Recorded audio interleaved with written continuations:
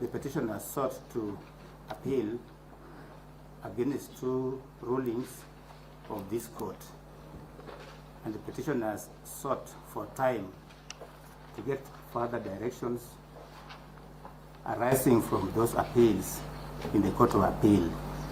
So therefore, I would like to ask the petitioners to give us the status of those two appeals so that we are able to give the way forward.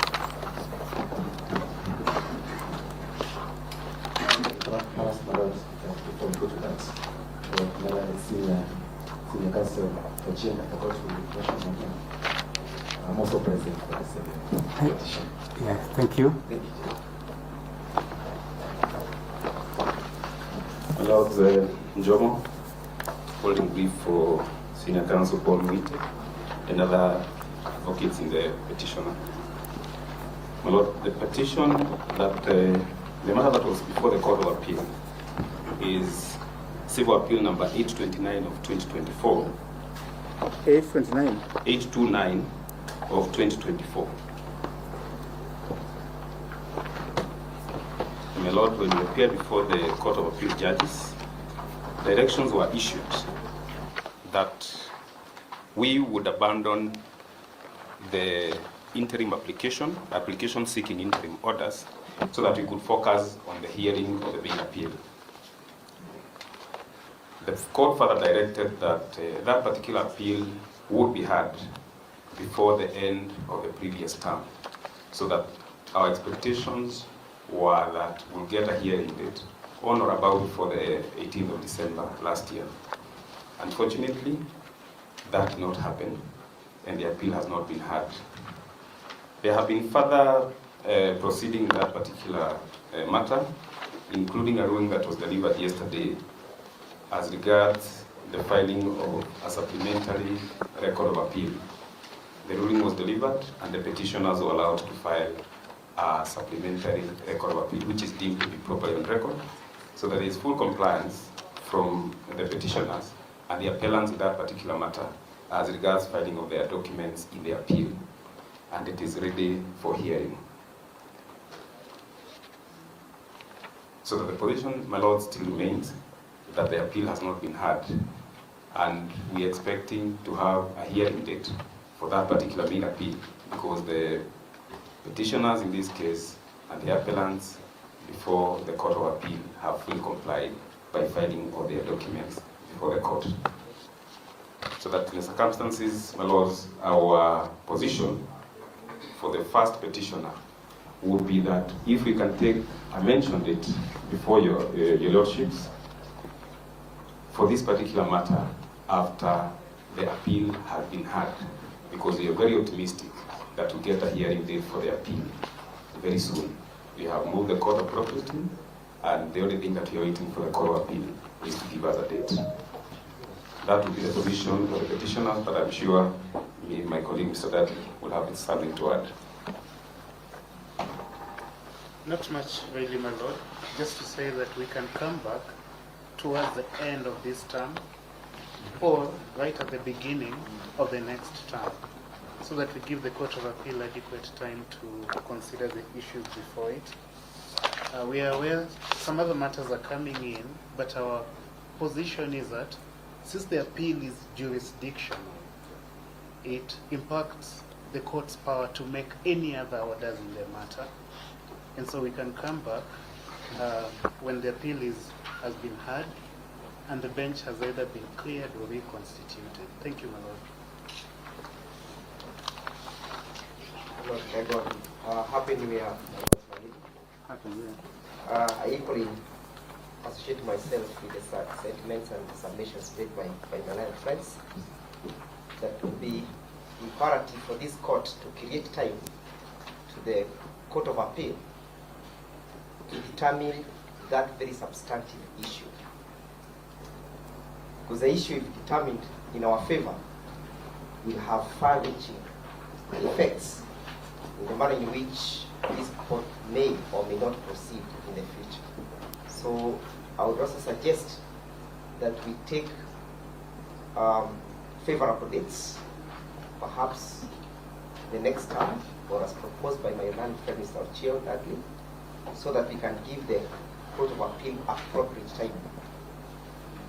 In the meantime, the other proposal is that any person perhaps who has not responded or who has not amended the petition may be granted that leeway to comply as we await the outcome of the Court of Appeal. I'm most obliged.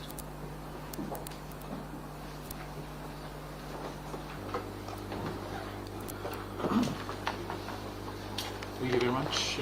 Good afternoon, my lords and my lady. I'm Noor, before you, but not exactly Noor. 586, we filed it, it was caught up in the glitches of the 5-8 system on the 23rd of October last year. Actually, when you're dealing with these proceedings, our application and petition was caught up in the shenanigans that arose from the judicial CTS. Allow me, I'm responding to that issue. I thought we just deal with the first on the appeal, then we can deal with 586 and that. I thought, with respect to the professor, anybody in support or opposing in the line of petitions, when the first or the second or the third cohort, they address the judges. Then the respondents then respond. Otherwise, if we then say the first cohort addresses, it will jumble up the issue. It's my proposition. No, I thought, my lord, the 586 is a fresh petition before you, and you're here to give directions. You haven't given directions. Actually, that would be our next step when we approve this. So you're coming too fast. Very well. But it implicates my petition. It does implicate. That's why I thought I should have a voice. I will wait. I'll hold my horses. Yes, yeah. Thank you. My lord. Sorry. My lord, sorry for coming late. I was in a murder trial. My name is Kipe Mungai. I appear for the 10th.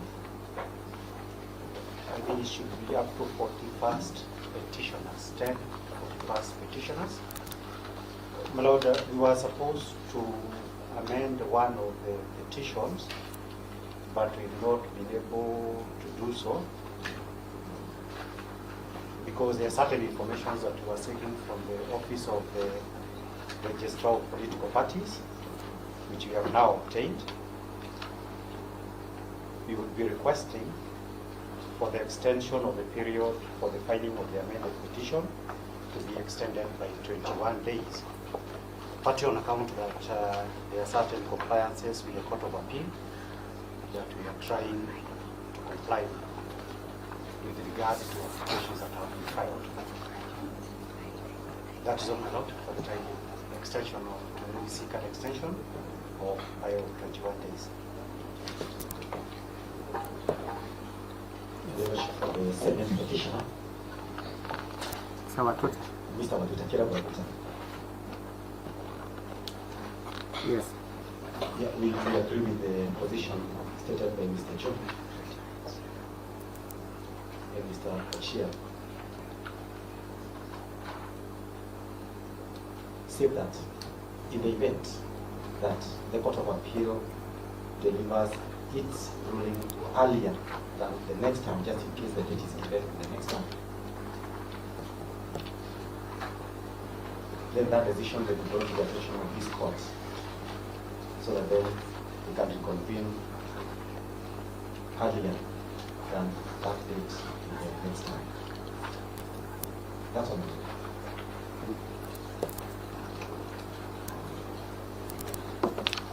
My lord and my lady, I believe on behalf of the respondent, it's also not too late to wish you a Happy New Year. Happy New Year. That said, my lord, I think the directions that you gave at the beginning of these proceedings were very clear, that you wanted an update from the Court of Appeal matter, which then should inform how we progress. I would want to confine myself to that specific direction, so that then we deal with it. If there is need to deal with the matter that is before you, we can deal with it separately. Now, for the record, on behalf of the National Assembly, first, we have complied with the directions that the court had given in relation to filing of documents and responses.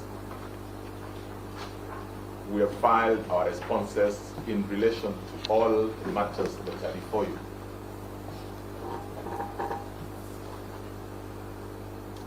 Number two, we are opposed to any application seeking to in any way derail the proceedings that are before you. And I say that for three principal reasons. Number one, these matters were brought before you under certificates of urgency. My lords will recall the long afternoons, the long evenings that we sat because of the urgency.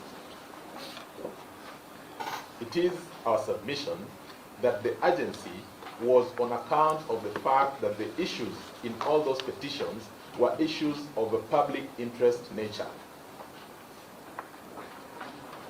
If that be the case, my lords and my lady, then it means that the public interest that subsisted then, which necessitated the urgency, subsists today. The petitioners cannot have it both ways.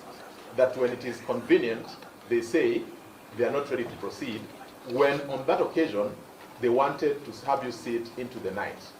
What is good for the goose is good for the gander. We ask that we proceed with these matters. Number two, there is no legal or factual basis that would necessitate any delay or failure to proceed with the matter or all the matters that are before you. And I say that because when we were last before you, counsels appearing for the petitioners did make an application for stay before you. They even made a subsequent application for a Madu Pepper interim injunction. My lords and my lady, if you remember, you rendered yourselves on those two applications, dismissing those applications. Similarly, the matters went to the Court of Appeal, where they made a similar application for stay. They also made an application for interim stay in the matters in the Court of Appeal. Just like you, the Court of Appeal did not find merit in their application and consequently did not grant any stay. What therefore would be the legal or factual basis for asking that we stop or we do not proceed with the matter? In our view, there is absolutely none. As earlier indicated, the respondents are very keen to have these matters heard and determined at the earliest possible opportunity. In fact, my lords and my lady, we will go a step further as to even propose that we give directions that parties file the issues in the respective petitions to pave way for an orderly determination of the matters that are before you. My lords and my lady, that would be in relation to the request that we have a temporary stay, or the request that we have a further 21 days, before we can take these matters into proceeding. It should not be lost, and this is in social media, my lords and my lady. We as advocates have been blaming the courts of delays in determination of matters. It cannot be that when it is convenient, we want to now come and orchestrate that delay and in a social media or any other platform seek to blame the court for those delays. The court must rise as to say no to that sort of invitation. In fact, I would go further as to add that this is an attempted forum shopping which the court must decline the invite to deal with. Now, in relation to the request by Malani Senior, Mr. Kibe Ngai for the petitioners for the 21 days, again, we are opposed to that application. We are opposed because it is our position that when a party comes before you, they always have the totality of the case that they seek to have before you. We cannot have a situation where a party would want to litigate by installments, saying, I file this in the hope that I'll get additional material before this office and that other office. My lords and my lady, we ask that that application asking for 21 days should similarly be dismissed. You are very categorical. You gave us 30 days. Nothing has happened. Nothing has been placed before you, not in the form of a letter seeking any material before any office, including the office of the registrar of political parties. My lords and my lady, this is a court of record. On what basis are you being invited to give or grant that 21 days? In fact, it is our submission that that is also an attempt at delaying this matter. I would just want to finally draw the court's attention to the attempts that have been made by our colleagues, the petitioners, in derailing this matter at each and every turn of events. We should not, on this occasion, allow them to go that direction. We ask, my lord, my lady, that you dismiss that and give directions on how we are going to proceed. I must oblige.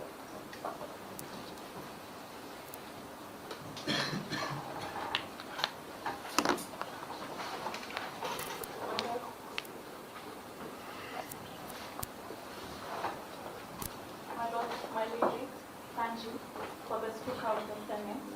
My lady, my lord, we have filed our responses since October 2023 in both petitions. We were brought before this court under urgency. We have started to, I think we're now at over 20 petitions. Most importantly, my lord, this matter keeps moving. New petitions are being filed every single day. As you can see, there's a new file before you. This matter needs to be resolved urgently.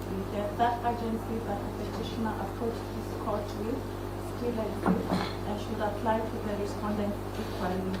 Secondly, my lord, the matter in the Court of Appeal to date, there is no stay for this proceeding. There is no order from the Court of Appeal directing you not to speak. This matter being in the public interest, it is not just, it is not fair that it has not been resolved today. The actions that the Senate and the National Assembly took are still being challenged.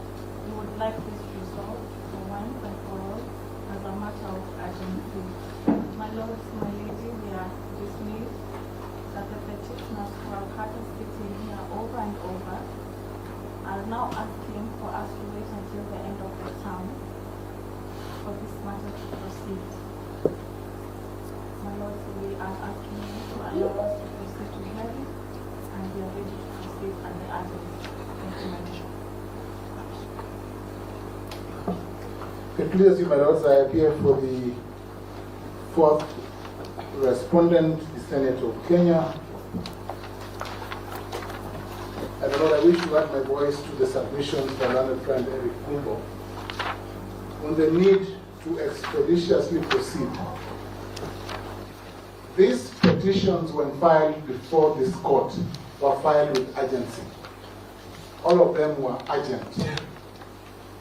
When we concluded the applications, the intention was to expedite the hearing of the petitions, save that this court was waiting for the prosecution of the 5-2B application before the Court of Appeal.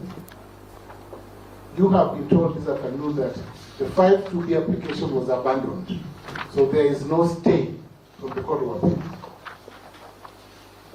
You have also been told, my lords, that there is a pending appeal and that a record of appeal has been filed before the Court of Appeal awaiting a date.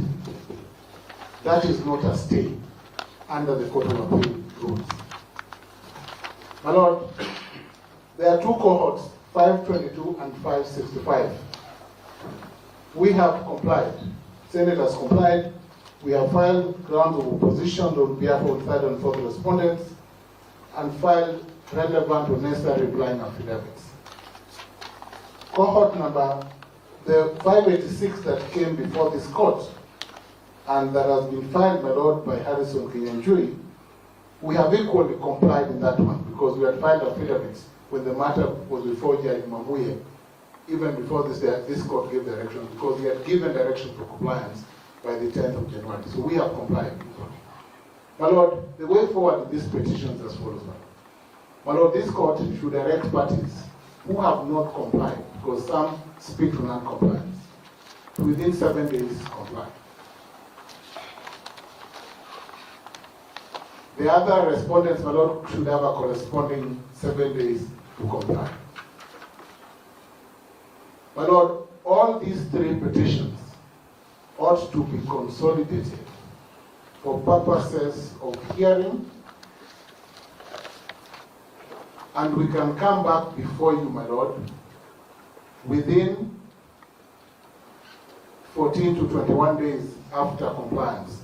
So, my Lord, maybe 21 days from today, as the court may direct, so that this petition can be heard and finalized. My Lord, we cannot politicize a judicial process. We cannot come to court for purposes of adjournment every time. That parties who have filed petitions are the ones who are not ready to proceed. My Lord, if the respondents, the petitioners are not willing to prosecute their petitions, let them do 2 things. My Lord, let them withdraw those petitions, or come to court on the date fixed for hearing and say they are not ready, so that you can dismiss those petitions. Otherwise, you can't keep coming here every day, and the petitioners are not ready to proceed with this petition, which they said was urgent. My Lord, that is my prayer. Your Lordship, for record purposes, my name is Sore, holding brief for Kuyoni, for the Speaker of the National Assembly. We associate with the argument by my learned Senior Kumbo, just to add that an application was made and determined as to stay of proceedings, which was dismissed. It can't therefore just be granted on an oral application by the party. Our proposal would be that we proceed with these matters and have the court frame the issues for the parties for purposes of guiding in the written submissions, so that the petitions can be consolidated, can be determined as soon as possible. I thank you. My Lord, my name is Emmanuel Peter from the Attorney General. My Lord, I join my colleagues for the respondents in opposing the petition's application. My Lord, my view is that once you choose to institute a public interest litigation, the proceedings don't proceed at your convenience. My Lord, the principles of Article 159 and Article 2B of the Constitution are succinctly clear that matters must be heard and determined expeditiously. My Lord.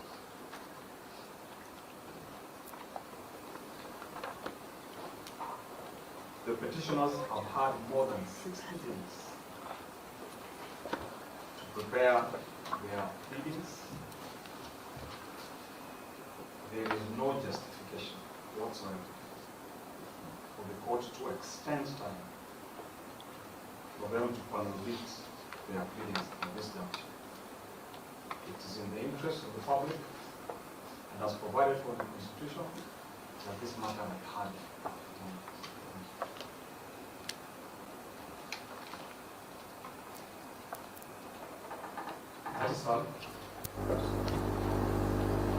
There's a petitioner who is appearing from, I believe, I know the hearing was supposed to be physical.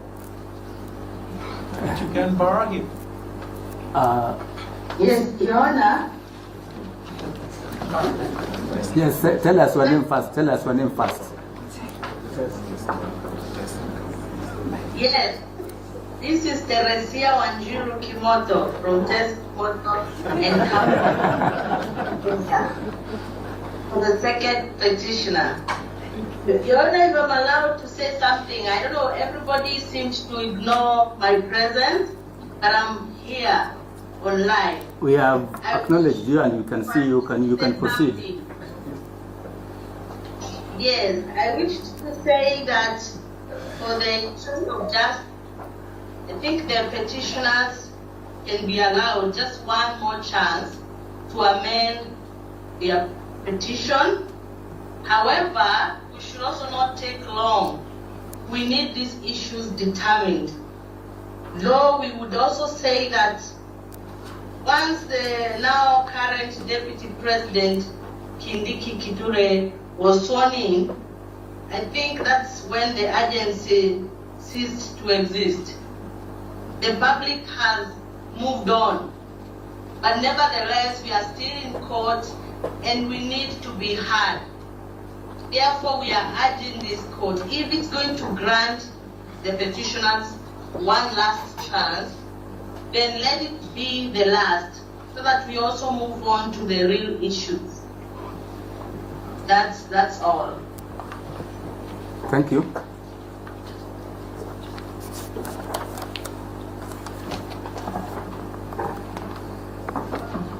My lords and my lady, Nishuki appear for the interested party, the Law Society. Mine is simply an issue of housekeeping.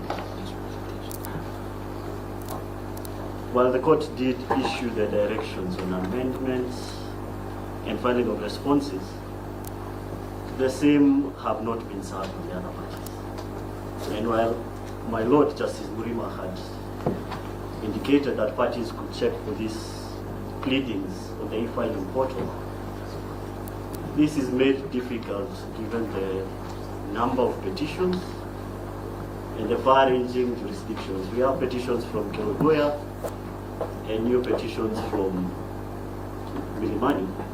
Maybe a direction can issue that the pleadings are filed within the lead files, that is 522 and E565, so that all parties can access these pleadings.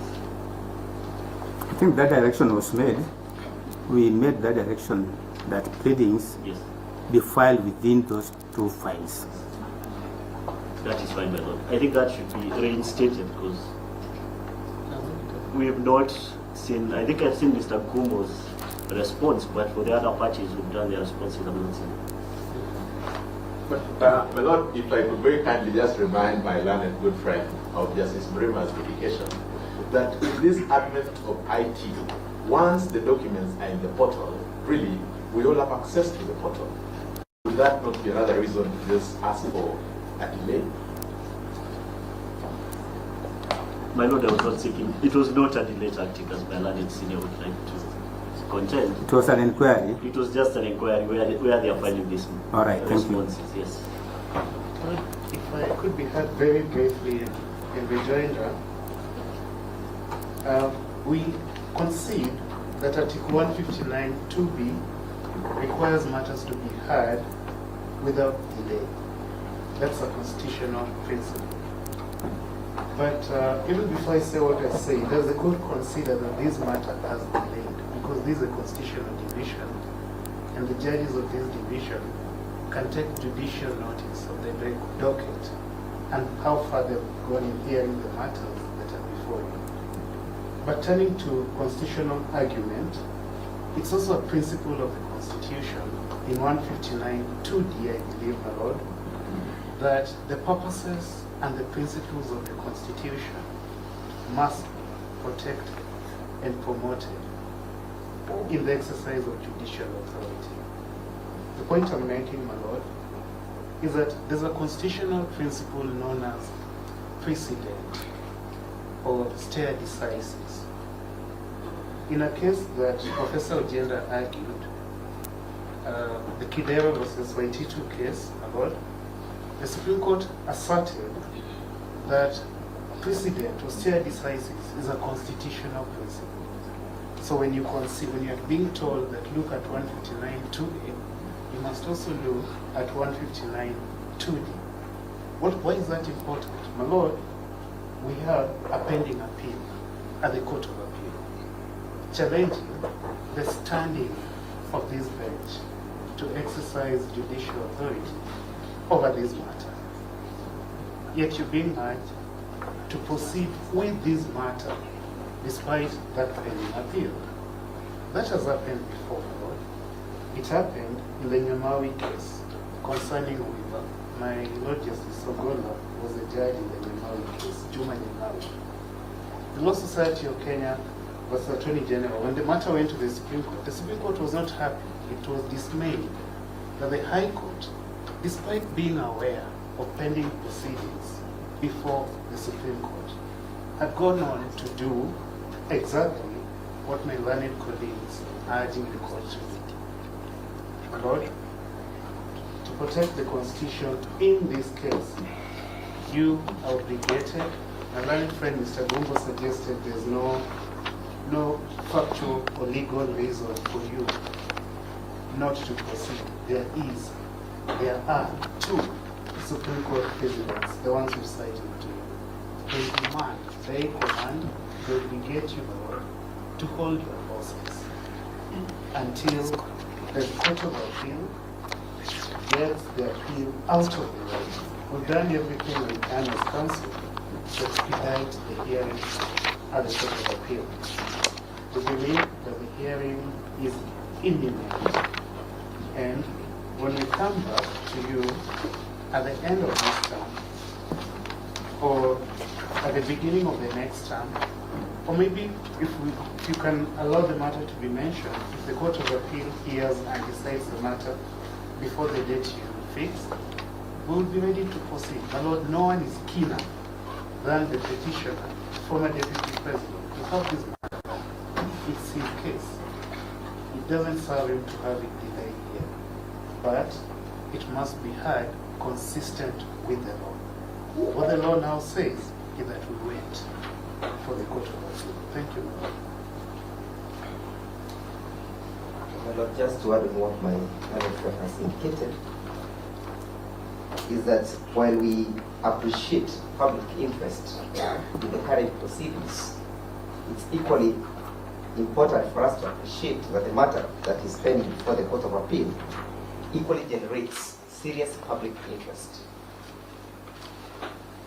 Public interest stems all the way from this court all the way to the hierarchy.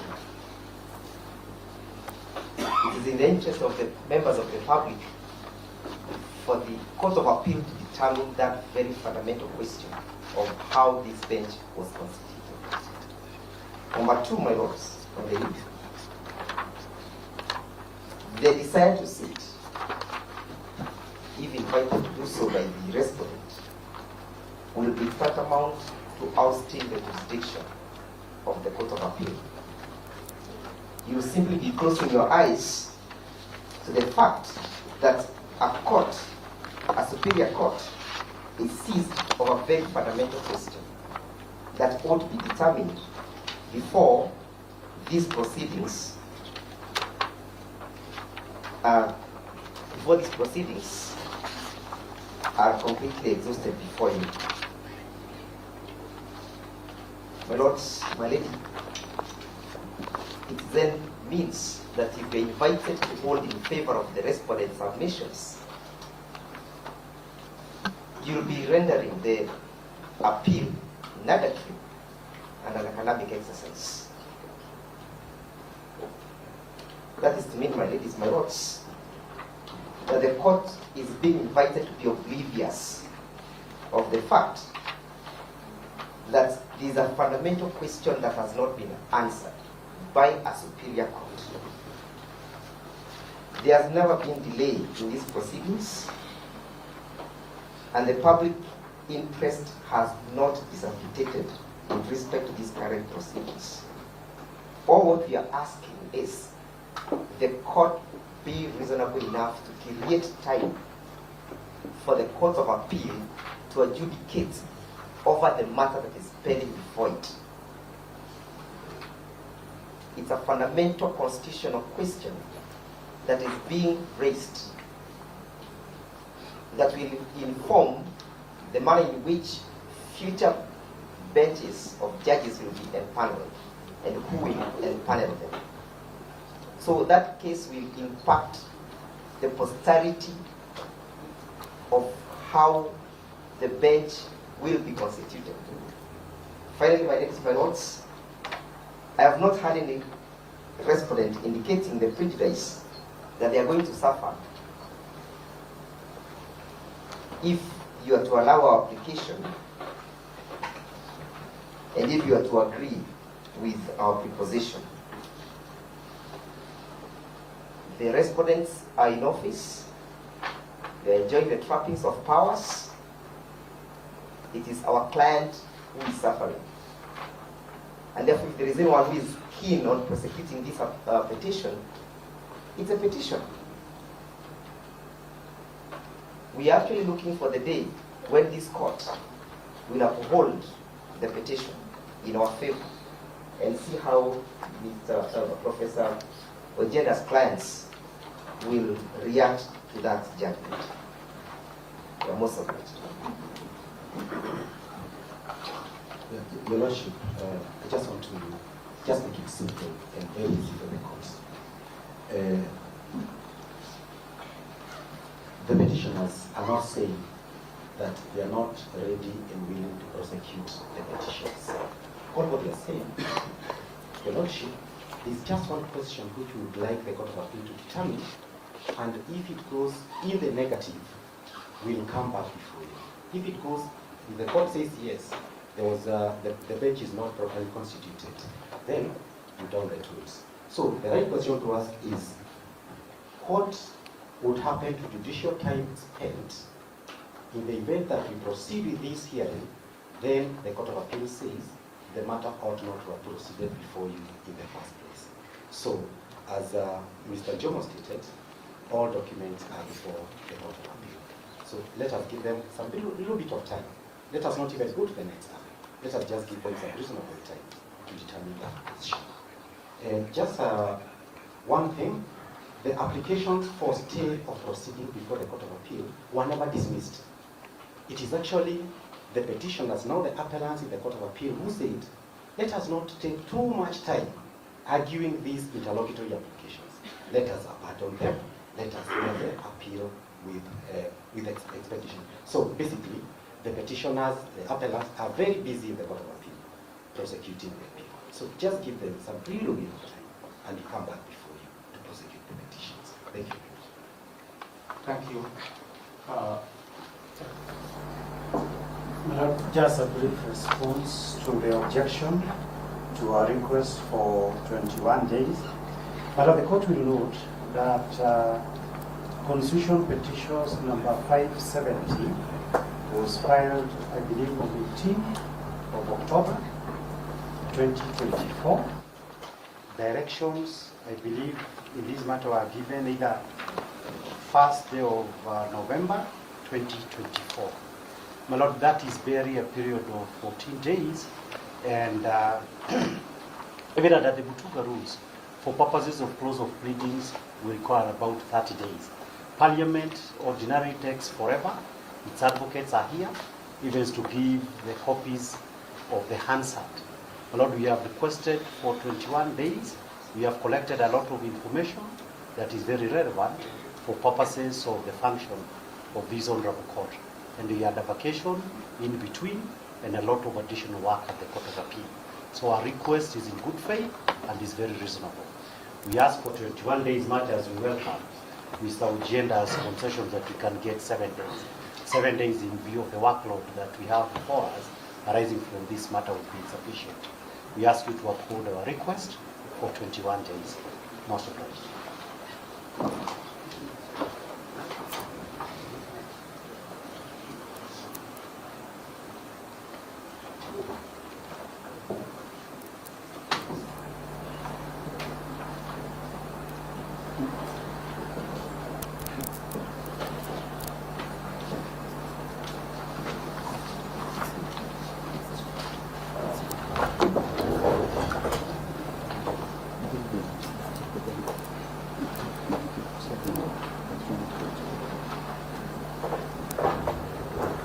We will have parties raise any other issue before we adjourn to consider the application for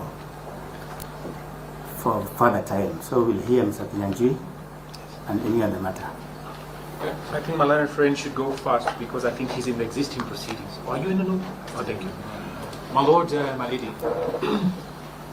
contrary to the position taken by my learned friend, Ms. Tanji, and Professor Ojenda, we haven't filed a new petition. our petition was filed on the 23rd of October. What is the date? Sorry, the date of the petition? Yes. It's dated the 23rd of October. Petition number? 586. 586. E586 of 2024. Yes.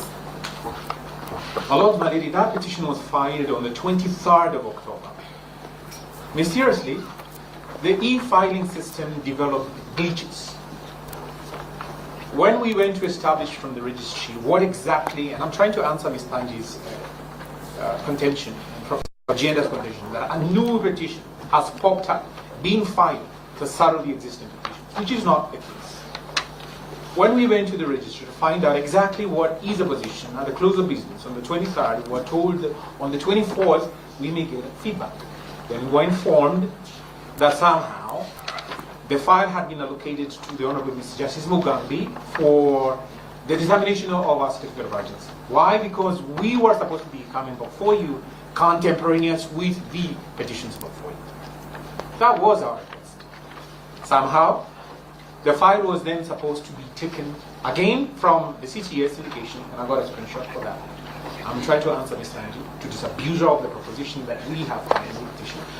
He was then relocated mysteriously to the Honorable Ms. Justice Muta. Somehow, again, it was taken away from him to the Honorable Ms. Justice Mamui. Now, when he finally did find space before the Honorable Justice Mamui, he did certify it as urgent on the 25th of October. And we were allocated the 1st of November for the hearing. We duly served, complied. And this was before the swearing in of the Honorable Professor Kithure Kindiki. The day that we were to be heard was declared a public national holiday. So this proceeding did not go on. This proceeding was supposed to be before you as well as the other petitions. Now, when we then appeared before His Lordship on the 15th, we informed him that we had amended the petition. So we had filed a motion to amend the petition and the original motion because the subject respondent had been sworn in, quote unquote, as the Deputy President. Now, Your Lordships, we had asked, and I'm trying to also address contemporaneously my learned friend's plea for the stay of proceedings, so that Your Lordship can consider that, because it will implicate your decision, ultimately. We had asked that Her Ladyship be pleased to order an expanded bench, because we were informed of your existence in this particular bench and what had happened, and therefore the matter was being referred to Her Ladyship. To cut the whole proceedings short, we abandoned the interlocutory application.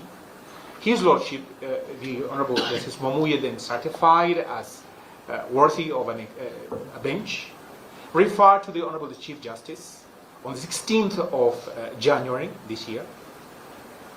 Now, unknown to us, on the 17th of January, the Honorable Chief Justice said that she has constituted a bench of Your Lordships and my Lady. In other words, she was affirming the decision that you continued hearing this petition. Now, I had requested Her Ladyship to consider an expanded bench to add to Your Lordships and my Lady, because of the public interest and the grave issues raised. Our petition is not new, as you will then see, and Ms. Tanji has not even said that it's a new petition. Why do I say that? Your Lordships and my Lady, I'm of the view that the Court of Appeal, if it was seized of the ramifications, the true extent, scope, and application of Article 159 2B, which my learned friend Mr. Peter has alluded to, it would have heard that application for stay and the main appeal. It is not. It's not minded to listen to that, for whatever reason. We have seen other petitions, other appeals before the Court of Appeal being given time. They are heard on an urgent basis. The recent most being the Social Health Insurance Fund appeal. A record 7 days. No. I'm not casting any aspersions. I'm trying to show the Court of Appeal could have heard these appeals if he was managed to do so. No, let me finish. We are not going to address the issues of the Court of Appeal. The Court of Appeal will not be subject of discussion in this court. Yes. But it was late here. It was late here, with respect. No, I'm trying to say... We cannot talk about the Court of Appeal in that manner in this court. My Lord, just for the record, we are quite happy with the progress at the Court of Appeal. And that's why we're asking you that we come back at the end of this term. Very well. Let me confirm whether his client is a party in the Court of Appeal. You can see we were railroaded off joining. So my client is not party to the Court of Appeal. I'm just answering my learned friend. To him, probably it's in jest to say so. But the larger public there is concerned. Mr. Ochieng has clarified that they have no problem with the Court of Appeal. Very well. Now, the point that I'm making, my lords and my lady, is that even if we were to look at Order 42, Rule 6 of Rule 1 of the Civil Procedure Rules, to draw from it, no appeal or second appeal will apply as a stay of executions or proceedings. My client is concerned that we will delay this hearing, and in the public interest, we will lose the constitutional issues that are raised. I would rather you heard this petition one way or the other decided. I would rather your lordships, whichever position you will take, hear it and determine. We will have saved time so that if you dismiss these petitions, we move on to the Court of Appeal within the shortest period of time possible. The nation requires an answer to these constitutional issues raised hearing. And my answer to these request for time by my learned friend, with tremendous respect, I will differ with him. My client would like an expedited hearing of his petition. If it were possible, as a standalone petition, E586 proceeds, I can be ready to proceed and prosecute it tomorrow. For the record, apart from Mr. Bita and my learned friend, Professor Tom Agenda, nobody else has cared to respond to the issues we have raised. And one of the issues that we have raised is so weighty. So as I close, my Lord, so that you can examine this issue, is that we have said that an unconstitutional act is not a law. It confers no rights. It imposes no duties. It affords no protection, even to Professor Kithure Kindiki. It creates no office. It is, in legal contemplation, as inoperative as though it had never been. If that will be your finding, ultimately, and we hope so, my lords, my lady, it will not necessitate an appeal. But if you should disagree with us, we will still invoke that position in the Court of Appeal. So for us, in conclusion, we are better off expediting the trial before you, seeing that the application for recusal was denied, seeing that the application for stay proceedings was denied, seeing that the Court of Appeal has, as it were, not dealt with the main appeal, in spite of the stay of proceedings being given. My lords, my ladies, an order for stay of proceedings is very drastic. It implicates Article 48 rights, Article 25C rights. So for us, who are not privy to that particular arrangement on their own, we beg to differ with my learned friends. And we would request, A, anybody else who wishes to oppose our petition, we are very happy to read their opposition. They will not be able to rebut the bundle of material that we have right here. And as they have it so far. Those who have, they haven't. And we serve them. And my lords, you will in the end find that it is far better off we get this over and with as a nation, so that we know if the process is invoked in the removal of His Excellency Deputy President Honorable Gachagua, or constitutional or not. It does not behoove us as a people, guided by the principle of rule of law, to keep this hanging over our heads like a Damoclean sword. And for the first time, I would agree with Professor Ojenda's proposition that we move on. You give timelines. Like I said, I read hash. without wishing to vex your lordship, my lady, we can have a standalone petition, 586. We'll be happy to move tomorrow. Oh, you see. My Lord, I appear for the 9th petitioner in the second cohort. You gave directions that whoever who has something to say before you retire to do your ruling, to say it now. My Lord, we stand to support the position taken by my colleagues, petitioners, except for Harrison Kinyanjui, that you accord us time. And in so complied with the filing of pleadings and also await the ruling as shall be done by the Court of Appeal and directions that will be done there, so that we don't rush this. In as much as we came under certificate of urgency, we don't rush it for purposes of just doing it. My Lord, the ramifications of us proceeding the way we are is that the pleadings or parties have not really complied, and the court is not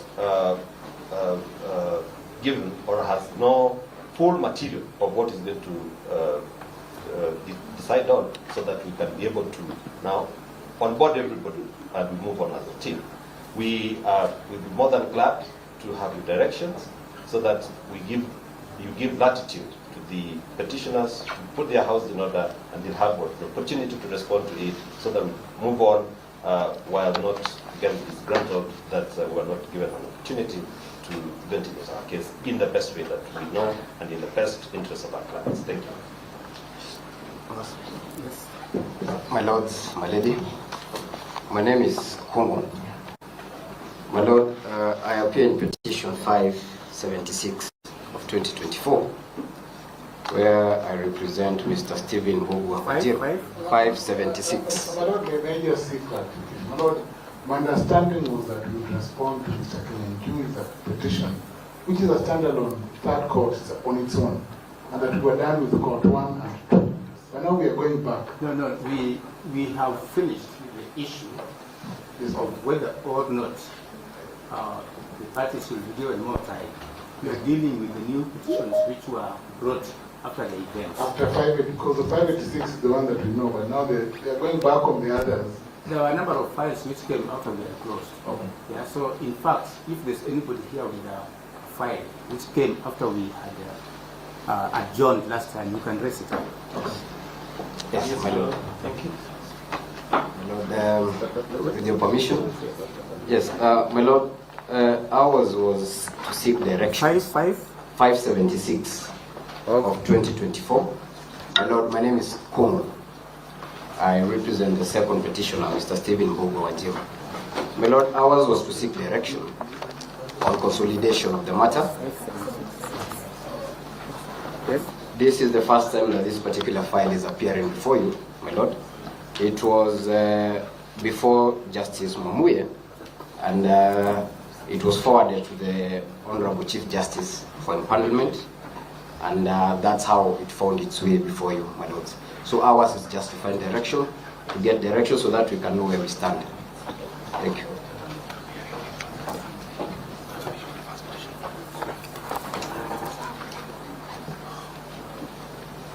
If it may please you, my lady and my lords, my name is Otieno, in petition number 567 of 2024.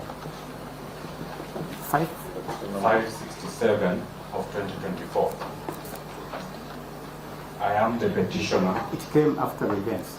Yes, it was filed on the 18th of October. However, it was not mentioned before you, and the bench was only empaneled, I believe, in November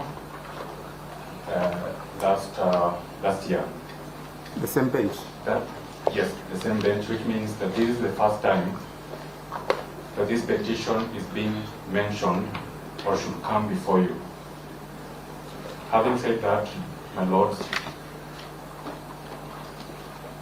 I wish to submit that my petition needs amendment, just like some of the petitions here which have not some of the petitioners here who have not been able to amend theirs, and I will be seeking time for me to be able to amend the petition and serve it upon the respondents. I have also not been served with any response to that petition. I've had some of my colleagues mentioning that they have responded to some petitions. Mine has not been responded to. Have you served it yourself? It was served, yes, it was served. That petition was filed together with an application. However, Obtén tu dominio hoy con GoDaddy. the office of the deputy president ¿Quieres llevar tu proyecto a internet? Was occupied. When the new deputy president took over, I thought that it had been overtaken by events, and therefore I withdrew that application. So for me today, I just seek time to be able to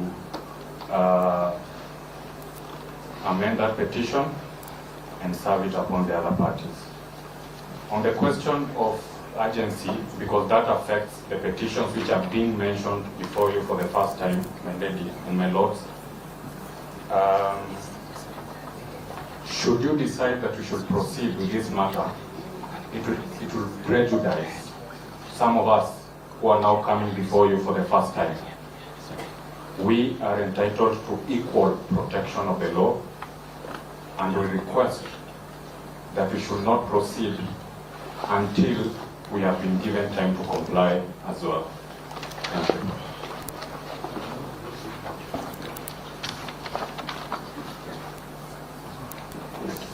My lords and my lady, if it may please it, Momani, I do appear in petition number E598 of 2024. Your Honor, this petition was started as Mombasa petition the file that is currently before court is E598 of 2024. Formerly E06 Mombasa E067 of 2024. Your Honor, I will appreciate the sentiments that have been submitted by my learned senior, Mr. Kinyanjui, and the frustration that we face as petitioners, because some of us filed our petitions early and we were never able to participate. And this petition is coming up today. We failed to participate in the application, but we come in full force and we are willing to participate in this petition. On our part, we've already amended the matter when it was before Lady Justice Olga Sewe, before it was transferred. Lady Justice Olga Sewe gave parties leave to amend their petitions.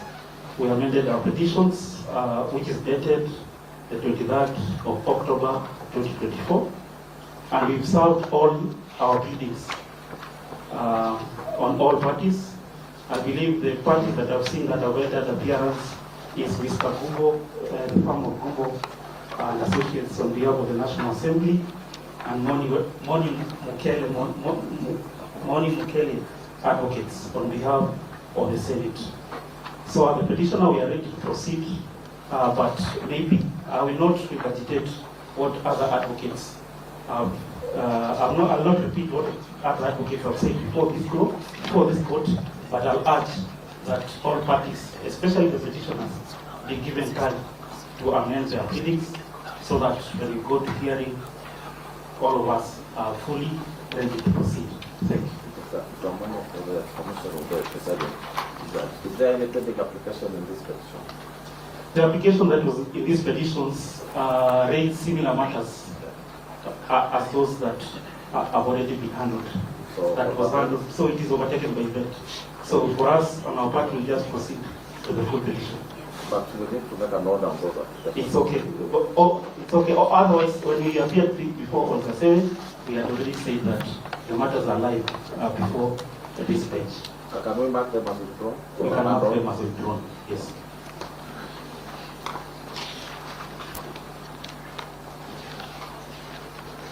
Maybe they be informed which court Is it the second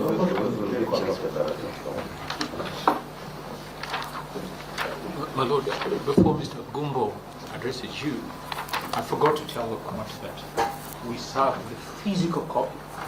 Physical. Other than e-filing, we serve every one of the respondents and interest parties with a physical, and it's stamp. It's in the affidavit of service. So that, my Lord, when you're making directions, we ought not to be then burdened with additional strikes. Thank you. Mr. Kinejui, you can to confirm whether there are any pending applications in your petition? No, my Lord. No. Mr. Pungu? Yes, we had one, my Lord, Maleli, but we can mark them as withdrawn, overtaken by events.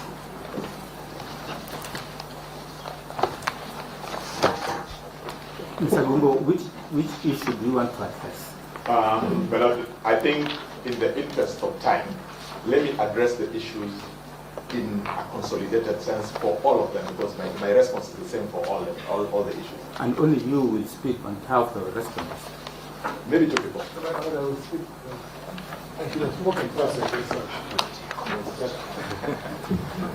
There's a risk of the possibility that maybe there could be a respondent who has a different position. But I wanted to first state that on behalf of the National Assembly, we have filed our responses in all the petitions, including 567, 586, and we have equally served them. Now, that notwithstanding, my lords and my ladies, I think it is playing out that there is a possibility that there could be other petitions that may be finding their way to this court. If we say that we want to wait for all those petitions, it is unlikely that we will be able to take off with this matter. My own proposal on behalf of the National Assembly is that the court considers consolidating all these petitions, because the issues are now, where the reason why we had cohort 1, cohort 2, and the subsequent ones was largely on account of the issue of conservatory orders. Would it be possible that we consolidate these matters, maybe give any party who has not responded 7 days to file whatever they want to file? If somebody wants to amend their petition, is it possible that we agree that within those 7 days they should have filed and served and everybody responds? That, my lord and my lady, would help us move forward.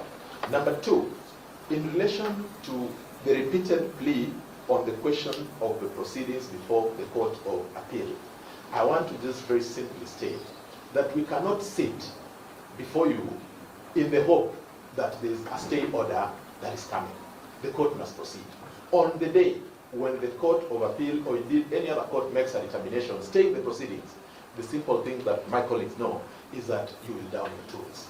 We will not have wasted judicial time. If we start to wait until maybe another 2 months, 3 months, 6 months, we'll be saying, if we had moved, we would have saved the time that we would have had in January, February, and March before each of your diaries get full. Lastly, I want to just point out, and first in agreement with Mr. Kinejui, that he appreciates that the urgency in this matter continues. Can we agree that even as the petitioners themselves, they seem to be taking diametrically opposed positions as to whether we should proceed or not? We want to urge you that we go with the position proposed by Mr. Kinejui, supported by Mr. Momanyi, that we should proceed with this matter so that the public interest concerns in these matters are determined. And the reason why that is important is because some of the issues would give guidance to similar processes in other fora. It could be in a county fora or any other fora. That's why this public interest question must be determined in that sense. And that's why I even propose that you could even add that we, each of us, in addition to filing whatever we want to file, also frame our issues and present before you. Then you collapse them into what we think, because there's a serious correlation between all these petitions. If we say we rely on each and every person's statement of issues, we may end up having a repetition of all those things. Is it possible that we present them to you, then you could consolidate the issues and we respond within a defined timeline? Lastly, as you consider how we may proceed, my lords and my ladies, would it be possible to, on the day when you determine that we should proceed, in the event that you so determine, is it possible to have a block of, say, 3 days, where we come in before you, determine this issue, you release the parties, release the country, and we also release the court to be able to attend to your otherwise or busy schedules in your individual diaries. And most of that. My Lord, I think it's this side. My Lord, because he stood up, the Nyamau and Waititu cases support our position that parties be heard or matters be heard expeditiously after compliance. My Lord, we requested for 7 days. The court can extend that timeline so that at least parties are compliant. My Lord, in response to my friend Mr. Kinyanjui, he's ready to proceed the way we are. And my Lord, if you give timelines for compliance, and remember, my Lord, the empanelment in Kinyanjui's matter was done by the Chief Justice. So the issues in the Court of Appeal do not lie for Mr. Kinyanjui. He's not a party to that matter. Allow us to proceed and conclude these petitions. Of course, a consultation is better, my Lord, given the fact that all the issues that Kinyanjui are raising on legality are not novel. They are issues that cut across 565 and 522, both cohorts. This matter should be determined once and for all, then they can decide where to proceed. Either we go. No, it's the same. It's legality. They're different. They're different. With regard to the appointment of Professor Kindiki, that was not repeated. No, my Lord, the issues can be broken down. Once the court settles the issues, we'll address all the issues with all these petitions. We pray that we proceed. I don't need to take more time on this, Mr. Kinigi. But the same way we want Kidero, That's true. Through something else. My Lord, in a quick response, because the former Deputy President is a party to both Mr. Kinyanjui's petition and Mr. Mumanyi's petition as well. So the Court of Appeal has warned us against making absurd orders. It would be an absurdity for you to order that Mr. Kinyanjui and Mr. Mumanyi, who have both listed the Deputy President as a party in their petition, can proceed. Would it mean then that when we come back from the Court of Appeal, you'll now then convene a new hearing so that the Deputy President can be heard after the fact? It would be a waste of judicial time for you to order otherwise than that. This matter should be stayed. It should be stayed because once you hear Mr. Kinyanjui, even if you could proceed, find some way of proceeding. Once you hear Mr. Kinyanjui and you hear Mr. Mumanyi, even though the Deputy President is a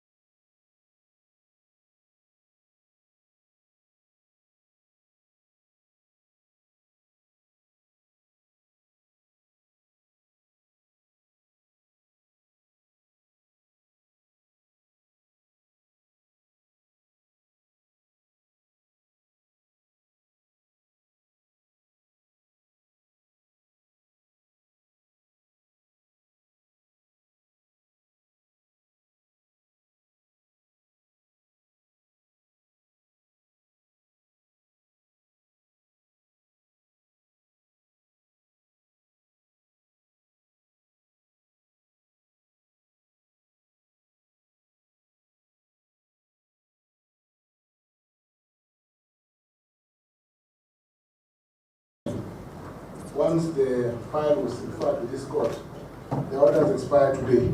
That's our understanding. And my Lord, we are going to seek the court's guidance on the hearing of our application dated 18th October. Of course, we understand that there is a recusal application today.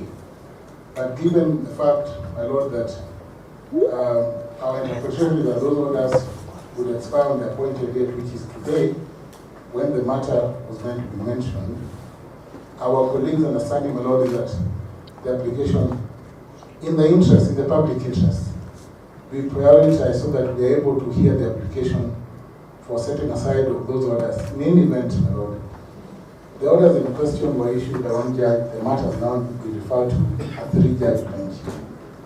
And their nature is problematic, as mentioned by the court. And we would pray that in terms of aligning the hearing or scheduling the applications to be had in cohort 2, that if possible, my lords, We do not want to do anything outside the law. We would request, my Lord, that we be heard today, if it's possible, because the orders expire today. I think my Lion friend Eric Gumbo would just want to add something on that.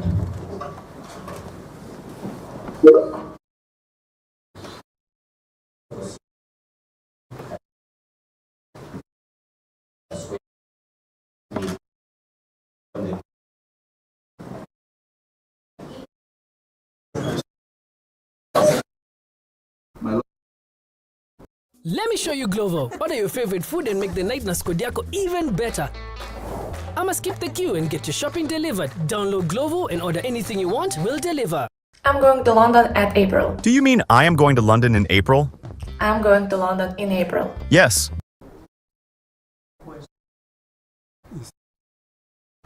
Which files are not before you? We have now created another lead file. Let it come on record that this is the first time in which, on a matter of extreme national importance, we've been given 1 hour to be able to do an application, serve it, and come back to court. We have tried to do the best that we could in terms of complying with those directions. Of course, one of the issues that we could not be able to request the council to give us specific reference to Okio Motata has been mentioned by Drew Council. He's probably the most prolific litigator in the history of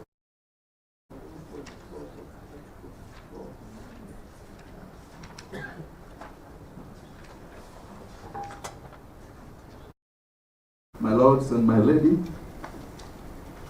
for the Speaker of the National Assembly, we have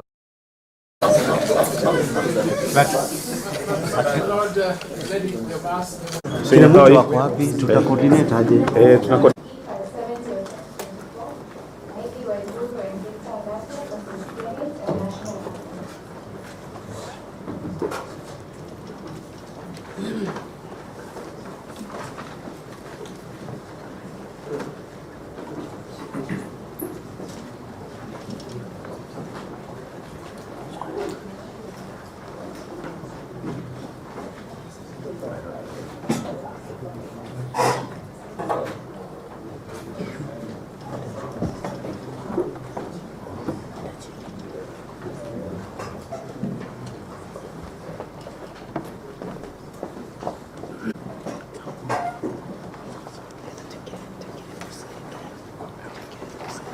To avoid what we thought would be a lot of wasted time on the consolidated petitions.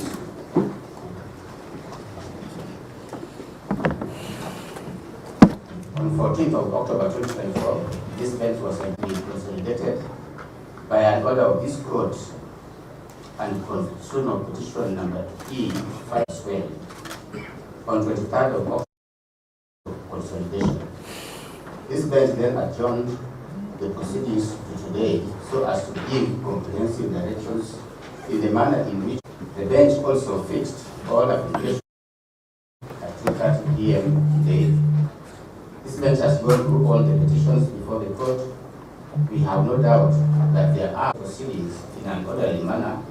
We hereby issue the following further directions. 1. All the interim orders that were issued in Kerugoya, and in our understanding, from our interpretation, once the file was referred to this court, the orders expire today.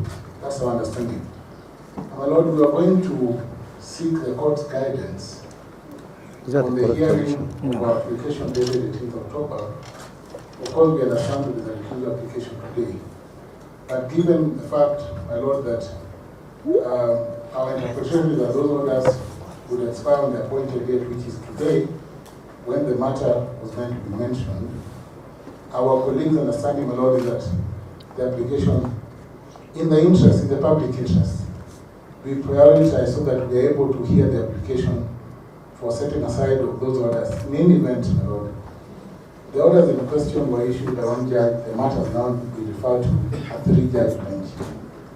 And their nature is problematic, as mentioned by the court. And we would pray that in terms of aligning the hearing or scheduling the applications to be had in court too, that if possible, my lords, we do not want to do anything outside the law. We would request, my lord, that we be heard today, if it's possible, because the orders expire today. I think my friend Frederick Gumbo would just want to add something on that.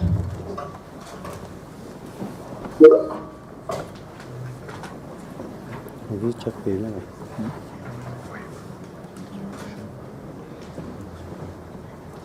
My Lord, very briefly, I only want to repeat what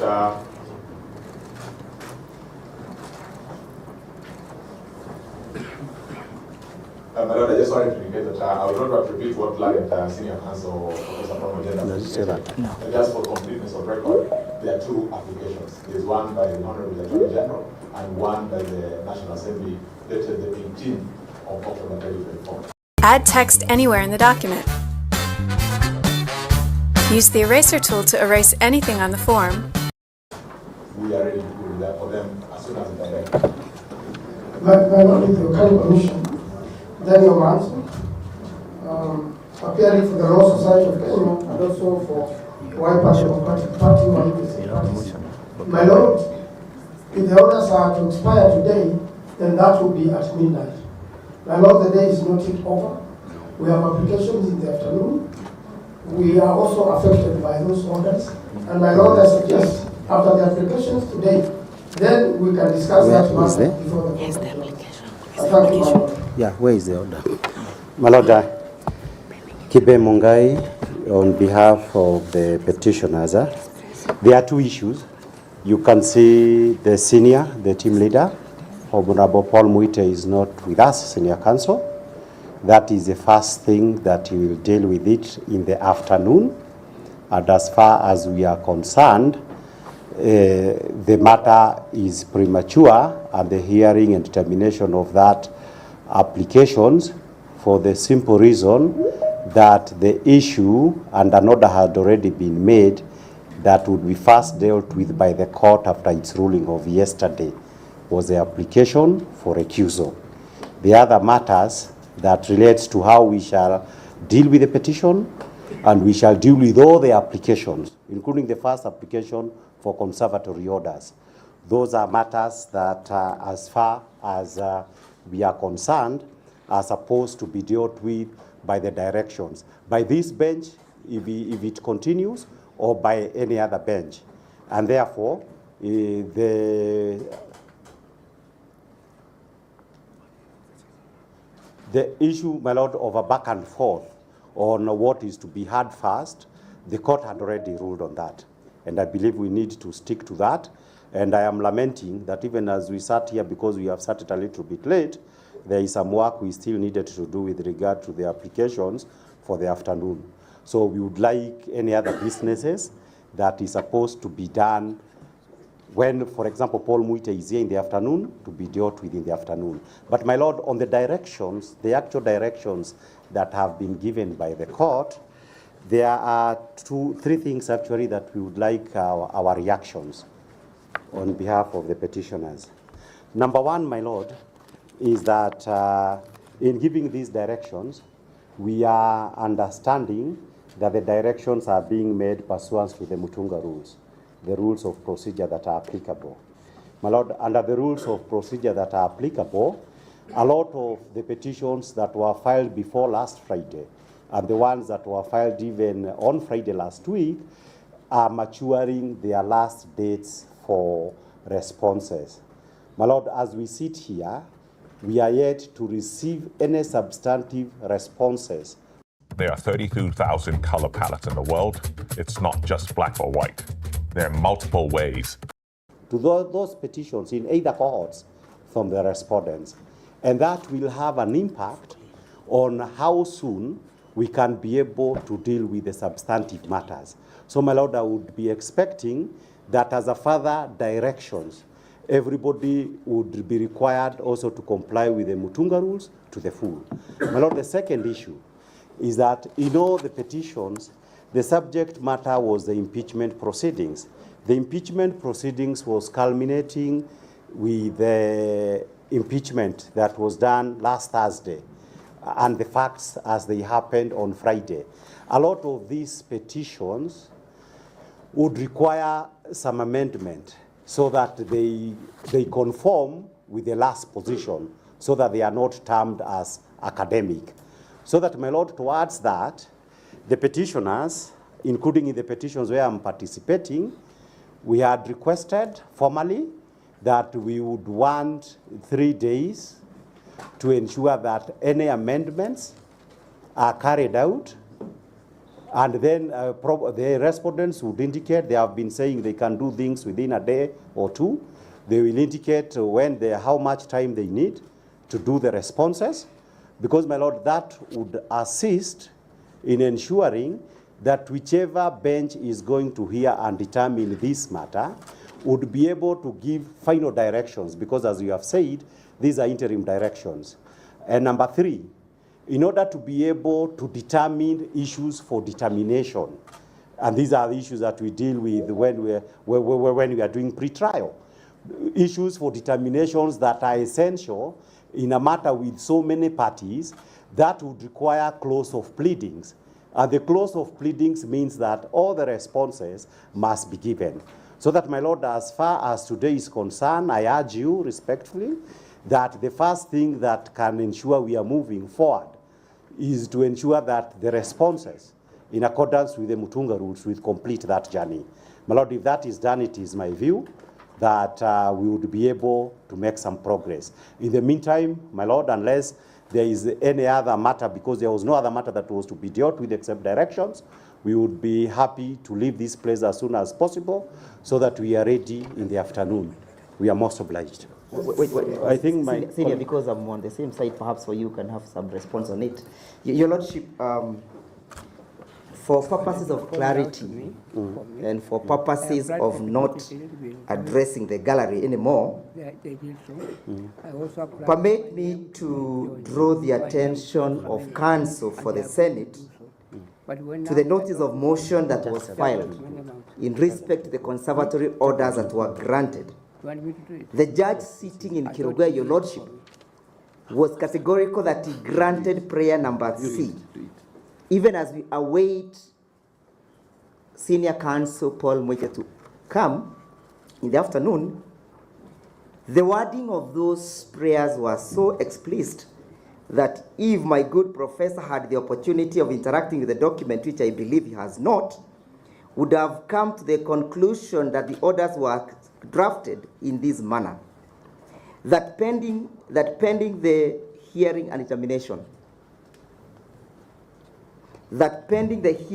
determination, of this application inter partes, this honorable court be pleased to grant the orders that were granted.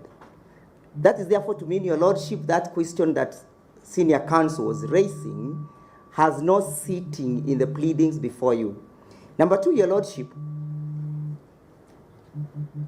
since we are here for mention and in the afternoon we are coming for the application for recusal, and I have heard the advocates for the respondents insisting on the urgency to hear the application for setting aside, Your Lordship, it is important for the court to note that that application is not predicated on any response.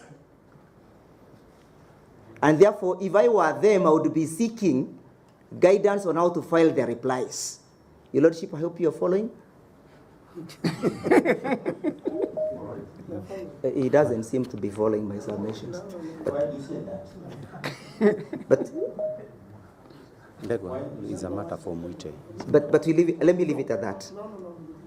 Thank you. I think that is. My Lord, on a very small issue, we do confirm that for His Excellency, the Deputy President, Gachagua, as a petitioner, we have not received responses from the respondents. So it is important that first of all we get directions for filing responses. Because I speak now, we have not received those responses from the respondents. Then number two, my colleague Senior Kibe has raised issues on filing of responses. So that in 522, we had given an indication that we might require to amend our pleadings. So that before the ruling that was delivered by this bench, there was indication that we might require to amend the plea. That is in petitions in cohort number 1. So that if the court can grant us bail within 3 days, those amendments can be done. And thereafter, this can also probably affect some petitions, cohort number 2. So it is important that we get that particular direction. Finally, my lords, this proceeding, because of the nature of the proceeding, would request that probably we be provided with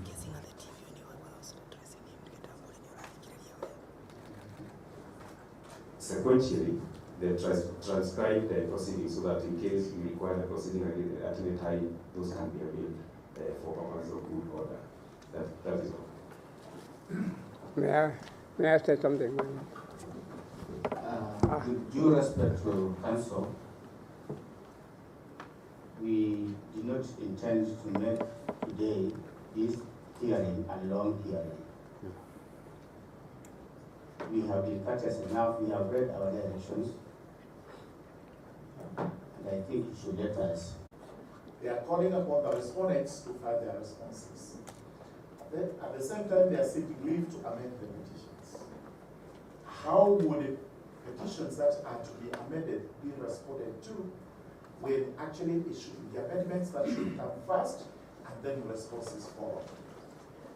Two, brought to the attention of the petitioners that the interim order, one of the interim orders expires today, and the other one is the one we are complaining about, that it is actually aggrieving the respondents and should be set aside. The lower order. Therefore, we shall be delving into that as soon as it is practicable. And number three, the reason why we are here and from the day before yesterday is due to the applications that were filed on the 18th of October to set aside ex parte conservative orders. Therefore, that urgency cannot be lost or cannot be clouded in whatever else they are saying. It is our position that we should actually proceed and be heard on why those conservatory orders should be set aside. Thank you.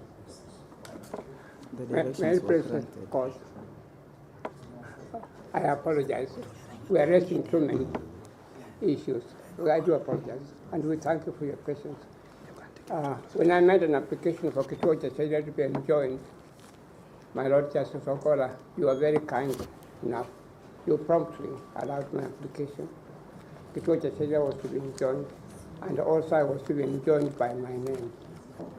You have not mentioned my name. If you would be kind enough to include my name. Yes. Which one? Which cohort? This, I'm sorry I don't have papers, but this one of Paul. The one of Paul. In your own name? Yes, in my own name. And in Kituo? John M. Khamino. And of course, Kituo has been enjoined. If you could. So you are petitioner number 8? No. Interested party number 8? Interested party number 8. That's all. Thank you very much. Thank you, my Lord. We just want to restate the position that the urgency in this matter cannot be gainsaid or cannot be lost, my Lord. And the contention that the replies have not been made, that we have not made the replies, is not correct because we have filed our responses.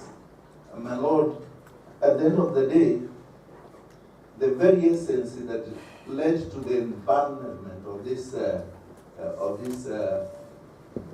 judges will actually be lost, because then we would be going back and forth, and at the end of the day, my Lord, we will not have served the public, the greater public interest or the greater public good that led to the empanelment, which you made a determination yesterday, my Lord. We would ask that we be able to proceed and argue this matter conclusively and rest it once and for all. Thank you. We are no longer accepting any further submissions I'm saying is a document, whether a petition or an application, if you don't respond, the court is allowed to infer that you have no response. If a petition has been filed and you have not responded to it, the court will make inference that you have no response to that petition. And by the very nature of these proceedings, we all acknowledge that they are public interest proceedings. Nobody will be allowed to take the court to circle. So I ask you, respond to the pleadings, file your petitions, respond to them. Don't come and ask for leave in a manner to suggest that you wanted this court in circles. We do to that.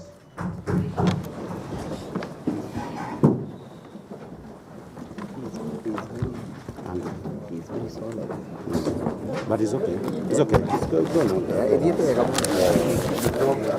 They are just obsessed with these applications to set aside. Yes. It's the only obsession. Yes. It's the only obsession. But you see, the rule must be given. Yes. Come on.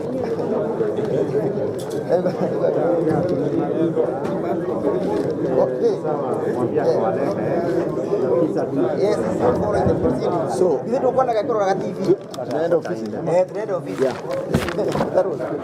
But me, I need to go to mine, then finish what we are supposed to finish. So we share. The letter to JSC and the reply. Hizo zinafanywa na nini? Unitumia, umetumia? But you send it as an extra. Have you number yako? The Kenya Dekirika message. So what we are saying, hiyo kakiti ya mlima, hiyo alikuwa huko na Kingi na complaint inafaa kuletwa kotini kwa father affidavit. Dego. In that affidavit, namujia hatuna time nyingi. Ushaweka? So the person who can do ni Jomo. Jomo 015. Jomo. In 015 they file. Yes. Who is on record in 015? Who is on record? Is the person who is a Sankipa. Not the lady. In a Sankipa, what I'm saying, get me the annexure, those paragraphs set out in a form. We annex them to something else that we are doing. You are getting it? No, I can't wait here. There's some work in the office which you need to send. And Mr. Swanya. So we go. Yes. Jomo, twende, then we can yes. I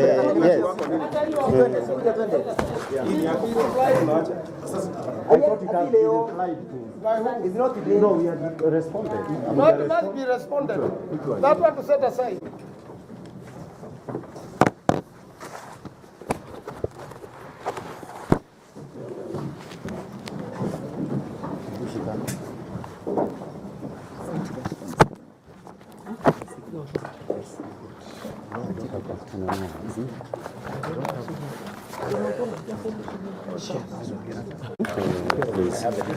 Hata mimi nataka ukae nayo.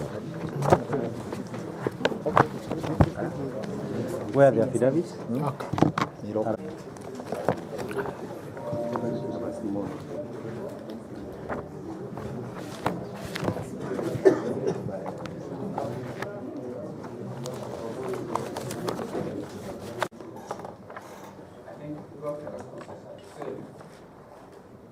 will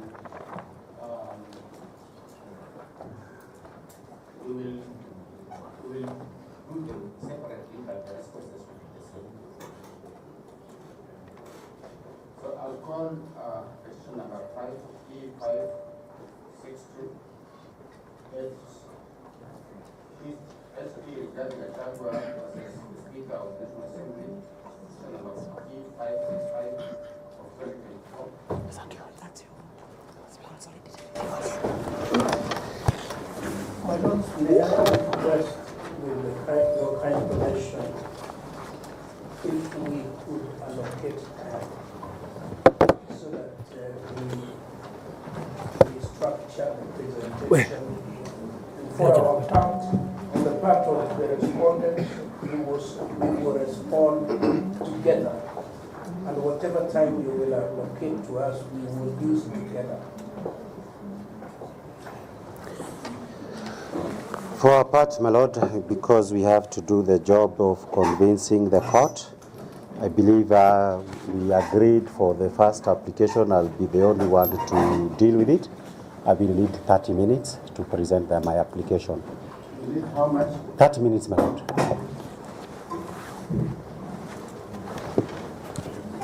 Can I comment on this matter? Yes, you can. My lord, may I comment on this matter? Yes, my lord, I say that's speaking for myself. But I believe the other people will speak for themselves. My lord, with your kind permission, for record purposes, I wish to bring to the attention of the court that we shall no longer be acting for the sixth respondent in this matter. And to that effect, we have filed a notice to cease acting on account of the Supreme Court decision that determined that the president cannot be subject to civil proceedings. So in that regard, we will not be able to act contrary to an express court order, and we have therefore filed a notice to cease acting, and we ask the court to deem that to be a sufficient notice that the person named as the sixth respondent is now unrepresented. Thank you, Dr. Kamoto. However, we are, as far as time and is concerned, this is how we allocate time. The main applicants will give you 15 minutes each. The main applicants we will give you 15 minutes each. Supporters of the application will give you 5 minutes each. Respondents will give you 7 minutes each. Interested parties will give you 5 minutes each. Rejoined by main applicants will be 7 minutes each. We ask the court assistant to observe time strictly. Can you permit me to say something?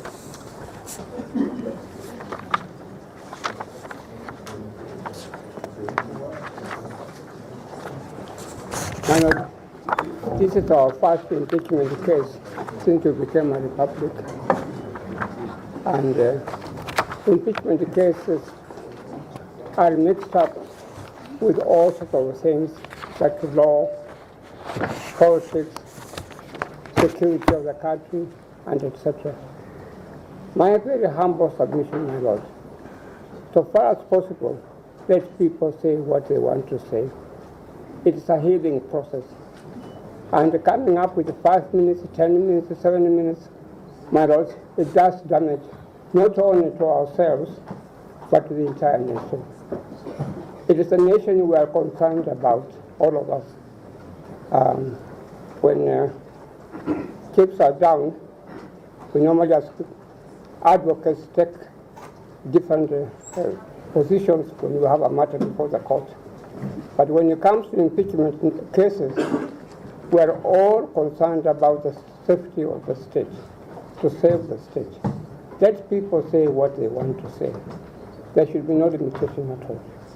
That's my plea. And may I say to you most respectfully, I have come into this matter on behalf of Gachagua. We stand for the rule of law, the supremacy, and for preservation of the state of Kenya. Let people say what they want to say. Let us not come up with 5 minutes, 10 minutes, or 20 minutes, and so on and so on. Thank you. My Lords, Your Ladyship, I appreciate the matter before this honorable court is the recusal of the judges. But please, I urge you to be a little bit more flexible on the issue of time, particularly 5 minutes. My Lord, no council enjoys making an application for recusal of judges. It's a very weighty matter. So please allow us a little bit more flexibility. Dr. Kamina has submitted that he needs unlimited time, meaning that he can argue this case even until tomorrow. He submitted, how much time do you require for yourself? I would say for those supporting at least 10 to 15 minutes. It's just relaxation that I'm asking, so that the issues are wholly articulated. My Lord, Yes, that we stick to the time you have allocated us, and you have the discretion to allow anybody, including my learned senior, the Honorable P.K. Moiti, any flexibility. I think that's what we did last time. We allocated times, but we were flexible now. Whenever it became necessary. So with those submissions in mind, we will give you the time allocations which we have given, but with the ability to grant more should it be necessary. My Lord, I was going to request the court that because we are prosecuting this application, that we just say that officially so that I don't feel pressured. I have 30 minutes. This is the kind of case, my Lord, that if you do not argue it, inevitably, this case will somehow have to land to the Court of Appeal. I don't want anybody to accuse me I did not argue this or the other when I had an opportunity. 30 minutes will not bring heavens down. It is only 15 minutes to enable me to do the job, not for myself, for my clients.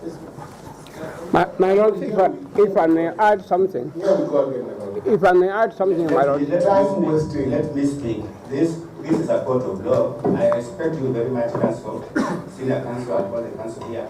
But please let us appreciate that this is a court of law. And when directions are made, please let's respect those directions. I'm making this direction.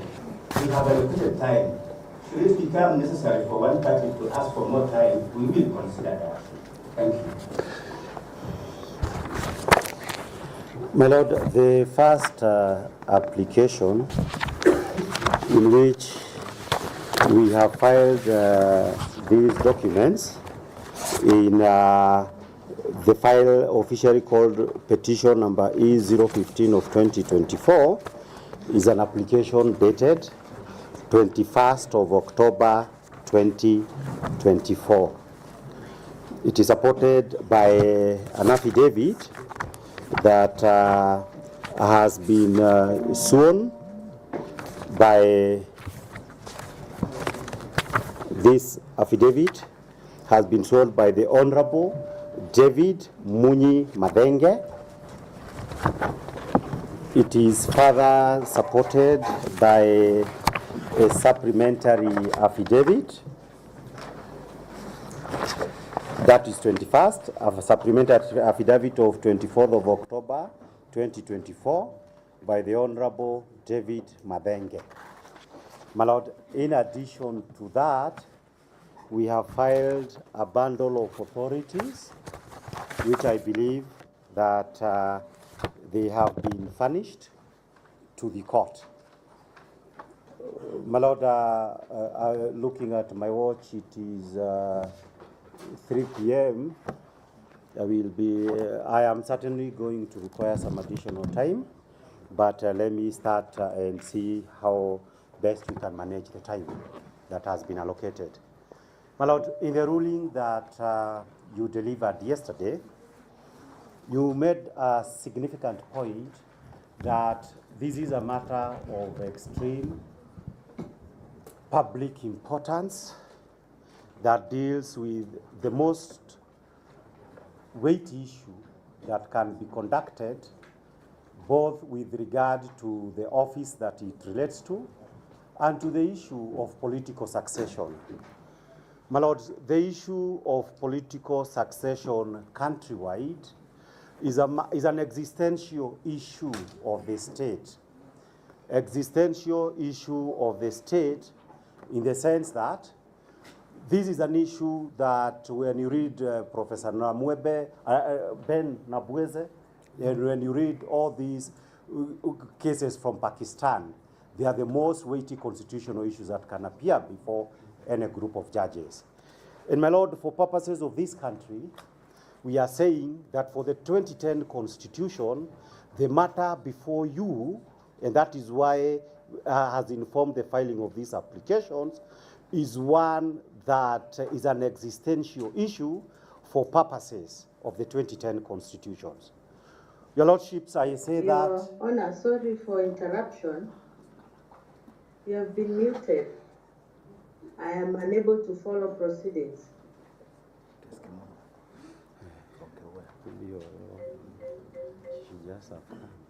Okay. Now it's okay.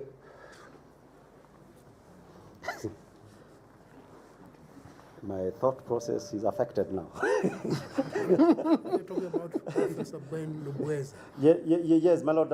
So I was submitting and saying that it is an existential issue for two reasons, my Lord. My Lord, most of us who are at this practice for 20 years are aware of two provisions of the former constitutions of Kenya. We used to have a sections 23 of the Kenyan constitutions, in which all executive powers were vested in the president. That position radically changed under the 2010 constitutions. We used to have section 30 of the constitution, in which parliament meant the president and the legislature. My Lord, those positions changed.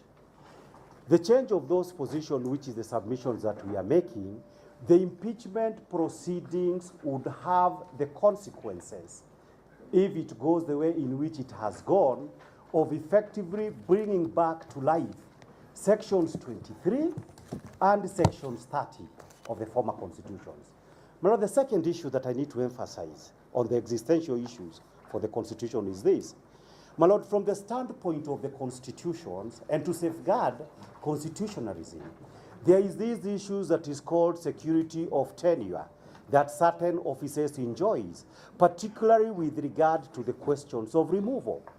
My Lord, the two officers that enjoys the greatest tenure are the office of the president and the office of the deputy president. My Lord, why is the case? Because they are legally protected that to remove a president or a deputy president, you need impeachment. They are also secured by the electoral process, that those two people, to get to those offices, they must be voted into those offices by the people. My Lord, the significance of this is this.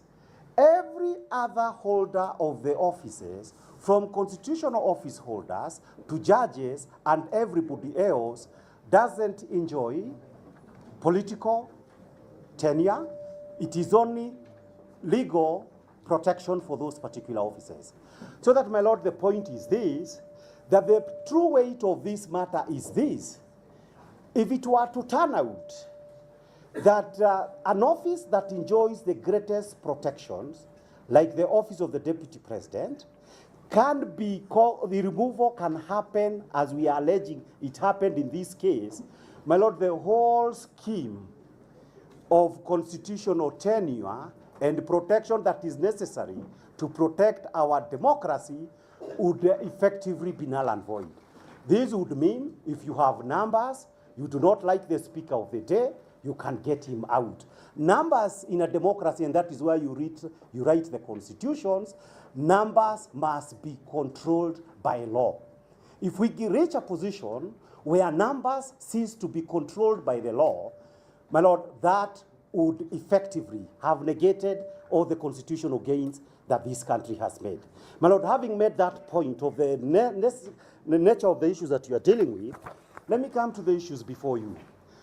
My Lord, the petitioners, or in those cases, in those affidavits, in the applications, are saying a very simple issue. They are saying that as a result of events that occurred in Kirinyaga, that are partly the subject of yesterday's decision that was made, and as a result of other matters that is the subject of the supplementary affidavit, the petitioners feel, and the petitioners are of the strong opinion, that a case of this magnitude is not the kind of case that should be decided by a bench in which they do not enjoy full confidence in. My Lord, the basis of that, since this is high writing, would be four.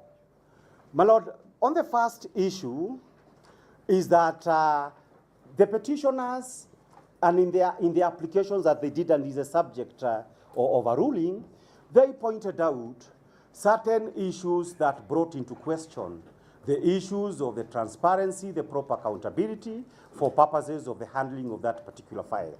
The affidavit is there. And according to the petitioner, that brought into them some doubt, the manner in which the handling was done as to the impartiality of this particular bench. The petitioners goes on to issues number 2. They say that whereas they put in an affidavit setting out the reasons why there was a problem in the manner in which those issues were done, the respondents did not respond to challenge those particular set of facts. But my lords, the petitioners are saying that now that the respondents did not challenge their set of facts, the contrary issue that happened is this, that in the ruling that was read yesterday, we got a copy 30 minutes ago, there was a section that was called Other Issues. In the sections that was called Other Issues, the petitioners are saying that this court answered factual and evidential issues that relates to that application. And the consequences of that is that although they had been aggrieved, to them that would amount to this court entering the arena of conflict between the parties, the petitioners and the respondents. And my lord, the old principle applies that a judge, one cannot be a judge of his own cause, and in any matter that they are dealing with, it should be a matter that they are absolutely neutral as far as the facts and the evidence are concerned. My lord, in our African societies, I've talked to my parents, I talked to Mr. Ogada, he said his community had the same set of issues. According to my community that I came from, in any those cases that used to be done traditionally, the first thing that would arise was this, and Article 159 says we respect our customs. It was to ask those who will be able to determine this case, are all the parties satisfied with this group of wazes that will be deciding the case? If either of the parties said, I don't know about yours, I said mine and Ogada. Mine is Kikuyu. I don't know. Ogada will talk for himself. My lord, let me have some peace. I think he wants to destroy my train of thoughts. My lord, so that the point I was saying, I can be happy. Ogada can defend himself what he told me. But my lord, I'm saying, at least for my community, that issue would arise. Does any of you have a problem with any of these wazes who will decide the issue? My lord, if the issue arose, that a party said, me, I don't want that mzee to be there, or that other one, invariably, and this is communal justice, that person would pull out and get a mzee, another mzee, that everybody feels comfortable with. So that, my lord, and I've appeared with you, I respect all of you absolutely. The petitioners are saying the circumstances of this matter is that we are unable to enjoy that confidence. My lord, when the petitioners were speaking about what they said they feel, like, is the 3-judge bench one in which they expect fair and square justice? That was a terminology in the case of Gedongori that we have attached on our submissions.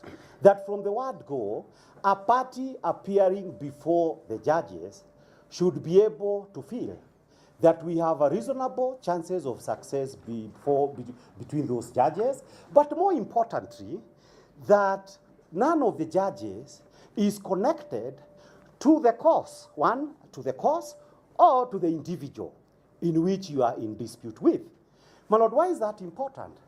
That, my lord, is important because since Saturday of this week, in fact up to yesterday, but the petitioner says they have been treated to a situation, and a lot of those information people have sent it to my phones because they have seen me on televisions, where we have such a scenario that repeatedly they keep saying we are going to have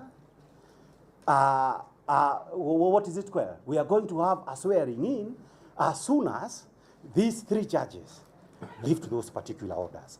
My Lord, that cannot create confidence, because assuming it is not this case, every party, and we have very many cases here, if somebody, you are drinking him in a bar, says, no, you are going to lose that case before the persons we are appearing before.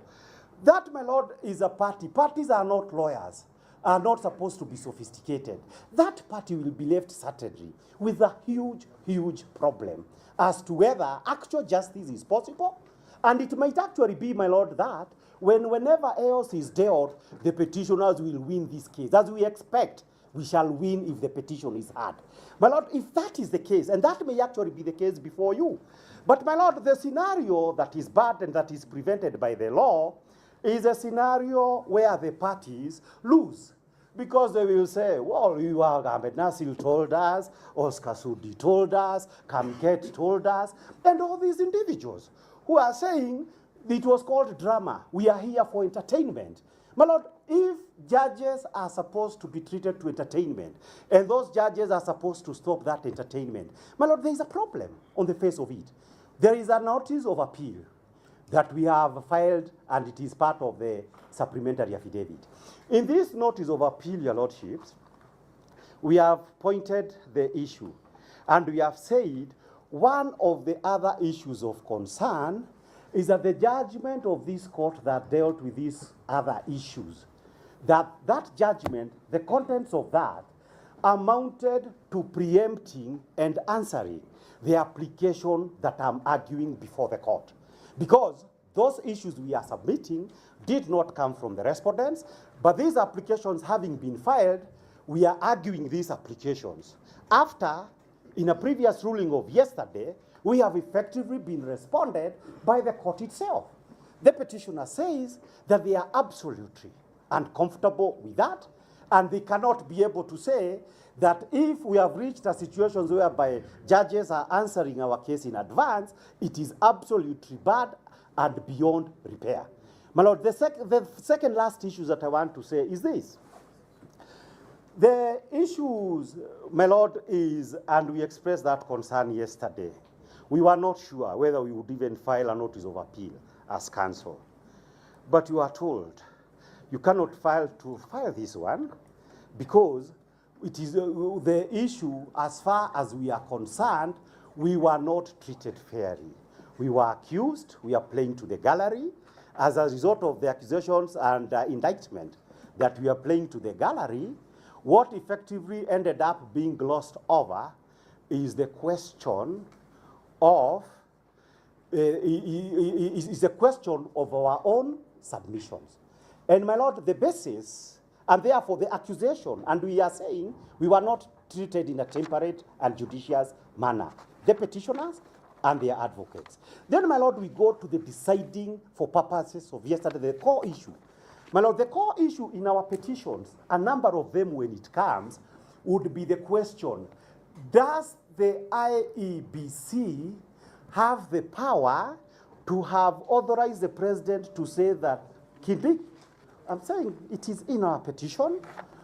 I'm saying one of the issues that will be coming in for determination would... My Lord, I think it's important to just help you understand.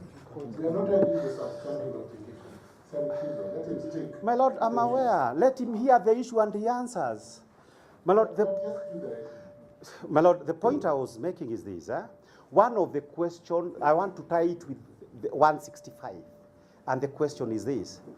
The question that would be arising is whether the IEBC without commissioners could have declared Honorable Kindiki to be suitable for this nomination in the letter they did to the president. My Lord, that particular issue is significant because the petitioners are saying that this court, having effectively read Article 165(4) in a manner that amounts to amendment of Article 165(4), they perceive the real danger that when a more important question arises, the same logic would be applied against them. And they are saying this being a very serious legal issues, the bench cannot be said that for purposes of the issues actually in contention, that people can be oblivious of such an issue. I need like 2 or 3 minutes. My Lord, having said that, therefore, it is our submissions. And as our Honorable Wita has said, nobody extracts any joy to raise this kind of an applications because judges are legal colleagues. But my Lord, the point that we also want to add for purposes of this application, this is contained, I believe, in the affidavit of my clients, is of course to point out to the issue. But the Honorable, the Deputy President, Rigathi Gachagua, by a letter dated 23rd of October 2024, did file a complaint against all your lordships. And this complaint was acknowledged by the Judicial Service Commission that it has been received. Then there is an issue that required disclosure. According to the petitioners, I wasn't even aware of this, I saw it today. According to the petitioners, is that there is a very close relationship between one of your lordships, the Honorable Judge Mrima, and the Speaker of the National Assembly, who is the Speaker of the Senate, who is a member of here.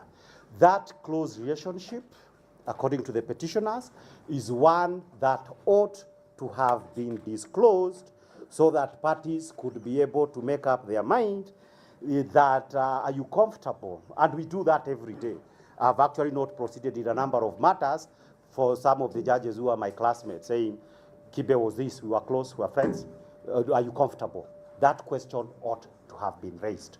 That issue was not raised, and as a result of that issues not having been raised, and now having come to public notice, the petitioners are of the view that it would not be proper to be able to proceed in this matter.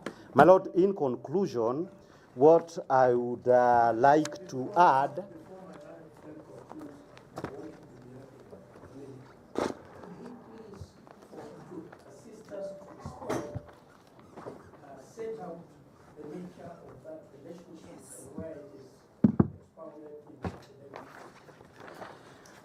Well, my Lord, I thought that can actually come during the response, as I say.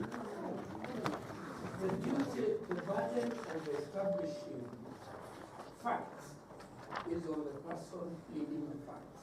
So we want to know that relationship so that we can respond. Yes, my Lord, I have no problem whatsoever. There is a written affidavit. My Lord, in paragraph 6 of the supplementary affidavit, it reads as follows: whereas I was not aware about the relationship between the Honorable Justice Mrima, who is among the 3 judges handling this matter, and the 4th respondent, that is Kingi, it has been brought to my attention that the Honorable Judge and the 4th respondent, Speaker of the Senate, are very close friends as demonstrated as here under. 1, the respondent attended the wedding ceremony of the judge and they took a photograph with him. Number 2, in a post on social media, he indicated... May I please your Lordship? I thought I should finish. May I say something?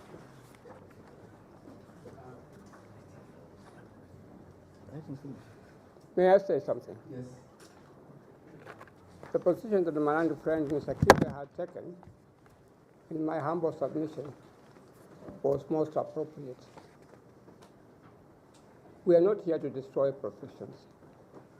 Disclosing some of the details may not be the right thing at all. I think one should make a reference in a tactical manner, which your lordships would be able to appreciate of what is going on. I would respectfully say to you that this is an area where we have also to protect the judiciary, the judges and the magistrates of the judicial officers. I'm not very sure that we should have an in-depth account of what really one is complaining of. Thank you, Dr. Kabino. My Lord. There is a new affidavit that has just come online that contains some of these allegations. It wasn't there before. My Lord, I think I agree with Dr. Kaminwa that unless, because as I said, I am not the source of any of this information or something that came to my knowledge, that I was sticking to what my learned colleague is talking about, unless there is insistence by my learned colleagues. My Lord, I do not see the value of that insistence. I'll follow Dr. Kaminwa's position. It is stated in the affidavit. I will not say anything more on that. The respondents can say we can have a rejoinder when the issue arises. My Lord, and the problem with these issues of somebody not continuing what they are saying is that you keep forgetting the last point. The last point, my Lord, I think that I was making is this. That at the heart of an application for recusal, the authority speaks themselves, the one we have cited. I may not have time to go through them. Is these issues that are considered very important. Number one would be whether, on the basis of the accusation and apprehensions set out, would one party feel that their right to fair trial before an independent, impartial, and fair tribunal be upheld?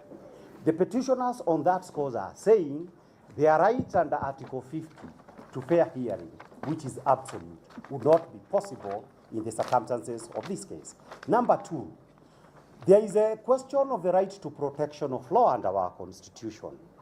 That right to protection of law requires that for it to be protected, there must not be any doubt that that protections would be availed if it is deserved in accordance with the law.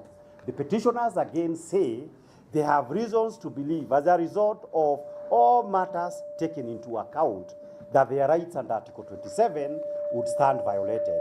And my Lord, the final issue, which is most important,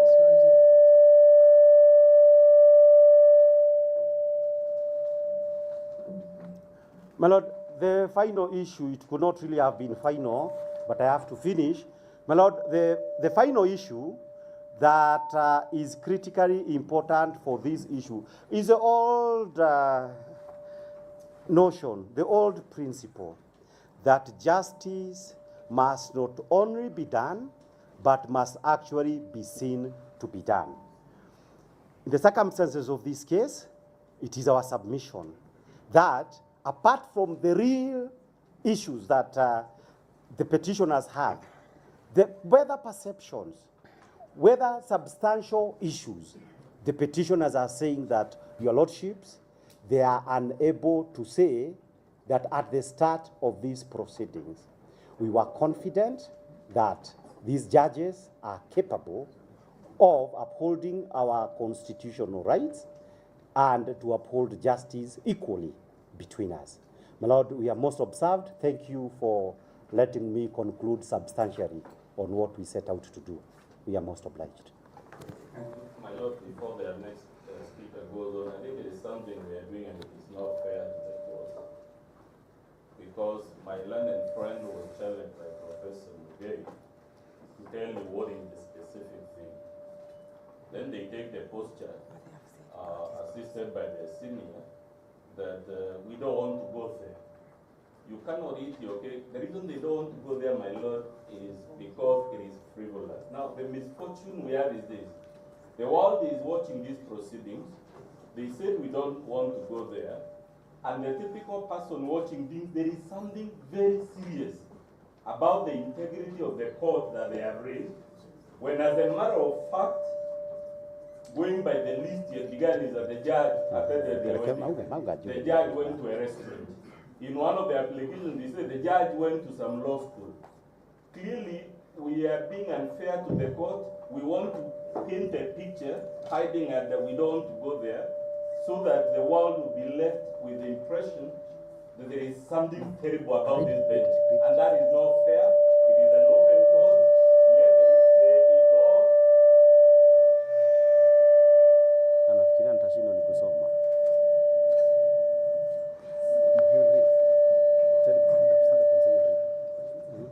Where's the transmitter? My Lord, I think it is Lord Cromwell who said, if you want to paint a picture of me, don't embellish it. Say what and all. If they have any allegations now that we are broadcasting these proceedings to the world, if they have an allegation of any impropriety against any judge, they can't make the claim. For the gallery, then say, we don't want to go there. We submit the reason they do that is because on the paper, everything being alleged is. My Lord, what is going on? I don't understand it. What's happening? Whose machine is wrong? There's something wrong somewhere. What's happening? My Lord, I'm elderly. I've got weak ears. Is there something going on that is wrong? That is the gallery. No, it's fine. It's the gallery. There must be something wrong with the gallery. Yeah. My Lord, may I address my learned friend? May I make a comment on what the learned friend has just said? If you are using a gadget and your gadget could be causing this noise, please just properly. May I make a comment, my Lord? May I remind my learned friend very, very respectfully. It is our duty to protect judicial officers also. And to, My Lord, they are not protecting the court, they are telling the whole world that this court is improper. May I say what I want to say? They can't have it both ways. May I say what I want to say, please? When they apply for recusal, May I say something? You don't apply for recusal. I think the proper way, Dr. Kamina, let parties submit according to the directions which we gave. And according, again, there is an application supported by affidavit. There are averments in those affidavits, and because some of those averments actually touch on us, but we cannot defend ourselves, we would be satisfied if you read them even verbatim, so that the world knows that these are not complaints against the bench. Yes. My Lord, may I say something? May I say something? My Lord, as your Lordship is aware, at times when you are in a court, in open court, you will say to a judge or judges that I have information that I would like that shows clearly that you should not hear this matter at all. Can we go to the chambers so that I can disclose that? I'm not asking that we go to the chambers. All that I'm saying, as lawyers or as advocates, we are also under duty to protect the judicial officers and to protect the institution of the judicial system. That's all that I've said much more. That is okay. I think one way of protecting judicial officers is by disclosing in open court like this what is there. By being blunt. Exactly. Yes. I see. Yes. I am not with you with respect. My Lord, next time, I hope also don't have to say you must do it within 15 minutes, which is what they were trying, then accuse you for not reading everything. Because I have not actually read everything, there are other issues I could also have read. But my Lord, let me read this. My Lord, hearty congratulations to my long-time friend. That was underlined by the, and the source is Right Honorable Amason Jeffa Kingi, EGH. The petitioners said the issue, and that is the issue that I picked during my submissions, that there is a long-term friendship between the judge and a party. That long-term friendship ought to have been disclosed. I said that. Then it goes on to say, on the occasion of the renewal of your marriage vows with your beloved wife, this is now the evidence that they are giving. You are a true testimony to the belief that spouses resolve to stick with each other through thick and thin, great things can happen. I wish the two of you the very best in this long journey and pray that God continues to bless this union and imbue with wisdom and patience that comes with marriage and family life. Hongera Kakangu. And below there is the photograph where a gift is being given by the Honorable Mr. Kingi, Senator, to the couple of Judge Mrima and I believe his spouse. That is the annexure that was put by the petitioners in proof of the fact that there is a close relationship, a close friendship that under the law ought to have been disclosed, given that Kingi is a very important party for purposes of the case against the Senate, that he botched everything and has come here to defend those impeachment proceedings. I believe my job is done, and because that is all that it says, and that is the affidavit of the petitioners. Unless they need me to read something else, I can sit down.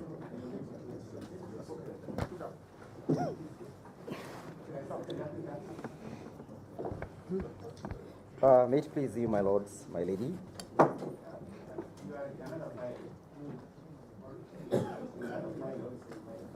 Yes, my lady. It's not in the same file. Yes. I am in 509, where we have the application.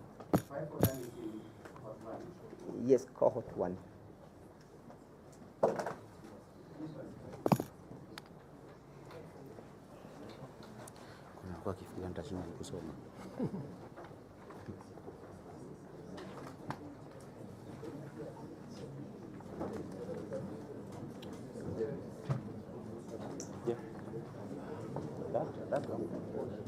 Your Lordship, with profound respect,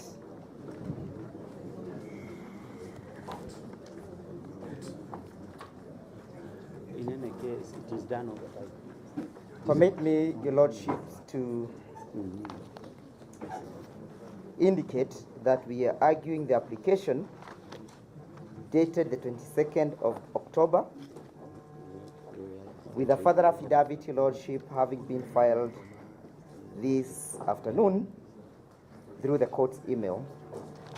And Your Lordship, from the onset, it's with heavy heart, Your Lordship, that we have to move you through these mechanisms. And that, Your Lordship, my submissions are the submissions of my client, and that I'm just a vessel for putting across my client's case. Your Lordship, there is a notice of motion that seeks the recusal of this bench. The same, Your Lordship, is supported with an affidavit and an annexure. Equally, the further affidavit is supported by 2 annexures. In my submissions, Your Lordship, I will heavily rely on the facts contained therein. The 22nd of October, Your Lordships, my lady. I'll begin by indicating and relying on the Judicial Service Code of Conduct and Ethics Regulation 2020, and I draw the attention of the court to Regulation 47. Regulation 47, Your Lordship, states that a judicial officer may recuse himself or herself in any proceedings in which his or her impartiality might reasonably be questioned, where the judicial officer, 1, is a part of the proceedings, B, was or is a material witness in the matter in controversy, C, has personal knowledge of disputed evidentiary facts concerning the proceedings, D, has actual bias or prejudice concerning a party, E, has personal interest or is in relationship with a person who has a personal interest in the outcome of the matter, F, has previously acted as counsel for a party in the same proceedings, G, is precluded from hearing the matter, H, a member of the judicial officer family, has economic or other interest in the outcome of the matter in question. A recusal by a judicial officer shall be based on specific grounds to be recorded in writing as part of the proceedings. Your Lordship, it is my client's, the petitioner's case, that this bench should recuse itself on the ground contained therein. Permit me to begin by indicating that yesterday, when the court was delivering its ruling, it indicated actual bias on the part of the parties before you, Your Lordship. The petitioners were condemned in a wholesale, in disparaging language coming from the bench, a language that indicated prejudice or bias on the part of the petitioners. It was indicated by the bench, Your Lordship, that despite the heavy submissions, the authorities that we quoted, we were not addressing the bench, but addressing the gallery. It is so prejudiced, Your Lordship, that such perception on the part of the petitioners culminated into the court not even taking note of most crucial issues that we had submitted on. For example, despite the appeal that is now being launched, the court failed to take into notice of the question of delegated authority. It is a considered submission, Your Lordship, that had it not been for the bias and the prejudice that the court has on the part of the petitioners, such would not have escaped the mind of the court. Your Lordship, further, the court made further remarks that they take great exceptions with the remarks of the petitioners. When the court indicates that they take great exceptions with the remarks of the petitioners, it's a prima facie indication that the court has descended into the arena of dispute, and that the court therefore becomes or takes a defensive approach in the manner in which the prosecution of the case is being conducted. Your Lordship, a judge must at all particular time be a solemn person, slow to anger, and of good temperaments. Your Lordship, the statement indicates that the court has taken a position as against the respondents, the petitioners. And the position is prejudicial to the petitioners and erodes their confidence to continue appearing and making submissions before this court. It was the observation of this honorable court, Your Lordships, that my client indicates that the court made further findings that the petitioners were not pursuing the urgency of the applications. What a reasonable man, a bystander, a fair-minded person, listening to these statements, internalizing them, will come to a conclusion that the court has taken a hard position on or against the petitioners. The test of a fair-minded person, Your Lordship. My Lord, we really need to intervene, but just go to the main application now. Let me tell you how, yes, the ruling you issue would be a basis for an application that was filed long before that ruling. Your Lordship, if he may be patient, he'll have his chance to bite the cherry and respond in that manner he saw things that he should. Your Lordship, the application has also indicated that Justice E. Ogola is closely associated with his spouse, who serves in the Water Kenya Towers Agency. The averments of our clients, Your Lordship, is that this is a matter that ought to have been disclosed at the inception of the proceedings. Let me get you right. You mean the judge is closely associated with what? No, I didn't say. No, I didn't say that. That is not my statement. Just rephrase. May I repeat for the record? so that the court may not again misquote me.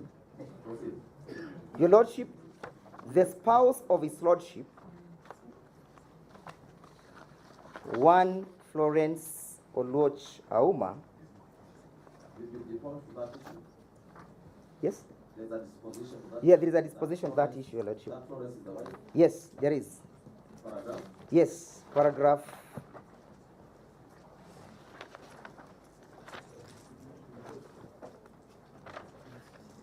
13 of the supporting affidavit, as read with paragraph 11 of the further affidavit. She holds a position in the Kenya Water Towers Agency, an appointment that was done pursuant to the Gazette Notice number 7515 of 2013 for and on behalf of the presidency by Siopan Tuya. Your Lordship, it may go on record that the sixth respondent who initiated or made this appointment is a party in these proceedings,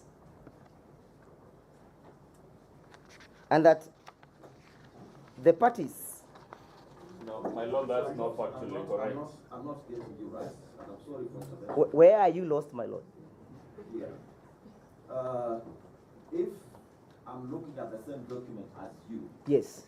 The Gazette Notice 7515 was issued on the 7th day of June 2023 by Soipan Tunya. That's correct. Cabinet Secretary for Environment, Climate Change and Forestry. That's correct. The sixth respondent in this proceedings is who?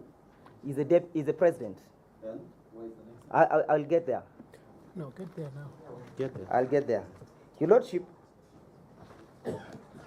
the cabinet under the Constitution is constituted of the president,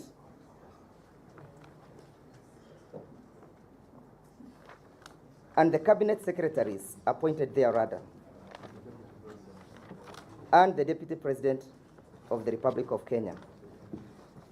That Siopan Tuya is an agent of the presidency. Your Lordship, one of the issues that was before the impeachment was that the deputy president, the petitioner herein, indicated that Kenya is a shareholding country. There are shareholding agreements before you, and that positions either in parastatals or corporations were to be shared in accordance to that share agreement. That is the reason why his client got impeached. May I be given an opportunity to urge my case? You'll be given an opportunity to respond. Even if you are itching, Mr. Nyamondi, take your call. Your Lordship, it is my client's submissions that Florence Auma Oluoch may have been a beneficiary of that shareholding. Your Lordship, finally, Your Lordship, we have. It is extremely unfair and unjust, especially for an advocate to be seen It was meant. or what you have said to play to the gallery. Can you read paragraph 12 of the affidavit? You will So that respond. He does, no. Yes. Let's hear it from him, where he says that the said board is chaired by the president, who has. Can he kindly do it properly so that you don't I'm sorry, I'm not under cross-examination. No, excuse me. No. Your Honors, your ladyship and my lords, they will have time, as you say, to respond and say all these things. If he's saying nonsense, they'll stand up and say so. But this constant interruption is intended to derail this hearing. Let them respond when their time comes. Yes. And we Stop are bullying people. and we uphold the condescending nature of the respondents. Everybody here has been instructed by a client either to speak sense or nonsense. So, that being the case, the condescending attitude is completely objectionable, and everybody should take their seat and use their time with sense. If sense can only come from them, they do it during their time. Thank you very much. My Lord, may I be protected to urge my application and the respondents be granted opportunity to respond? This is what I was saying. You will have your time, Mheshimiwa, to respond. But please, this is the application being presented. Let's not have a It has been served upon you. My lady and my lords, just permit me to say one thing. Just one thing. Your Honor, if I'm allowed to just say something. Just a minute, Council. Just a minute, Council. Let applicants finish their case and then people will respond. Because this interjections is just going to affect the conduct of the proceedings. It's very unfair. Let everybody have a chance. Each person has 10 minutes. Others have 5 minutes. Let them utilize their time. But these objections in between is unfair and it's affecting the flow. My lady and my lords, this is what I want to say. Just a minute.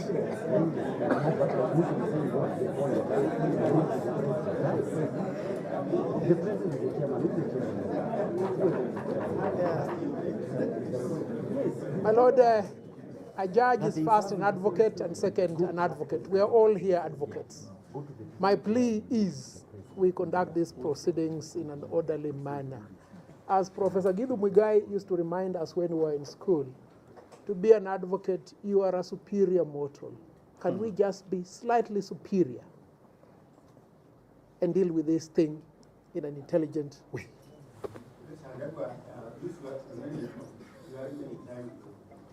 I am most obliged, Lordship. It may be noted that, Your Lordship, that the chair of this board is directly appointed by the President, the six respondents in this case. Your Lordship, may I submit again that the perception out there is that this bench has been constituted for a particular purpose, and that the bench is just a mere conveyor belt, and that the parties herein will not have the chances to have justice of their case being dispensed. Your Lordship, I have annexed a tweet by Senior Counsel Ahmed Nasir, annexed in our affidavit at paragraph 12, and I would wish to read that tweet, Your Lordship. Ahmed Nasir, Your Lordship, is a senior member of this bar, a senior counsel, and Your Lordship, here it goes. The conservatory orders will be discharged by the 3-judge bench, latest by next week, if not by Friday. Even as we approach you, Your Lordship, the perception out there is that this bench is part of the conspiracy. Ahmed Nasir is not the law. Your Lordship. He speaks not to the law. Ahmed Nasir has also an affidavit. He's not a witness. How does Ahmed Nasir, and we have 64 senior counsel, how does Ahmed Nasir, how can his tweet inform submission before the court? Well, may I answer that, Your Lordship, to the good professor, that we are speaking about perception. The standard of a bystander, the reasonable man, a fair-minded man in the status and the character of a senior counsel, Ahmed Nasir says, and the President's lawyer says, we cannot receive justice. That is the standard, Your Lordship. May I, Mr. Ojienda, you'll have your time to respond. No, but the point is, he then speaks in your favor. Yes. Pick that line. Let him respond. You will not teach me how to submit. You will pick the line that you so wish.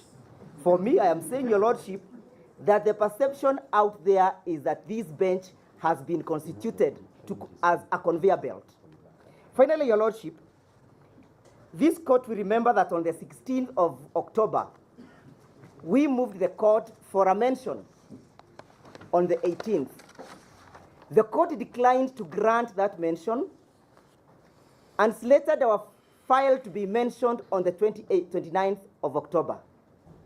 But when they were moved by parties in these proceedings, the court was generous and gracious enough even to sit on a weekend, to sit on a Saturday, noting that we were before you, you slated our matter for the 29th, and never saw the urgency.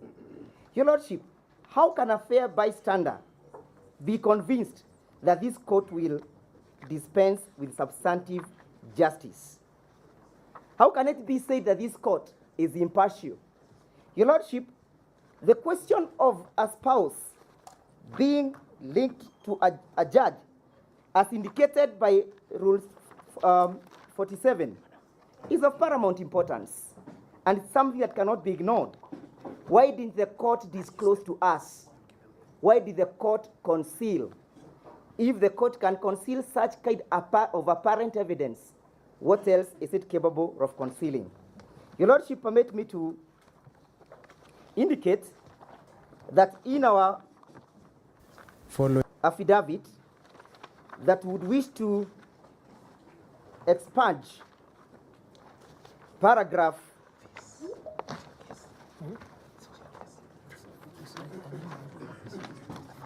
paragraph 16 of our affidavit, supporting affidavit, will not rely on it, and paragraph 10 of the same affidavit will not rely on the same.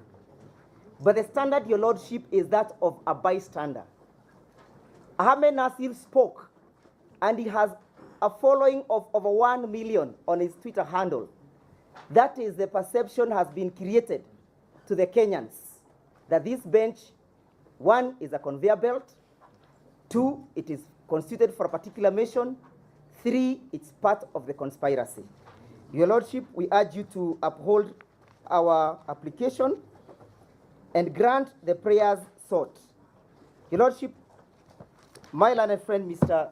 Macharia, will highlight on the authority, with authority in support of my submissions and those of Kibe.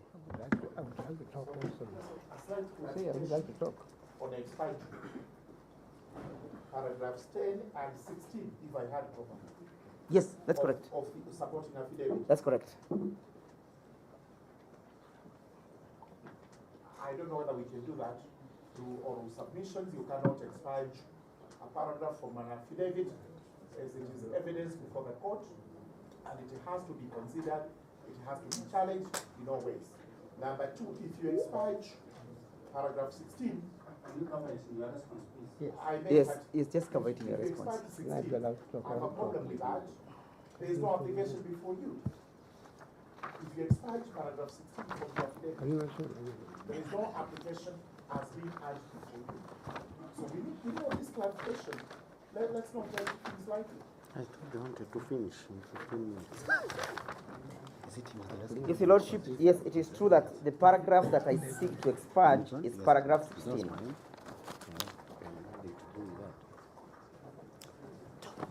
I would like to address the court, Your Lordship. I would like to address the court.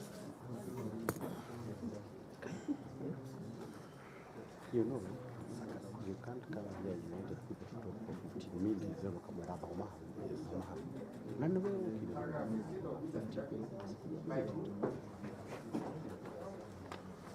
Whose affidavit? The applicant's affidavit. Whose name of the affidavit? That is Obuli Namenya.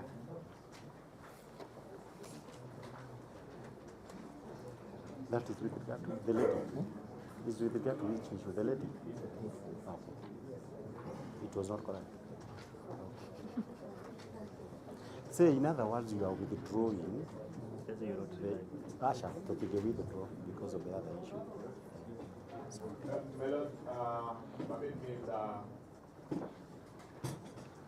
No,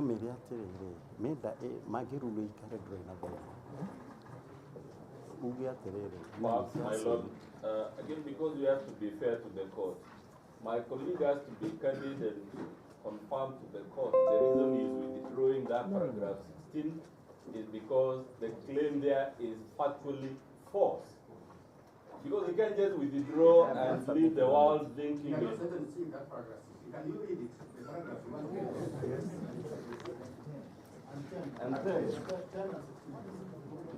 Your Lordship, are you having the same application as I do? Paragraph 10, if you want to withdraw, and paragraph 16. Get on with it. Yes. Paragraph 16. Confess it's a lie. But it's not a big deal. We give Mr. Devoa, my lords, your leadership, the opportunity to finish. Yes. So that we can No, I agree. I'm just saying, protect him from these tutorials that he's getting from this side.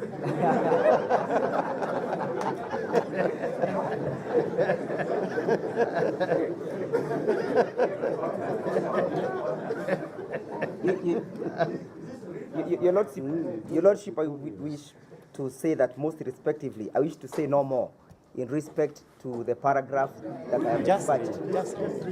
Can you use your brain? The court is giving you an order. 16, paragraph 16 reads, may I have some peace, Your Lordship? Just read Devoa. How many people are in conduct of these trials, Your Lordship? Who is in conduct? Yes, Your Lordship, I'll read. You have applied to expand. Yes, Your Lordship. Paragraph 10 and paragraph 16. Yes, Your Lordship. Can you read those paragraphs in which you then expand? Your Lordship, paragraph 16 says that... 10. Dr. Belena 10. It doesn't matter. Do I have to read another format? Read 10. You don't read. You are superior mortal. And Your Lordship, may I take note that these paragraphs have been expunged? One, that I have made an application to expunge them. No.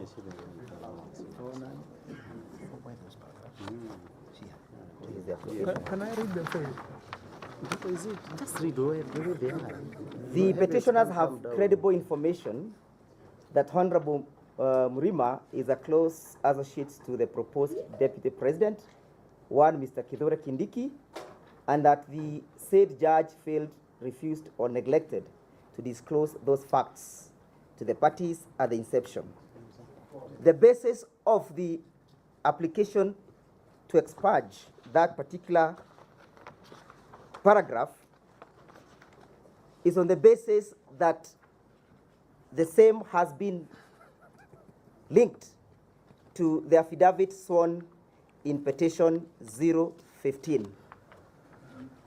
Paragraph 16, that Lady Justice Mugambi is conflicted as she should recuse herself, as she was Mr. Kithure Kindiki's LLM student at Moi University. You will have your time to submit, sir. Stop itching. And that's why I'm expunging it. That's why I'm expunging this paragraph. That is what my client said. A crucial issue that she failed and or refused to disclose to the parties. My client has learned that she was not an LLM there and that she only took her degree in that university. You have no objection to anything being expunged? See, we've heard that they are threatening certain individuals. What else has he lied about? Aren't these submissions to be made?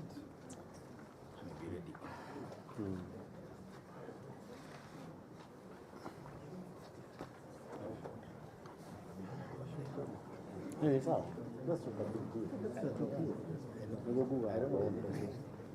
Let them go.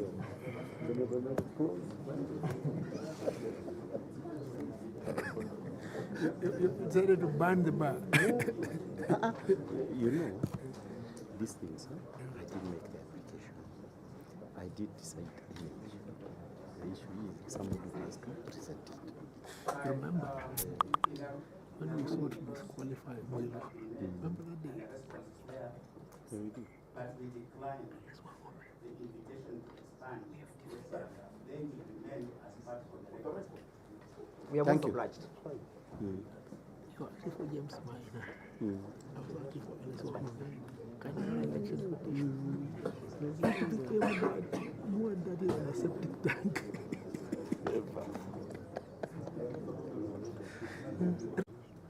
What is the position? My Lord, my position is this, is that if there is a party, Are you supporting the motion? I'm supporting my land friends, complaint Legu and Chiru, and my land friend Mr. Kip. You need to go first. Hmm? Let them go first. Oh, you want to go first? Yes. I just want to finish with the law. Hmm? I want to finish with the law. Do you still have a prejudice if I talk? Yes. Yes. Let me just finish with the law. I see. Yes. Thank you very much to my senior. My lords, I'll take about 15 minutes. Mercifully, my issues are issues of law. They will not incite any shooting up from my respondents, or should not. My lords, my lords and your leadership, I have submitted some two cases. The first case is the case of Standard Chartered Financial Services and another versus Manchester Outfitters. I don't know that you have that with you. And the second is a case called Naveen Premjikerai versus Virunga Limited and others. In the case of Standard Chartered Financial Services Limited versus Manchester Outfitters, and this remains, as far as I'm aware, the first case where the Court of Appeal reviewed a judgment, a concluded judgment, set it aside and varied it. And the only question before that court that led it to this decision was the question of bias. I invite my lords and your leadership to paragraph 1 of the decision, where the court says as follows in trying to frame the seriousness of the issue. And I'm reading from the second line. It is a rare application in which the applicants seek to have the judgment of this court reopened, re-examined, declared nullity,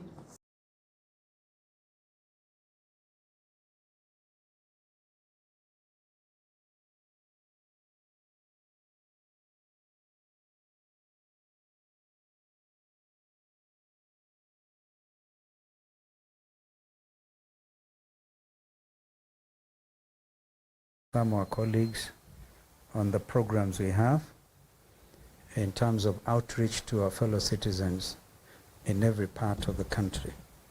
But today, we called you because some important ruling was made by the Kiambu court, which had issued orders against the reconstitution of the IEBC selection panel, itself a product of the IEBC Amendment Act, which is the only statute signed into law following the National Dialogue Committee deliberations. Now that, as we have said before, Azimio had nothing to do with it, and we are not here to talk about Azimio, because a lot has been happening within Azimio itself. But for purposes of reconstitution of the IEBC selection panel, it was the Kenya Kwanza coalition side and the Azimio side and others, the faith-based organizations and others. So now we demand that President William Ruto moves with speed to now put in place the 9-person selection panel for the IEBC, leading, of course, into the formation and reconstitution of the IEBC. There can be no other pretense. Others, as I said, were blaming us, and this was not an application in Kiambu. This was a state-sponsored application, and we are happy they have ordered, or whatever it is, a judge in Kiambu. We don't want to criticize that ruling. But now, the other matter in the Court of Appeal by Mr. Augustine Muli can continue because there are no orders. There are no orders in that matter before the Court of Appeal. The orders were only out of the Kiambu court. Therefore, this is a second opportunity, and I spoke about this last time when my good friend Weta, he still remains my very good friend, by the way, in spite of the talks I've had out there in the West. So this is a time for him to forward the names. As chairperson of the Parliamentary Service Commission, I think it is the Senate, or is it the Senate clerk who is supposed to forward these names forthwith to the President, and the President should immediately put in place the IEBC selection panel. On Monday, we hope to come up with a very clear statement on what's going on in the meantime within the IEBC Secretariat itself. There are terrible things going on there, like procurement, and they're testing the ground.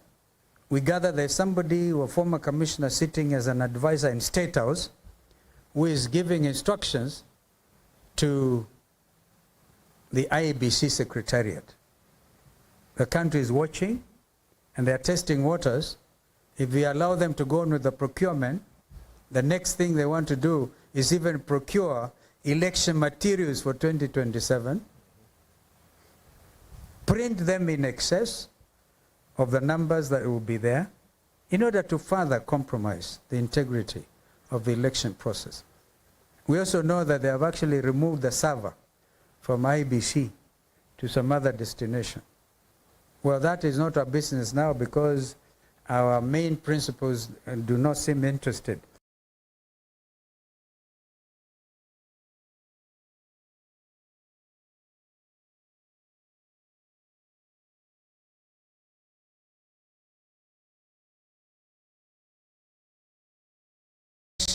Pana ambayo itajihusisha sa na swala la uundaji upya kamati ama tume ya uchaguzi wa Kenya. Kazi hiyo ina umuhimu kabisa, na sasa hakuna takshishi, hakuna pingamizi, unless of course KK wanarudia tena na kuanzisha mambo mengine ambayo hatuwezi tukaelewa. But we have been vindicated. We have nothing to do with the delay. We have had nothing to do with this delay. And now we are urging, we are demanding. Remember, we said by March, if there's no movement towards the putting in place a new IEBC, we would get to the streets. There are those who think the Gen Zs have not been demonstrating. But you all know they are in the space. There are now demonstrations online. And Kenya can never be the same again. So that would be those are my remarks. My colleagues here will make further comments. I think we start with JN, and then our brother will complete, because he has visitors in his backyard. Thank you. Asante. Ni kuongezea tu kusema ya kwamba ni vyema William Ruto hakikisha kwamba IEBC commissioners are in place kwa haraka, ili yaweze kunyoroshwa na opposition ambayo inaongozwa na Stephen Kalonzo Musyoka. Hii haitakuwa mambo ya yai, ili anachorwa na hii ni kupagusa kabisa. Na ni asubuhi mapema, amekaa akilialia mambo ya yai, sasa agoje kunyoroshwa na Kalonzo mwenyewe. La pili ni kusema ya kwamba the first task William had was to dismantle IEBC. We now have gone for more than 2 years without an IEBC. He seems set now to embark on dismantling the judiciary. The removal of the security team or the security officers from the CJ's office, because we are dealing with the office, is an indication of a person who is still bent on capturing all these institutions. If he is unhappy with judgments coming from the judiciary, he should learn to live with them, like many have done in the past. But removing security from the Chief Justice is an attempt, again, to capture the institution like he has captured Parliament, he has captured IEBC, and he certainly wants to capture the judiciary. Na sisi tunataka kusimama na mambo ya mahakama na tuseme ya kwamba majaji wa mahakama waruhusiwa wafanye kazi yao bila maneno ya kuwasubua, hata kama hufurahii yale ambao wanatoa kama uamuzi. We demand the restatement of the security to the CJ and any other judicial officer whose security has been withdrawn. It is the only thing he can do. Ama pia achorwe.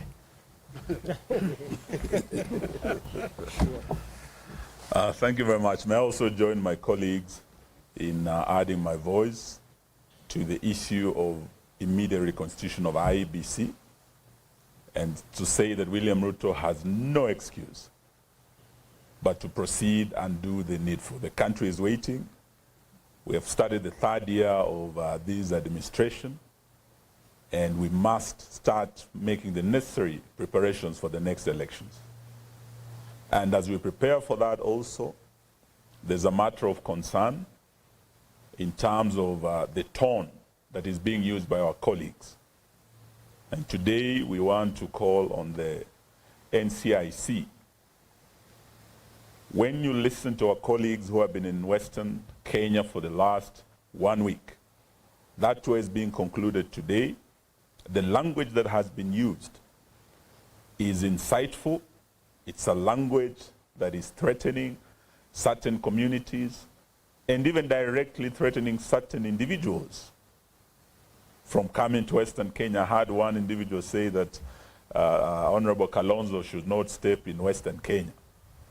And this was said by a governor. My good friend Paul Otuoma of Busia County made utterances that are insightful, that threatened violence against leaders and a particular community, the Mount Kenya community, which is now being targeted for demonization, for isolation. And this is language we've heard before. We remember the 2007 general election and the 2008 post-election violence, when language of 41 against 1 was used. The language of madoa-doa, targeting certain communities. As we start entering the final phase of this administration and preparing for the next election, we didn't want to see this kind of language that will start poisoning the air ahead of the election. This is a language that can bring actually pre-election violence, and we have seen it in this country. We've seen election violence in this country, and we've seen post-election violence. And it comes out of language such as this. So we are, even as we challenge Mheshimiwa Ruto to proceed with speed on the reconstitution of IEBC, we also challenge NCIC. We've heard that they are threatening certain individuals. The law is and charged. Would like to see Honorable Otuoma, who made similar statements, also charged, and others who have made similar statements. So that's what I want to say today. But as to my colleagues, I want to tell them you are all welcome to Western Kenya. In December, I hosted my colleagues. We had a very good time in Kakamega with Honorable Kalonzo Musyoka. We actually started the year together in Kakamega, in Trans Nzoia, and the people of Western Kenya are people of Mlembe. They are people of peace. They love visitors. And they were able to welcome Honorable Kalonzo very, very well. We also hosted Honorable Gachagua in Kakamega, and the people of Kakamega were very happy to have him. So Honorable Otuoma, we are coming to Busia County. I'll soon be hosting my brothers there. We will also be going to Bungoma and other parts of Western where we didn't visit. So Western Kenya is Kenya, ladies and gentlemen, and we are all free to visit any part of this country. And as the opposition, wauze sera zao, as the broad-based government, and as we're also broadening our opposition, we should be free to go to every corner of Kenya, twende tuuze sera zetu, and may the people of Kenya decide. Asanteni sana. Are there any questions? We could. Yes, sir. Yes, Ibrahim.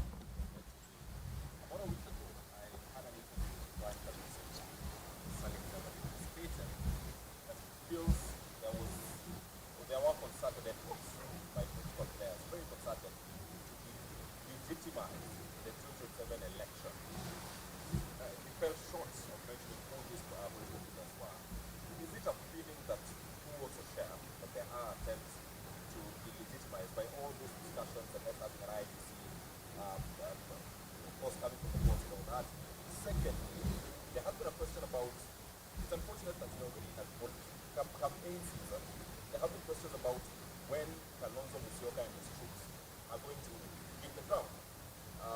The team that you really be facing using government projects is already hitting the ground.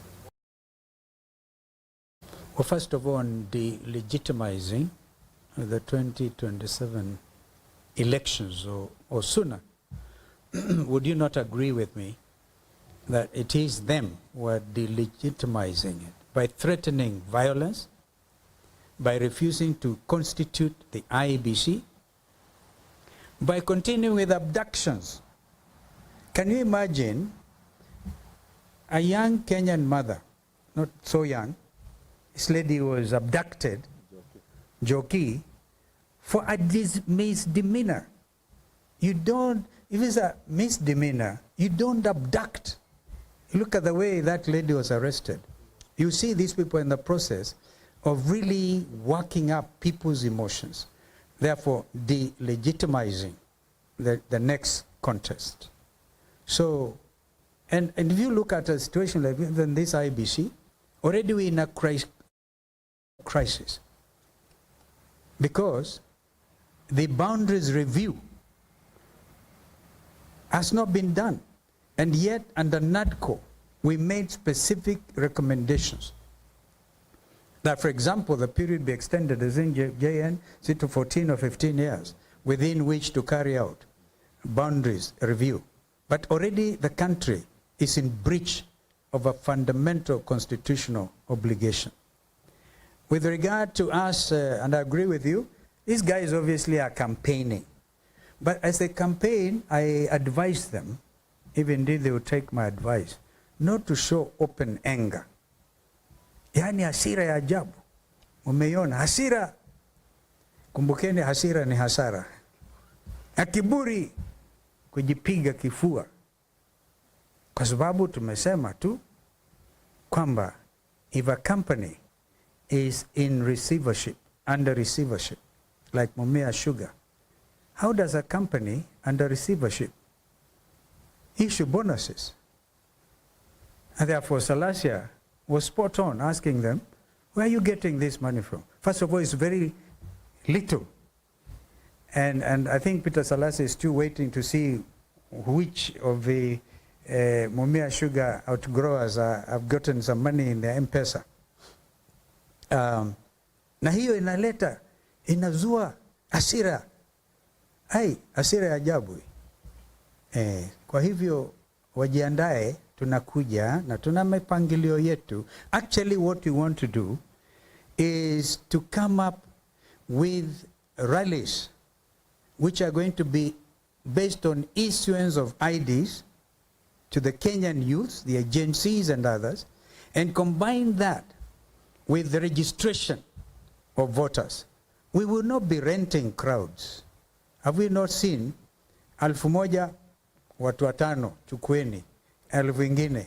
Did we not see a whole senator dishing out money? Renting a crowd for a head of state? No. We will be coming to the people. But we're also telling our Kenyans, chukueni hizo pesa kama kawaida. Kwanza wasema 1,000 kwa watu watano haitoshi. Na tunajua ni kodi yetu. Chukueni. Kwa ghadhabu pia. And do like the people of Luanda did. Told them off. So, I hope I've answered your question. Get the Secretariat joining with us. Registration of persons coming along with us. We understand that there's no registration of voters going on. In fact, the Secretariat itself should be given some little money to do voter education, which is continuous. But we know nothing, absolutely.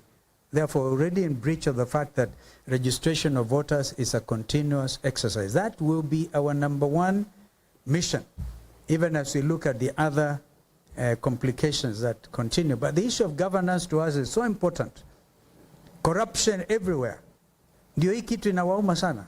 We'll continue to call them out because of what they are doing. Thank you. Asante. Asante. Thank you.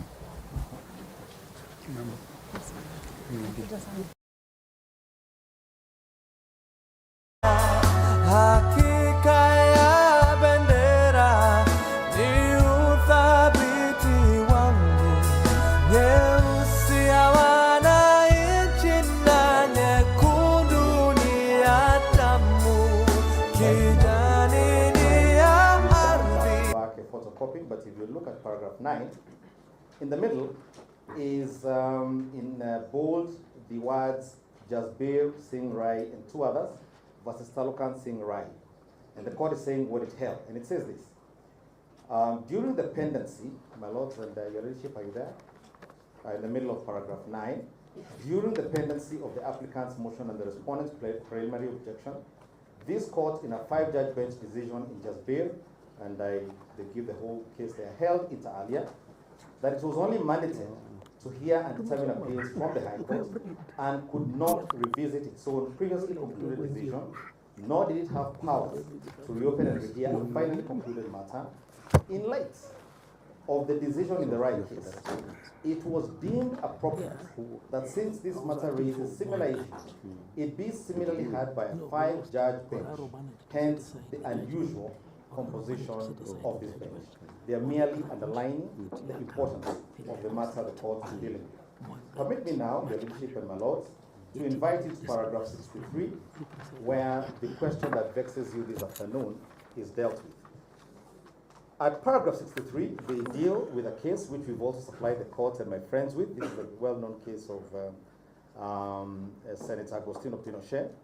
But at paragraph 63, this is what they say. Bias, whether it is perceived or actual, undermines the public confidence in a judicial officer's ability to dispense justice.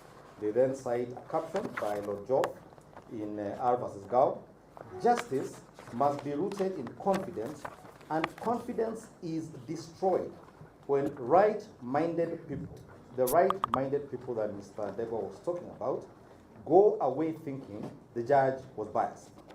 At paragraph 65, the case of Webb versus Queen, in considering the merits of the test to be applied in a case where a juror is alleged to be biased, it is important to keep in mind that the appearance as well as the fact of impartiality has been done. And this is what they say at paragraph 66. And this, my lords and your leadership, is what I would be beseeching this court to find favor with when you retire to be a ruler. The rule against bias is as important an element of the right to a fair trial. This rule, and now this is our own 5-judge bench saying this in the Court of Appeal, this rule is to be very strictly applied so that even the appearance of bias is done away with, the appearance of it. This is because it aids in public confidence in the fairness and impartiality of the judicial system. In view of the jurisprudential importance and uniqueness of this application, they then cite a case called R versus Sussex. Justice should not only be done, but should manifestly and undoubtedly be seen to be done. I will leave for you to read paragraph 67, which I also recommend to you. And then paragraph 71, another English case cited. First, actual bias will of course always disqualify a person from sitting in judgment. Even in the absence of actual bias, however, the importance of public confidence in the administration of justice is such that even the appearance of bias will disqualify. And they say emphasis added. And I would also invite you to look in the fullness of time to paragraph 73 and 74. Paragraph 81, they cite the case cited earlier, I think I mentioned it. This is the case of Agostino Pinochet. It actually begins at paragraph 80. There's a long passage, I'll not read it on account of time. But at paragraph 81, they cite the basis for the reason the two applicants before you have moved you. It's the Latin phrase, nemo debet esse judex in propria causa. No man is to be a judge in his own cause. Then at paragraph 82, Lord Hope, in the same decision, indeed, It may be said of all the various tests which I have mentioned, including the maxim that no one may be a judge in his own cause, that they are all founded upon the same broad principle, where a judge is performing a judicial duty, he must not only bring to the discharge of that duty an unbiased and impartial mind, he must also be seen to be impartial. Having considered all those, the court, and in that case what the issue was that the late Justice Laka had represented one of the parties previously, not in this matter, but previously. But at paragraph 86, they give a summary of what I've told you, and then go to paragraph 88, and then this is how the court finally resolves the matter. And I would also recommend to you paragraph 90. Let me read paragraph 90 before going to the conclusion. The mere probability or appearance of bias was enough to breach the cardinal rule of fair trial in the administration of justice. Having raised the issue of bias arising from the same circumstances in the hearing of an interlocutory application by the same judge in a matter involving the same parties, we do not understand why the applicant's counsel failed to raise the issue during the civil appeal. That omission notwithstanding, the seriousness of the issue of bias, cannot be underrated. As observed in the Benjo case, bias is one of the grounds that will justify review of a previous decision of the Court of Appeal. As I said, this was the first time it's ever happened in the history of the Court of Appeal, and as far as I'm aware, the only time it has happened. So paragraph 95 is what the court says. Accordingly, we allow this application, declare that there was a failure of justice in the judgment dated 4th October 2002, and we accordingly invoke the court's residual jurisdiction to correct that injustice by reviewing the judgment and setting it aside with all the consequential orders. Now, my learned friend, Mr. Kibe, has referred you to a passage that my good and learned friends for the respondents insisted must be read. And this is the question of the attendance of a wedding where gifts are shared by a judge who, the gifts are received by a judge by a party who is before this court. We are before this court because the first petitioner was impeached in the Senate. The Speaker of that Senate is a party in this case.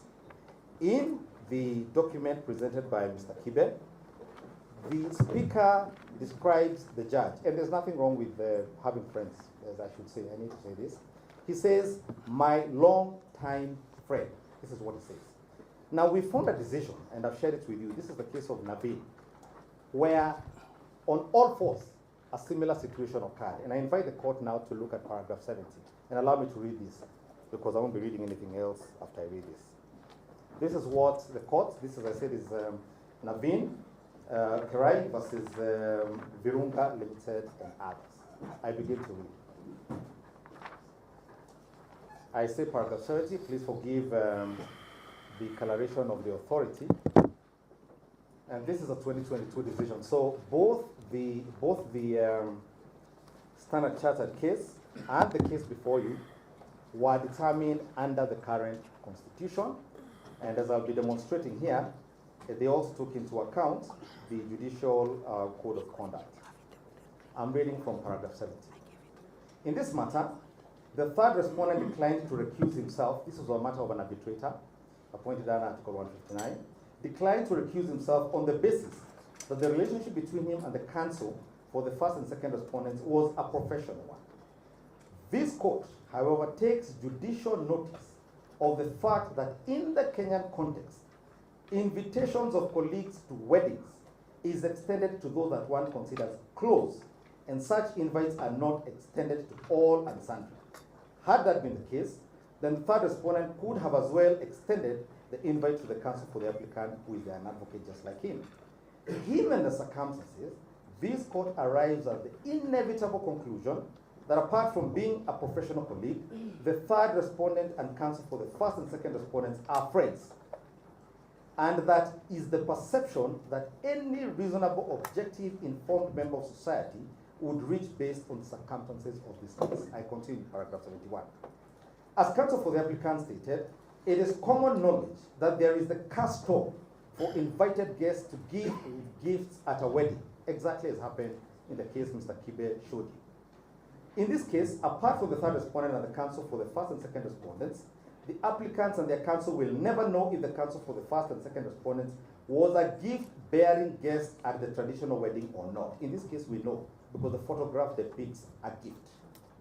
It, however, boils down to the failure by the third respondent to disclose to the applicants and their counsel that he intended to invite the counsel for the first and second respondents to his traditional wedding and seek their views on the same. I need to emphasize that the real issue here is not that a wedding was attended. It is that that issue was not disclosed prior to the hearing and dismissal of an application in this matter and the continued conduct of these proceedings. I continue. Bearing in mind the final nature of arbitral awards, which can only be set aside upon a litigant satisfying the conditions stipulated under Section 35 of the Arbitration Act, the need for disclosure becomes even more critical. Paragraph 72.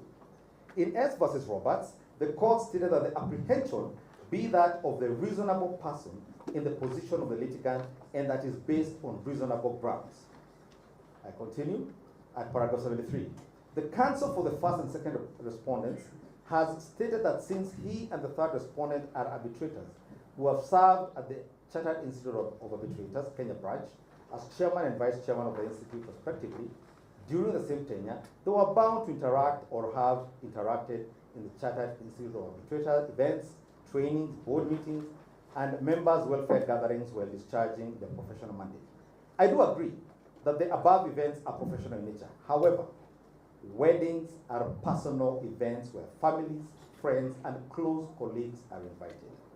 The lack of disclosure by the third respondent that he had invited the counsel for the first and second respondents to his traditional wedding is one that leads to the perception of bias. Due to the failure to so disclose on the part of the third respondent, it has led to an erosion of the confidence that applicants have termination of the arbitral proceedings before him involving the parties hearing.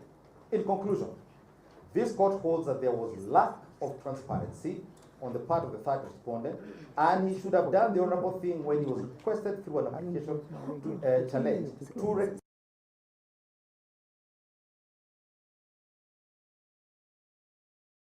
justifiable doubts have risen as the third respondent's impartiality and independence, and the same have been proved by the applicants. This is a decision, and the only one we could find that addresses on all fours the issue that confronts this court. I ask this court to find favor with this decision, to recuse itself, and I do so with tremendous respect. It's just that the nature of the matter, the nature of the issues, and the perception as such as are captured in that decision. Recusal would be the only thing that will do justice to not only the applicant before you, but to the court itself. Thank you for the privilege of your attention, for your time. Unless you have any questions, I'll rest at that point.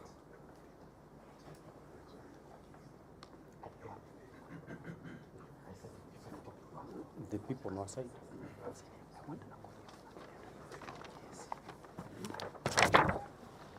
Can I speak?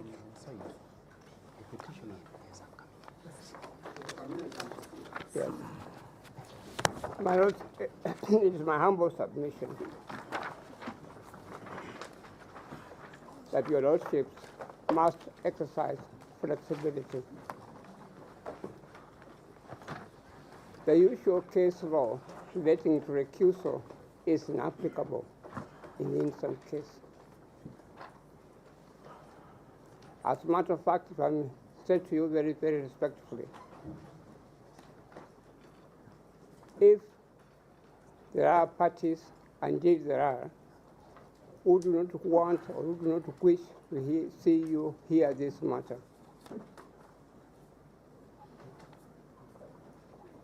please walk out. You are not the only judges in the country at all. Let another panel of judges be appointed to hear this matter.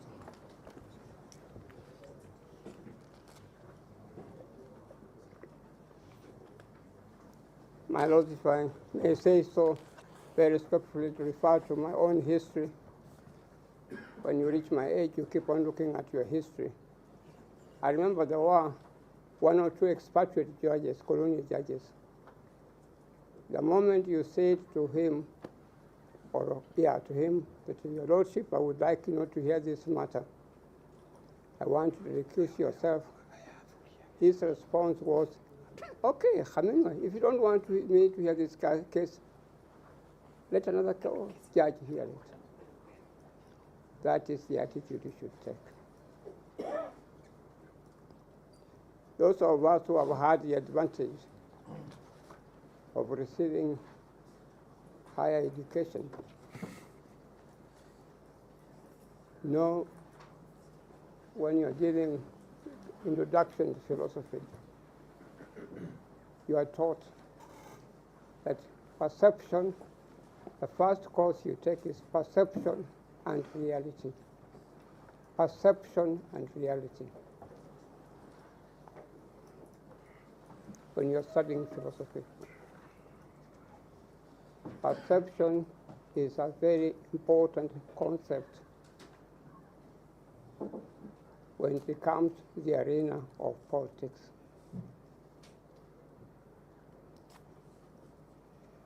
Reality may be completely different.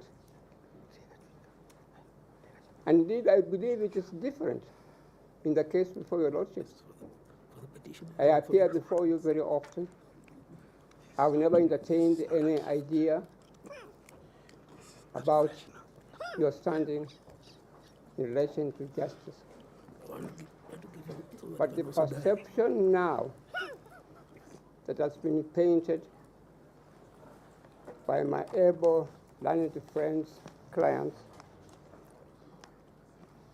Mr. Ndegwanjiru, Mr. Kibe, and Mr. Macharia, that there is a sizable portion of the Kenyan population which will not be happy to hear you sit and listen to this case at all. And may I remind Your Lordships very respectfully, impeachment is politics of the country. There's no way you can move away from that at all. I would respectfully refer you to a book I've taken the trouble to read. Your Honor, sorry for the interruption. We are muted again. Perhaps you could be unmuted so that we follow the proceedings. I wonder why it has happened in respect of Khaminu.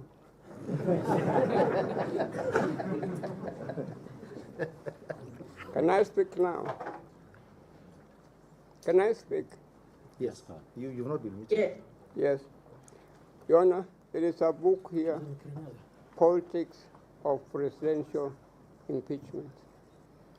Politics of Presidential Impeachment. I've taken the trouble during the weekends to read this book. Impeachment is politics of the country. There is no way you can remove it from the politics of the country at all. And that's why I'm saying, Your Lordship, very respectfully, that as you have been told, there are some people who feel very strongly that you should not hear this case. Get out. Let them get other judges to hear the case. You have no vested interest in the matter. There's no reason for you to remain in the case when other people do not want you to hear the case at all.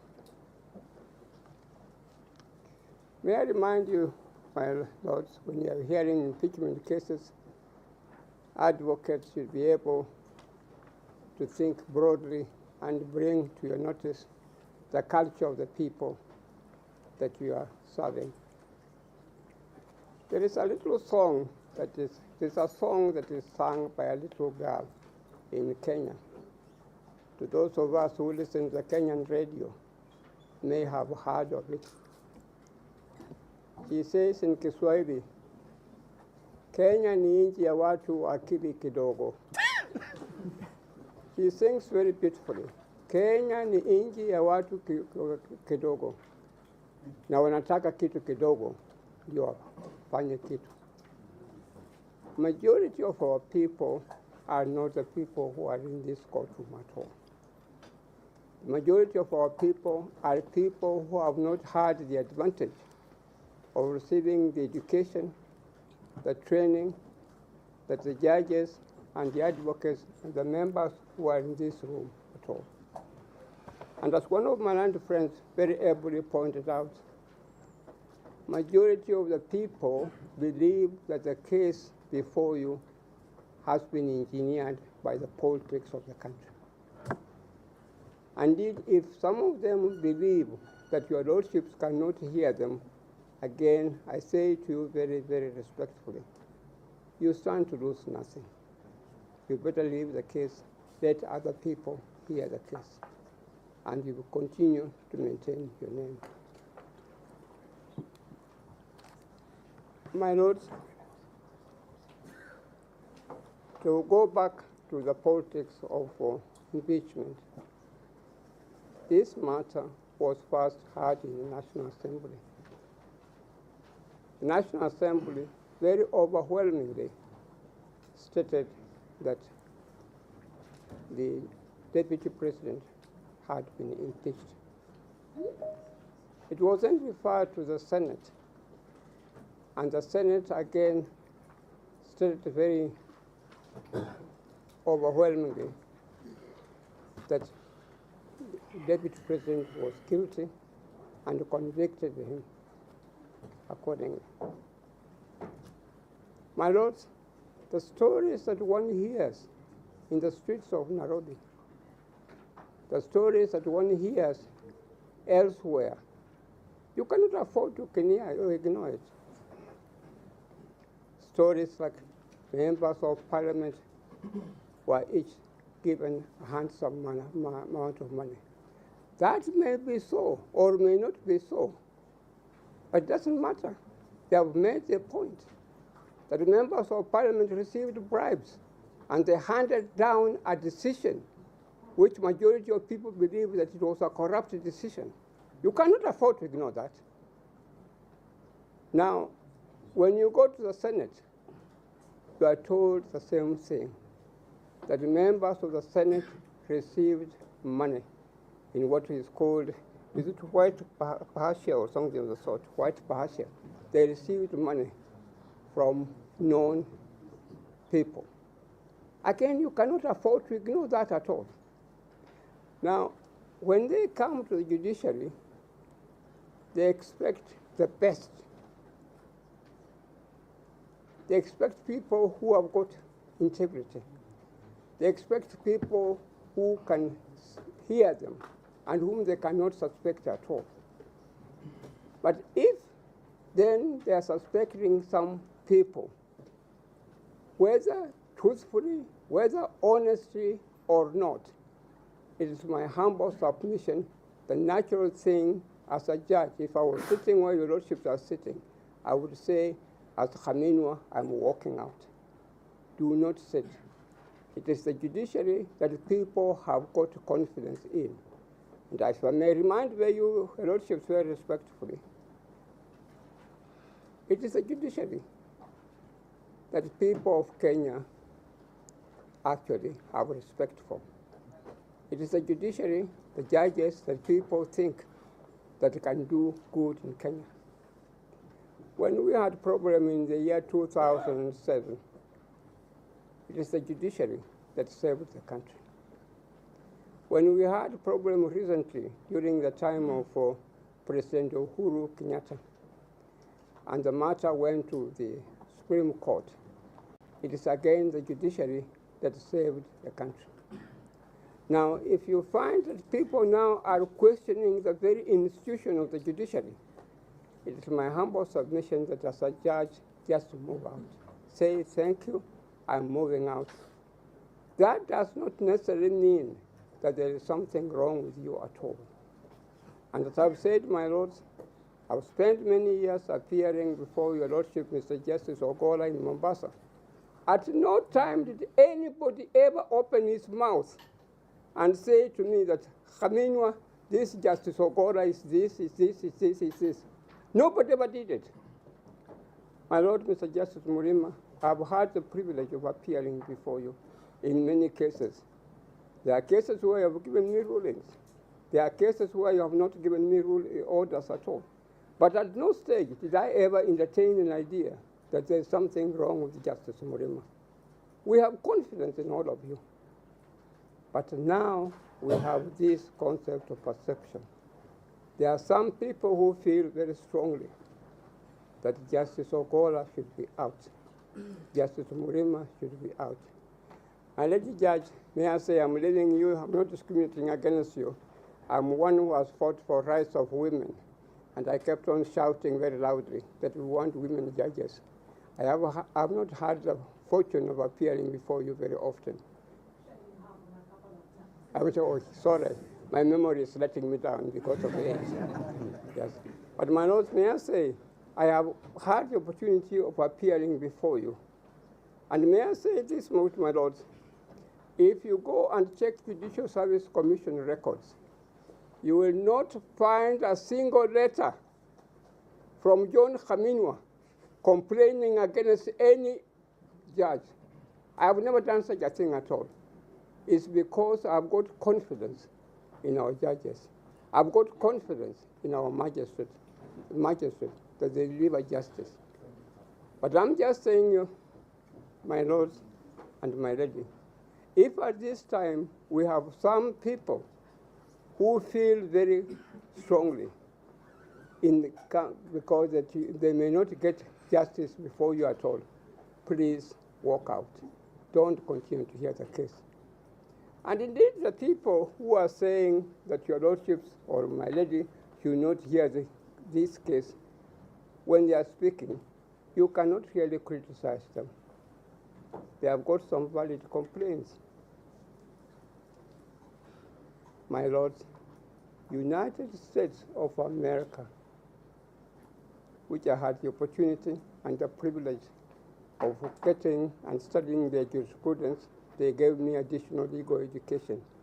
United States of America, which has an impeachment provisions like Kenya, for 200 years,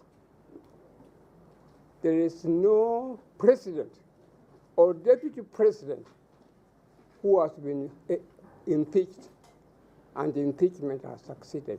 None at all. None at all. Kenya, a young country which got the first constitution involving impeachment provisions, came into operation in 2010, and in 2024, we are now being told the deputy president has been impeached successfully, has been found guilty. Is it unreasonable to suspect there is something wrong? Is it unreasonable to suspect that someone is doing something wrong? Gachagua may be a nut, may not be probably properly educated, but he's a deputy president of the Republic of Kenya. Why should he be the first one within such a short time to be impeached in the country? Can't you suspect there is something wrong, that you are not doing some things properly? That America, which has had impeachment provisions for 200 years, has never successfully convicted someone for impeachment at all, a politician. Thank you, Dr. Kabinda. Thank you very much. My Lord, may I say thank you, but may I say with your lordship's respect, I would appreciate if you would uphold my submissions. Thank you. Just 2 minutes, my lords. Your brother, Mr. Justice Chacha Mwita, your brother, Mr. Justice Mugambi, your brother, Mr. Justice Mwongo, sitting separately, each one of them was persuaded that the petitions and the notices of motion asking for conservatory orders raised weighty constitutional issues. That is why this bench was constituted.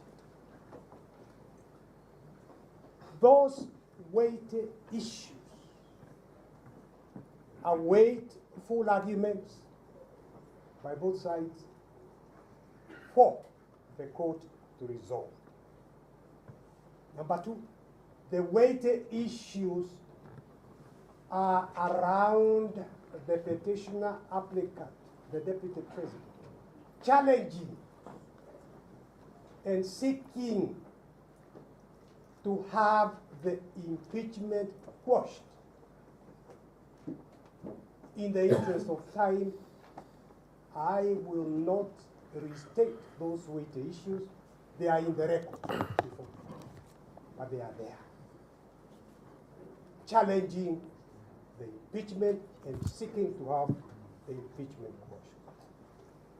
For the sake of this country, today and going forward, those are issues that must be heard and adjudicated by a bench that has no issues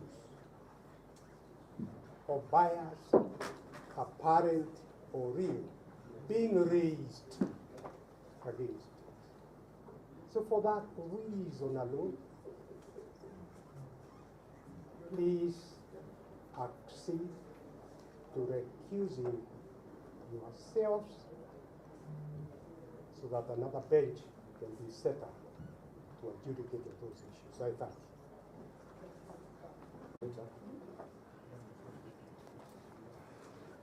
I would like to talk about just three aspects on the subject of recusal.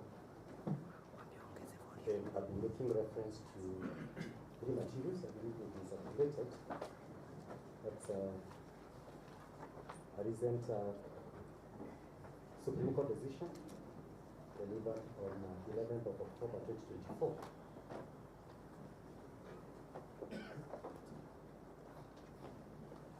Let me make arrangements about the approach.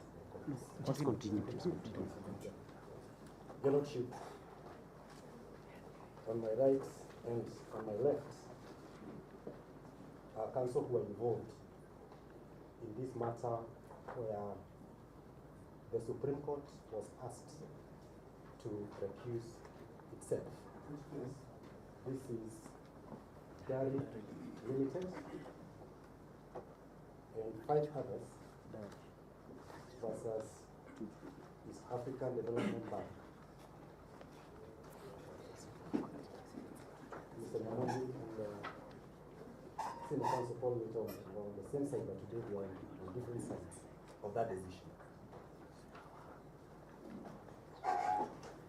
When that application was made before the Supreme Court, I do not want to go through all what went on.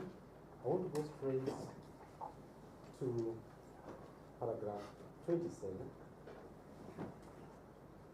where the court said, having arrived at the inescapable conclusion that we are being accused of bias and working towards an undisclosed predetermined outcome, we are strongly persuaded that our further participation in these proceedings will not serve the ends of justice, at least in the eyes and perception of the appellant/applicants. Consequently, and inevitably, each of us on this bench does hereby recuse him or herself from further participation in the hearing and determination of the appeal dated 25th April 2023 and filed on 26th April 2022. That's a position that was made just when these petitions were ongoing. So, when allegations of bias and working towards a certain outcome are made, for the Supreme Court recently is it recused itself. My Lord, I have a decision, an Indian decision.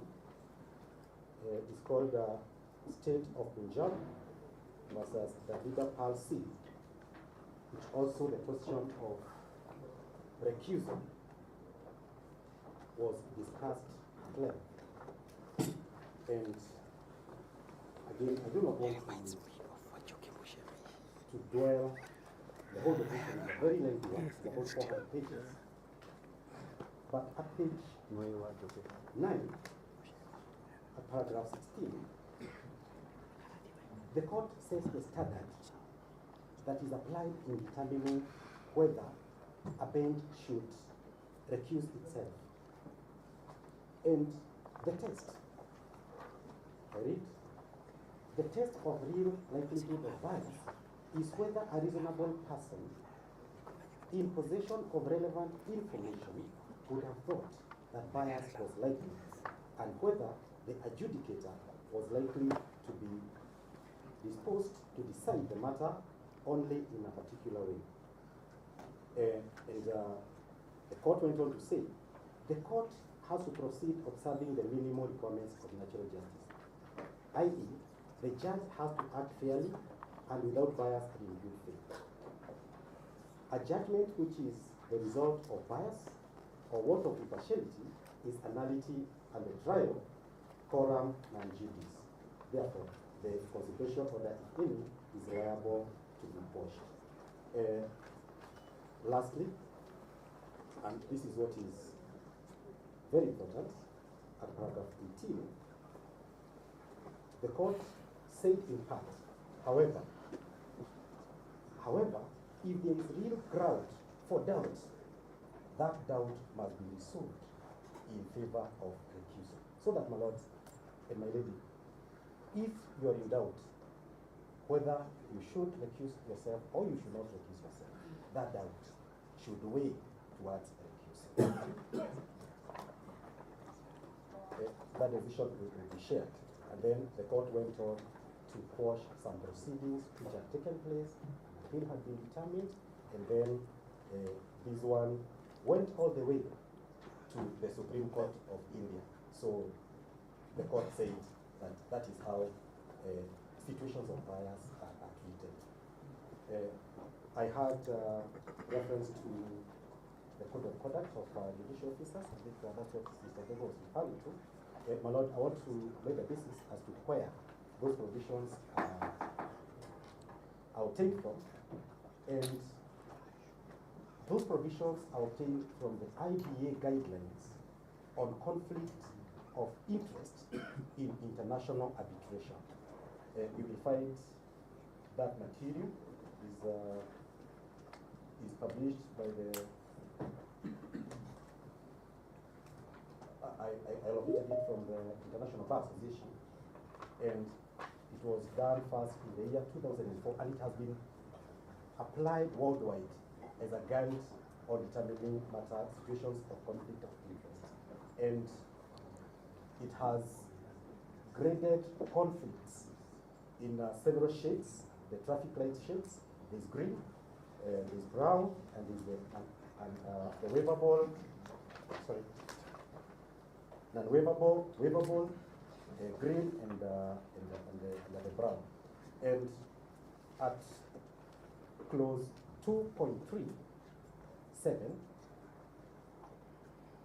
one of the situations that is a waivable conflict is the arbitrator has a close family relationship with one of the parties or with a manager, director, or member of the supervisory board, or any person having a controlling influence in one of the parties, or an affiliate of one of the parties, or with counsel representing a party. Going with the materials, if they are true, that was stated by my learned friends, then that situation has already arisen. And therefore, it is a good ground for refusal. But I don't want to take much more time, but these materials will be circulated. There's much more in these materials that speak towards refusal. The part that is procedurally fair. Yeah, if you look at the way the court has conducted itself, of course we are in no doubt that the court is competent enough to handle these petitions, but then again, on the issue of the procedure, we had raised an issue of service, and the court ruled that we should check all documents in the portal, Unfortunately, today, you could not access the e-filing portal. So what one is meant to wonder is why we were told to access documents online, and when we go to the portal today morning, it's not working. Therefore, there is this perception that perhaps there could be something going on, because at all material times, judges shall be impartial. And the issues being raised currently are that there is an issue. Sorry? Okay. So there are issues that are being raised that are raising issues to conflict of interest, whereby we have been directed by the applicants to note that one of the judge has a spouse who has been nominated or appointed by the President of Kenya, His Excellency William Ruto. And I think that is not a question where we should be giving out affidavits. I think that is a question where the judge, the honorable judge, should just come out and tell us, if this is true, then are you going to feel conflicted? So that we can, as petitioner, say, okay, proceed, or no, let's have a neutral bench. The other issue is the issue of another judge, Honorable Justice Murima, being seen. No, not the judge. I'm not saying the judge. I'm saying the spouse of the judge being nominated or appointed. That's the issue that has been raised by the applicants. And so we feel, of course, if this appointment was done, will he be able to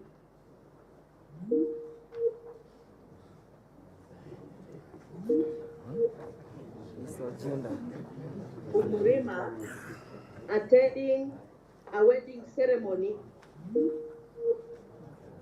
Kingi? So the issue is, and they are longtime friends, will he be able to disappoint a friend?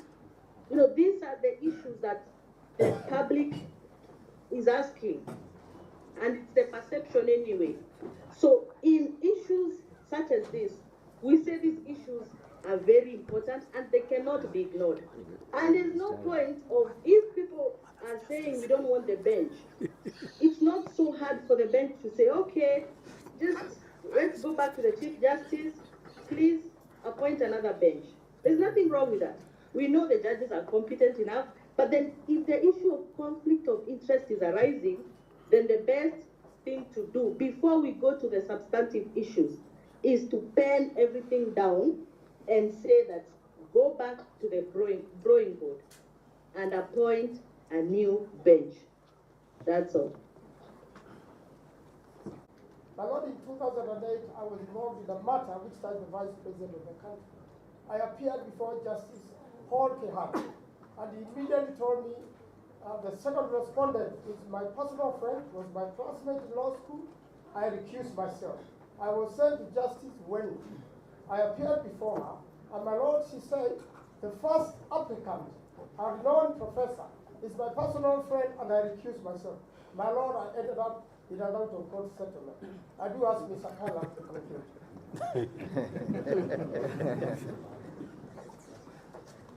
My Lord, my lady, I'll just make one submission. But in light of the disclosure about the relationship between Justice Murima and the Speaker of the Senate, we find ourselves in a very unfortunate situation where the bench looks like it's on trial.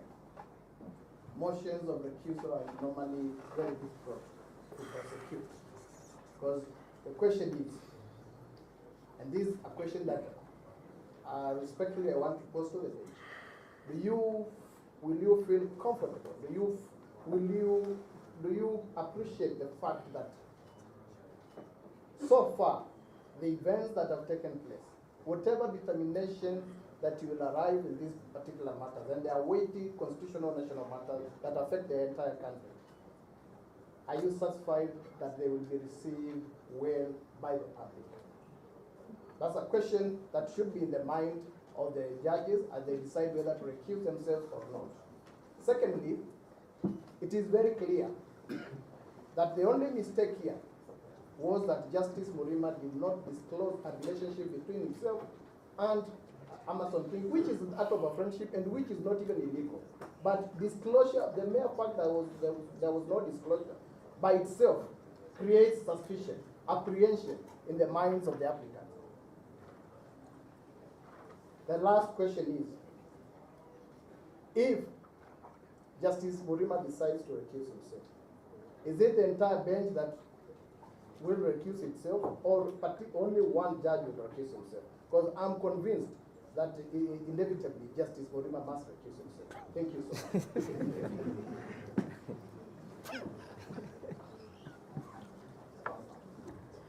Yes, there is a presumption that the bench is properly constituted and that Kenyans elected the Constitution of 2010, and in it provided the independence of the judiciary and the conduct of the expected conduct of judges. And therefore, we as Kenyans have trust in the judiciary and the individual judges at the time when they are appointed and during the course of their performance of functions. But as I sat, I agonized over the issues that have been raised, and at the outset, I watu wangu wa Meru County, the recusal application has been made to this bench to recuse itself, or some of the judges to recuse themselves, but as a decision of the bench. And I agonized over whether recusal or the place of recusal proceedings in a setup like ours. And perhaps this was amplified by the back and forth that we saw with regard to the facts that were coming out. And I would wish to be persuaded by Dr. Haminwa that really recusal proceedings and the kind of facts that come to light ought not really be a subject of litigation for several reasons. One, recusal proceedings are really against individual justices, and they relate to the personal conduct, which really lies in the mind and conscience of the individual judge. I would give an example. Suppose we ask the bench for one of the judges to recuse themselves, and two of the justices disagreed with the recusal, but the very judge who we are asking to recuse themselves. Would we then say that this bench has ruled that the judge must sit?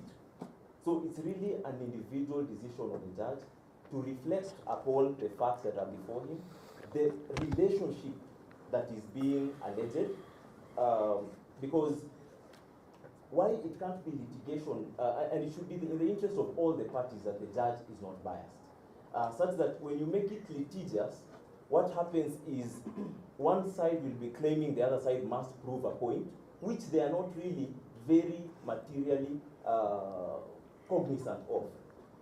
And it's really just the judge who knows the actual facts of the issue.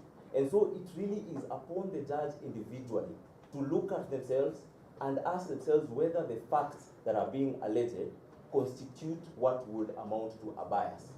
And when we make it litigious like this, we actually violate the Constitution for the reason that the conduct of a judge is not meant to be subject of any proceeding before a court. That is a matter that should be before JSC, that should be before other tribunals.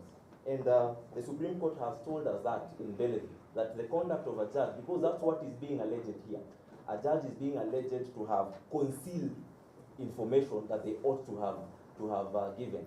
A judge is being alleged to have abused office by sitting on a particular day and whatnot. So those are things that really should not be a subject of a proceeding if we really intend to proceed with this matter. Suppose this bench does not recuse itself. then how does the matter proceed in that manner? I'd like to point out that I think I've already talked about the fact that the facts relating to a recusal, the person who really knows what those facts are and the extent to which they are is the judge. And so any discussion as to whether we proved a case or not proved a case is neither here nor there as relates to this issue. I'd like to refer the court, I don't know how we quote precedents, but I'd like to refer the court to a decision of the Supreme Court of the United States in Jewel Ridge Coal Corporation versus local number 6167, United Mine Workers of America in 1945. And there the court, the Supreme Court, found that I think one of the parties was asking for the entire bench to recuse themselves. And I'll just take maybe one more minute. For the entire bench to recuse themselves, and the Supreme Court of the United States found that that decision cannot be made by the bench. A question of recusal should be directed at the judge, and it should be the judge to make the decision whether they themselves will recuse themselves or not. It was also, again, captured in 1980 in a decision called Hanrahan versus Hampton, still at the United States Supreme Court. And in India, in 2016, Advocates on Record Association and others versus Union of India. Justice Madan also pointed out the same.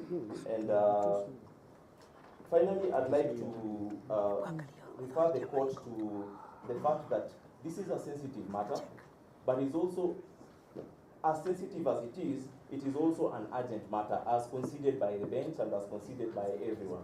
That there is the aspect of necessity that this matter must be heard. And there's also room for appeal should any person feel they are aggrieved by decisions of this court or the judges herein. And so what I would say is that I would ask that the individual justices that you look into the issues that have been raised, you look into the facts which you are familiar with them yourselves, and go home and reflect whether indeed you will have the impartiality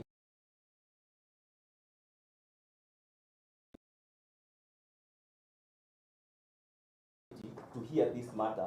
And once you make that decision, let's hear the matter and proceed. Thank you.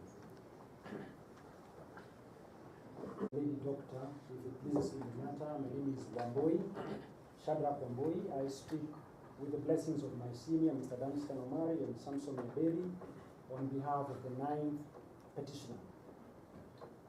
My Lord, at the very outset, permit me to submit that this court has a duty, either individually or as a collegial bench, to hear and determine the matters that are presented before court. Indeed, just like any other person, you have a duty to act in the defense of the Constitution. However, matters that relate to the calling to question of the conduct or the integrity of the bench or a judge are matters that are characterized in this country with a lot of rage, as we have even seen being demonstrated in this honorable court. In other occasions, applications for recusal, my lady and my lords, are said to be a dialogue of the deaf and a dance of the blind, to the extent that the petitioners or the applicants making an application such as the one that finds itself before you sometimes refrain from even saying the very grounds upon which they make the application, as you have seen before this court. And again, the bench on the other end, on many occasions, tends to draw conclusions of what they would think the applicant is saying about their conduct or their integrity. So for that reason, my lady and my lords, the court is then called upon to reflect as to its duty to do that which is just vis-a-vis the perception, either actual or apparent, that will flow or be submitted by applicants who call to question the conduct of the court. My lady and my lords, permit me to also make a contribution with regards to the decision that has been made in the Supreme Court case of Dari Limited. And there is something that is important that we must highlight. In this application, the Supreme Court was not called upon to adjudicate on an application for the recusal of the court. That was not the application that was lying before court. What is important that we must underscore in this case is that the court was invited to suspend or stay its proceedings in view of a complaint that had been made by the applicants before the Judicial Service Commission, so that the court ultimately ended up recusing itself, not that it had been invited to recuse itself, but because there had been a complaint that had been filed before the Judicial Service Commission. My lady and my lords, the reason why the 9th petitioner rises in support of the submissions made by counsels who have made the application is largely due to our duty as the officers of the court. And we have seen in the application in petition number E015 of 2024, annexure marked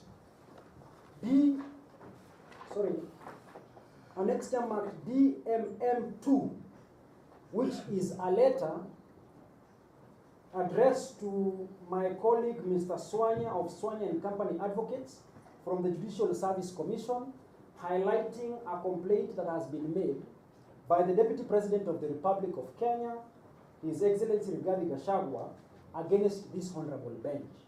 So, my lady and my lords, as I rest, the question that begs the answer is simple. If a complaint has already been lodged against the persons of this honorable court,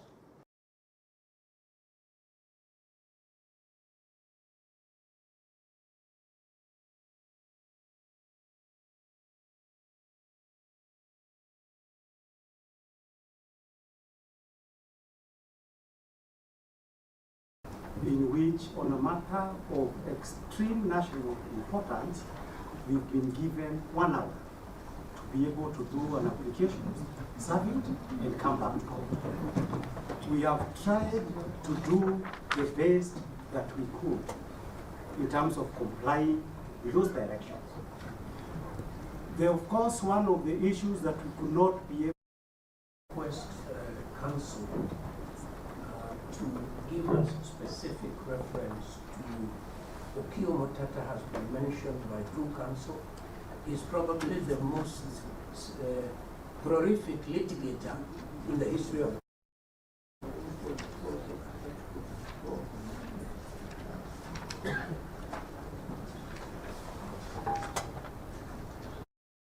My lords and my lady, for the Speaker of the National Assembly, we have the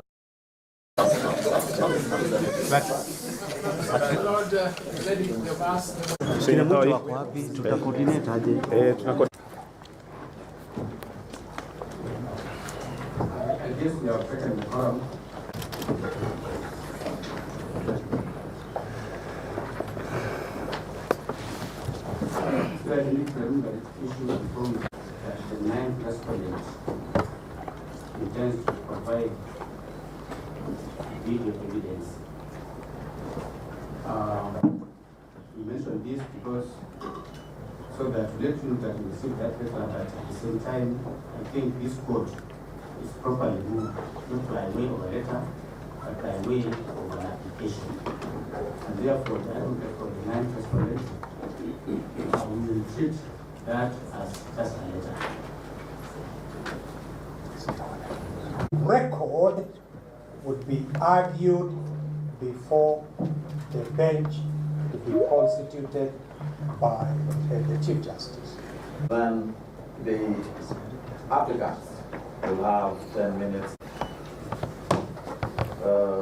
Interested parties will give them 5 minutes each, and if senior counsel Mr. Dr. Amir is around, we will consider.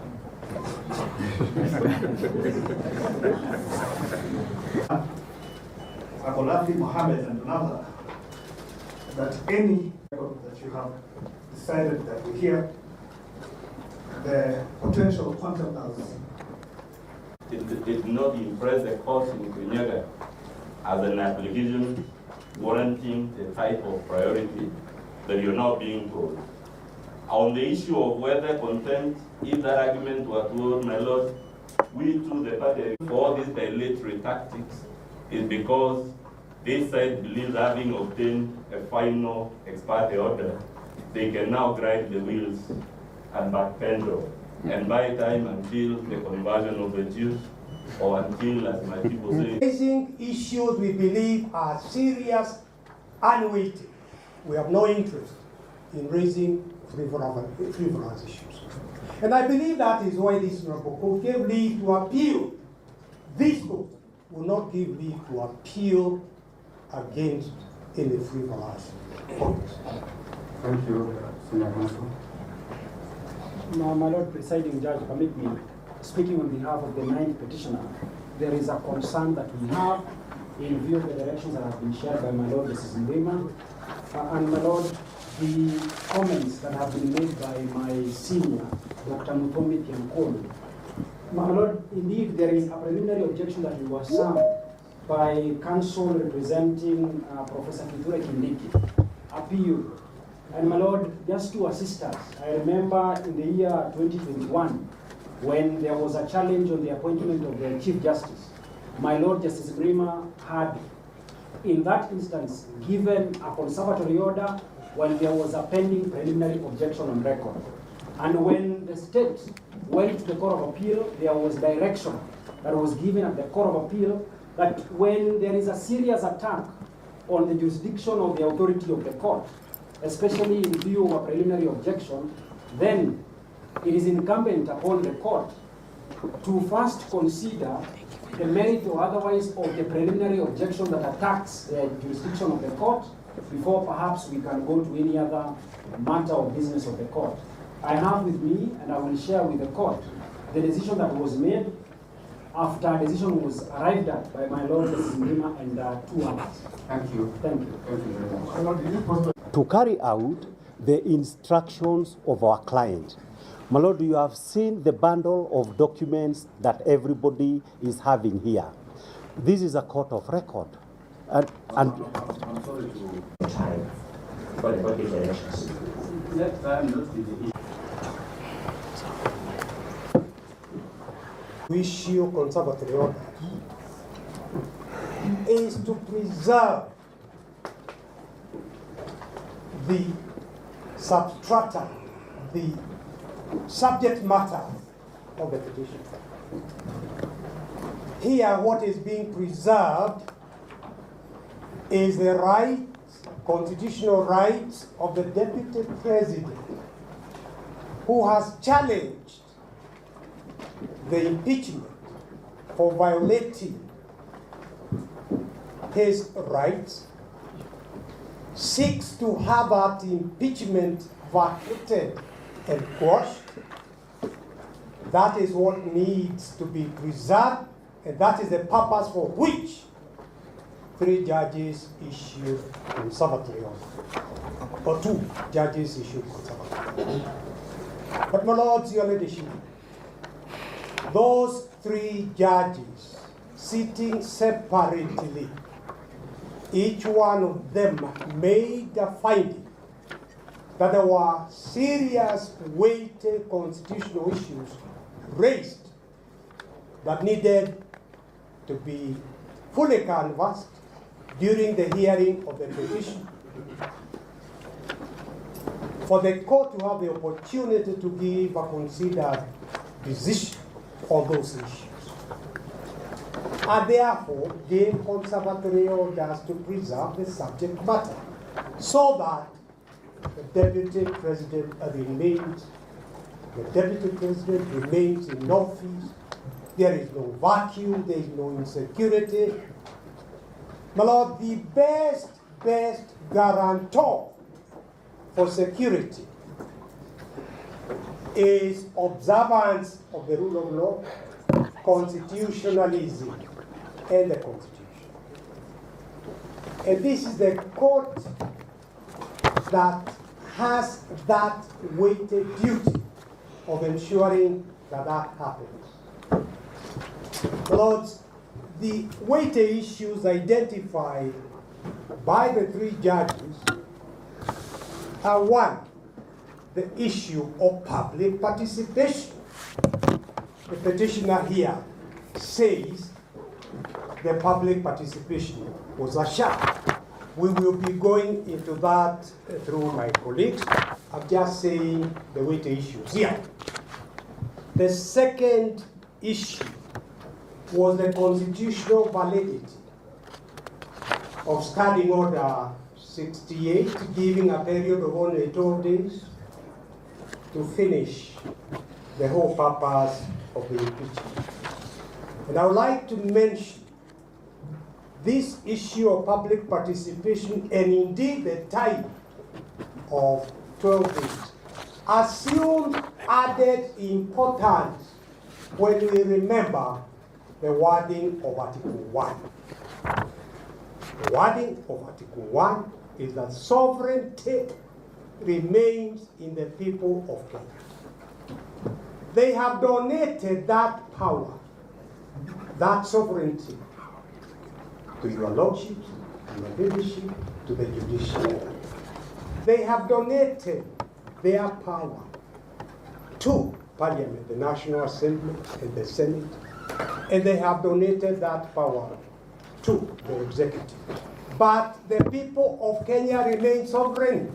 That is why there must be adequate public participation in terms of the decision in the British tobacco case. The third issue was proof, the threshold, serious violations of the Constitution, which the Deputy President says do not exist in his place. Our opponents will be pointing out to you where it is that undermining the President is one of the grounds. But Lord, the people of Kenya, in retaining sovereignty in themselves, elected leaders, members of Parliament, senators, Deputy President, the President, to serve them. They are the employers. The Deputy President, the President, the members of Parliament are employed by the people of Kenya. And therefore, the people of Kenya have got a right to see how the people they have employed are discharging the duties they have been given. We look up to you, my lords and ladies, to be the bench, what the judiciary is what the people of Kenya look up to hold the country together in terms of observance of the Constitution and of the rule of law. The people of Kenya, in electing the Deputy President and the President and the Senators and everybody else who is elected, they were not electing to go back to imperial presidency. And it is for this court to ensure that we do not go back to the imperial presidency where the Constitution and the rule of law are replaced by the wishes of one individual. I hand over to my colleague, Elisha.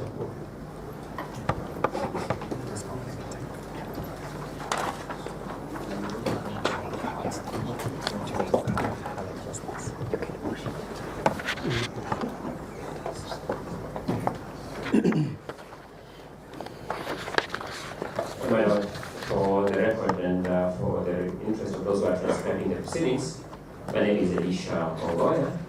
I appear for the first petitioner applicant, His Excellency Rigathi Gachagua, Deputy President of the Republic of Kenya. My Lord, I stand here to canvass the Deputy President's application dated 18th October 2024, which in the main seeks that you halt implementation or put appropriately, further implementation of the resolution of the Senate made on 17th October 2024.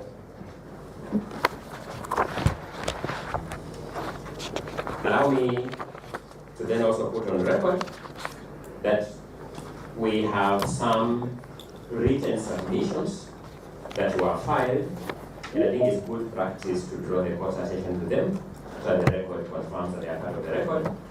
We had filed some written submissions on 22nd October 2024. We adopt and reiterate the contents of the submission. When we require, we urge you to have a look at them. But we also filed some additional written submissions on 28th October 2024. Both of them are entitled Petitioners' Submissions on the application dated 18th October 2024.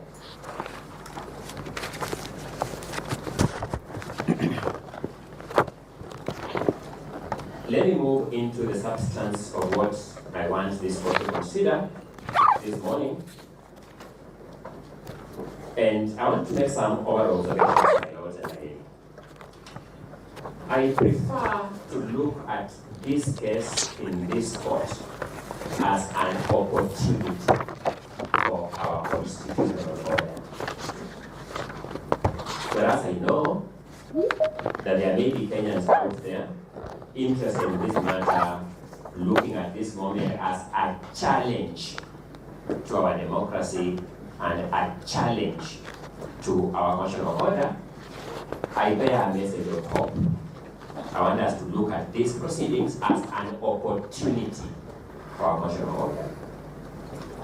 So the challenge for me, my lords and my ladies, is how we can seize and use this opportunity. I look at it as an opportunity for our governance institutions.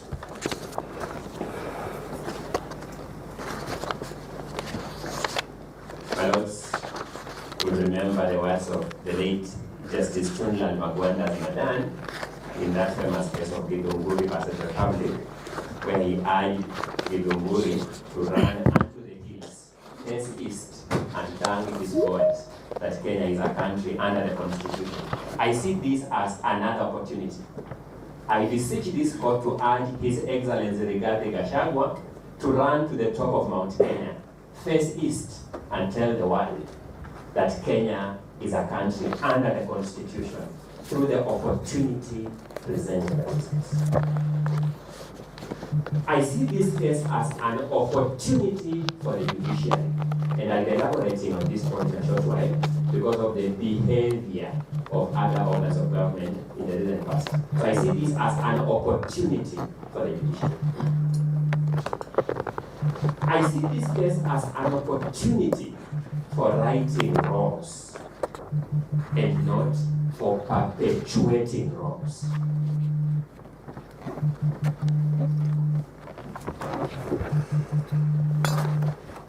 I have had the privilege of participating in these proceedings from the National Assembly, through the Senate, through this court. And I thank God and thank my client for that, because out of 50 million Kenyans, I have done nothing special to deserve this opportunity, but this somehow fate has conspired to give me an opportunity to participate and witness these events from the front benches. What this case has taught me is just how perilous we stand as a country if we depend on our legislative and executive institutions, and very recently, our constitutional commissions. Our remaining beacon of hope, my lords and my lady, is this judiciary. I have one question for you, my lords, my ladies. Will you drop the ball, or will you hold the ball to the finish line? A brief history, what you will find in our amended petition, by way of paraphrasing, is that on 18th October 2024, this country witnessed an unprecedented hurry by our executive, legislative organs, and our constitutional commissions to beat our constitutional order. I'll demonstrate this shortly.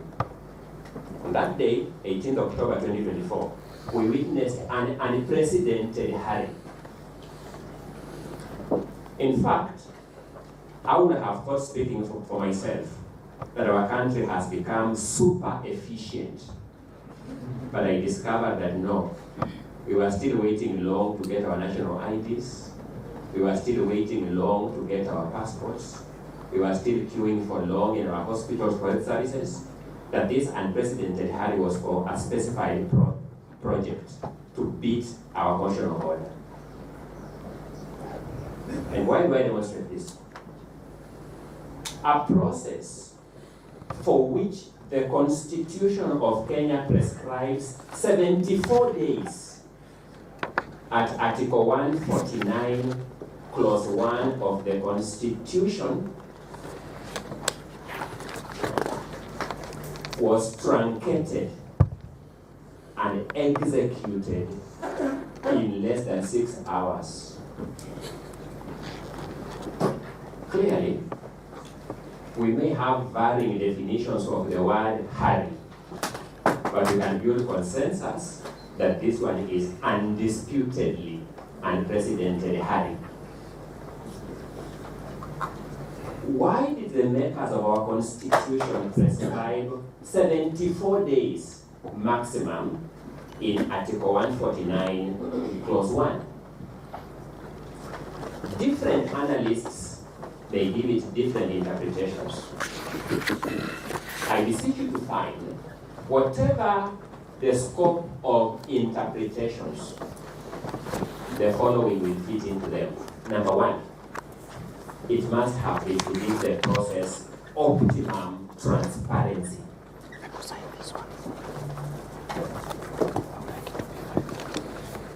Number two, it must have been to give the process optimum accountability.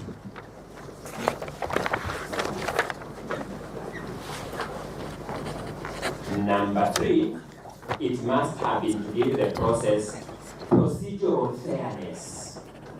Because whereas we know that justice delayed is justice denied, we also know that justice hurried is justice miscarried.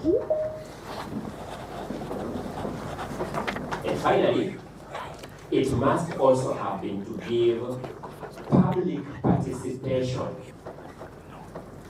in the process under Article 149, Clause 1, some chance.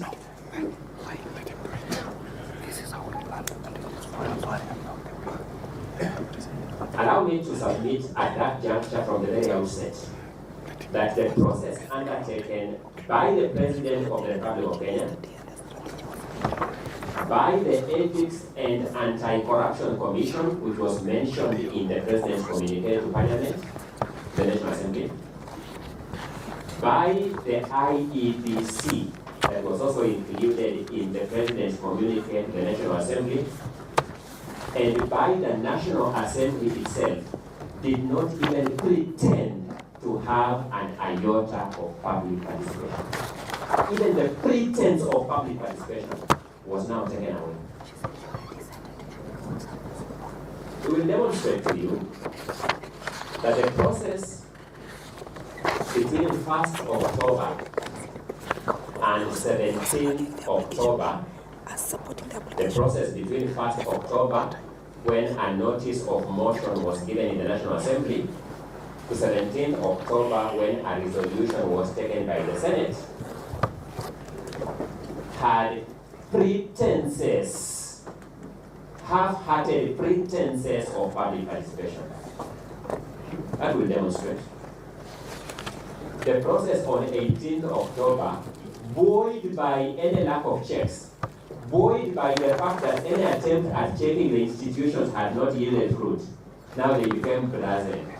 They now undertook a process on 18th October, now completely without any pretense of public participation. There is no single Kenyan who was given a chance to ever say what their take is on Honorable Kithure Kindiki, my law lecturer of yesteryears, and a fundamental scholar, my good people.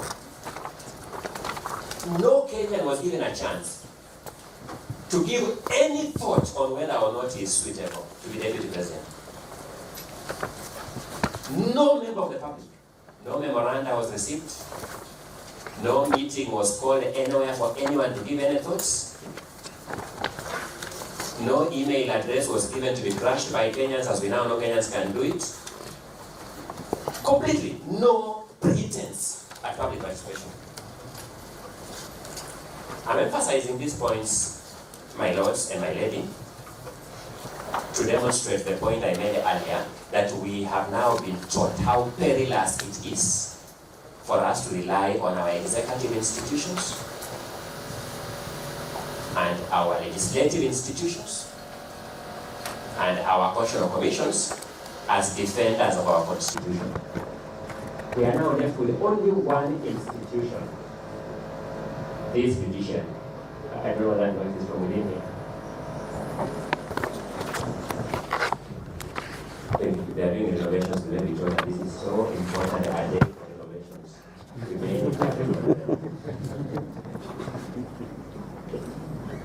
And let's face it. Let's face it. The process of 18th October 2024 took 6 hours as a deliberate scheme to defeat each of the principles and values of good governance I have alluded to: transparency, accountability, procedural fairness, and public participation. Who did these violations? We are also here to call people to account. Who did it? Between the time we left Senate around midnight, between the time Senate closed business around midnight of 17th October 2024, and the time we woke up to the presidential communique of 18th October 2024. In that night, the Bishop Oginde-led Ethics and Anti-Corruption Commission is documented in the President's memorandum to have received, processed, and given a clearance to Honorable Kithure Kindiki. That night,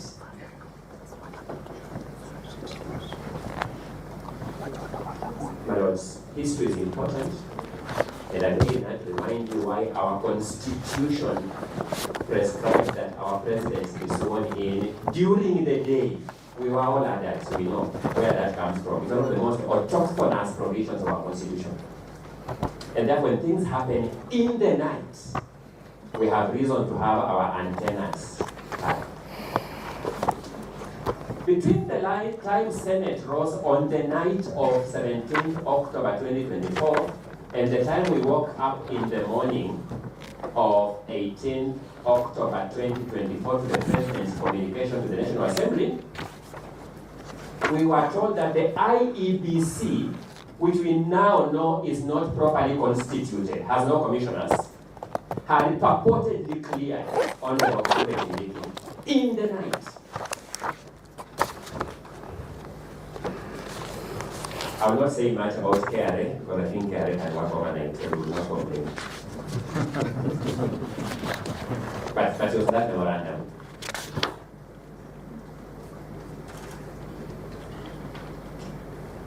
The other culprit was the President himself, the President of the Republic of Kenya. Undertook these clearances overnight, and in the morning had a clear proofread memorandum. Exceptional efficiency. We celebrate that.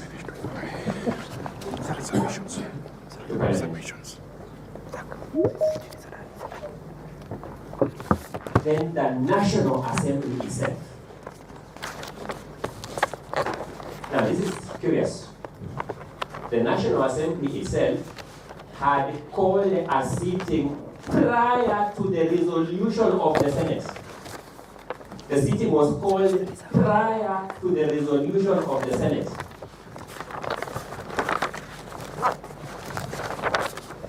To sit on a day, ordinarily not a day of sitting of the National Assembly, to process a resolution of Senate it had anticipated, the removal of a deputy president from office, and processing, clearance, or approval of another deputy president.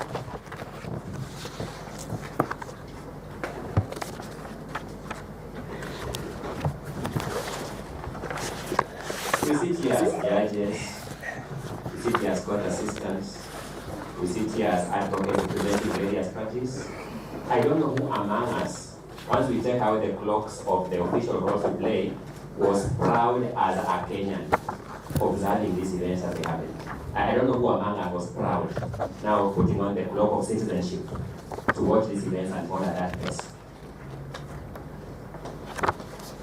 Fortunately for us, my lords and ladies, we have a judiciary of Honorable Richard Mwongo that arrested this process in its tracks to give the Constitution a chance to roar.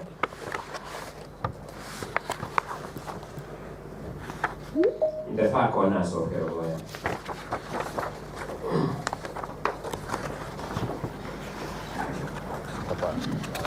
Fortunately for us, we have the judiciary of Honorable Chacha Mwita, the Lordship, that arrested this process to give the Constitution a chance. Today, you sit and I stand before the judiciary of Honorable Ike Ogola, Honorable Esim Rima, and Honorable Dr. Frida Mugambi, that has been invited by the respondents to undo that chance that the Honorable Mwita and the Honorable Mwongo gave the Constitution.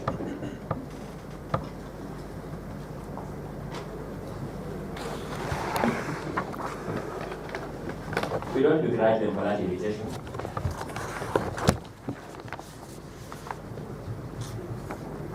Because under Article 48, they are entitled to come here and make that invitation.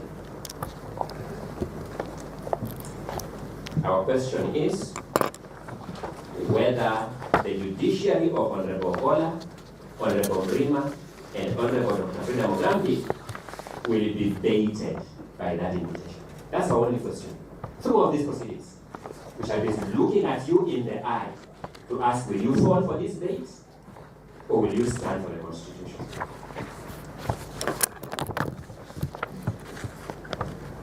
Having laid out our broad attitudinal view of this matter, allow me to address you now on the law and the jurisprudence of conservatory orders.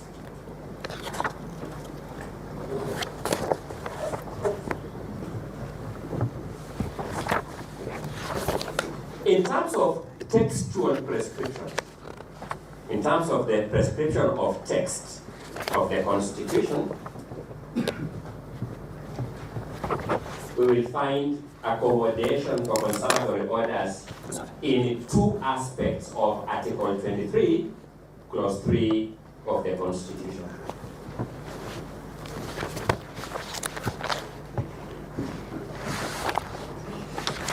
Article 23, Clause 3 says, in any proceedings brought under Article 22, a court may grant appropriate relief.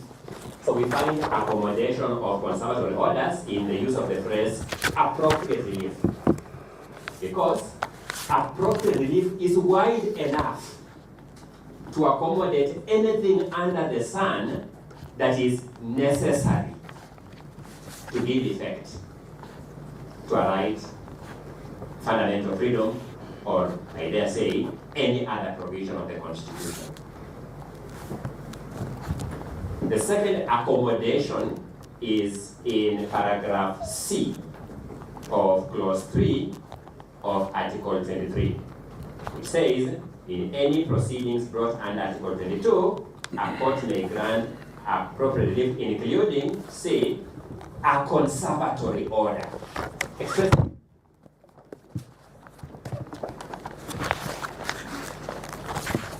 I'm a bearer of good news that in determining whether or not to grant conservatory requests, to confirm these conservatory orders, my lord, you need not look further than in the files before you. I just just by looking at the files before you, you will see why you must confirm this one. Let me go there. Allow me to address the brief issue of your jurisdiction over this matter from the files before you.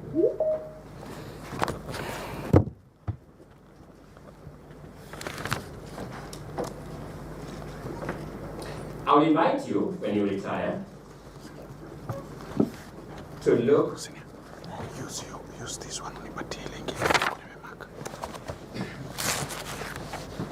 at the ruling of your brother Justice Mwita of 15th October 2024 in petition number 550 of 2024.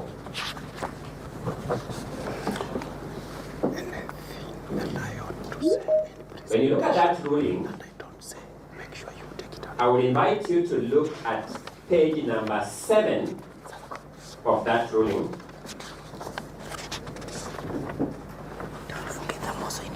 There is a paragraph 7. The way that ruling was processed was that each theme, the judge addressed it by beginning with paragraph 1 to the last, then another theme, paragraph 1. So you set up paragraph 1, 2, 3, then it ends and again paragraph 1 again. So you look at the paragraph 7 at page 7 of that ruling of Chacha Mwita in petition number 550 of 2024.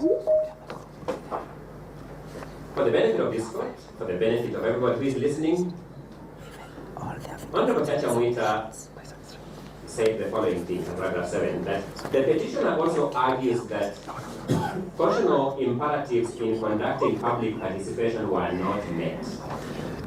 The claim falls within the scheme of Article 165(3), so that this court has jurisdiction to interrogate whether any of constitutional processes said to have been conducted under its authority met the constitutional threshold. The judge has already established that the argument on public participation raised by the petitioners falls within the jurisdiction of this court under Article 165, clause 3.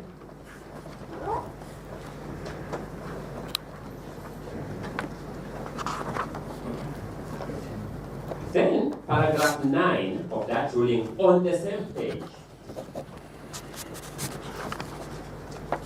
Justice Chacha Mwita holds, first he observes that the first respondent has pushed an argument that this court has no jurisdiction to hear a matter arising from impeachment of the president or deputy president on the basis of Article 165(3)(c).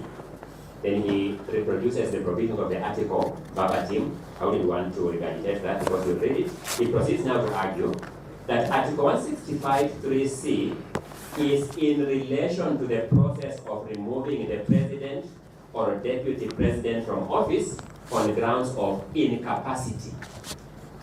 This process is initiated for purposes of investigating the president or deputy president's physical or mental capacity to perform functions of that office. Again, the danger.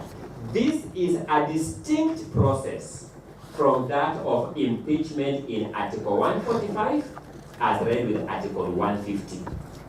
Article 163(c) excludes jurisdiction of this court over the process undertaken in accordance with Article 144 and not Article 145 as read with Article 150 of the Constitution. Honorable Chacha Mwita has made a finding that this court has jurisdiction over a matter or a process undertaken under Article 145 as read in Article 150 of the Constitution.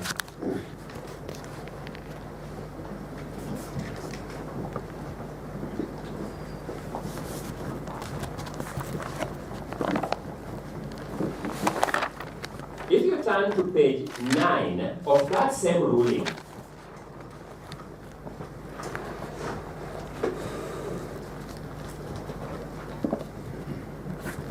of Justice Chacha Mwita of 15th October 2024, in petition number 550, page 9, you'll find another paragraph 4. I think I explained why these paragraphs run back and forth. Paragraph 4, it says,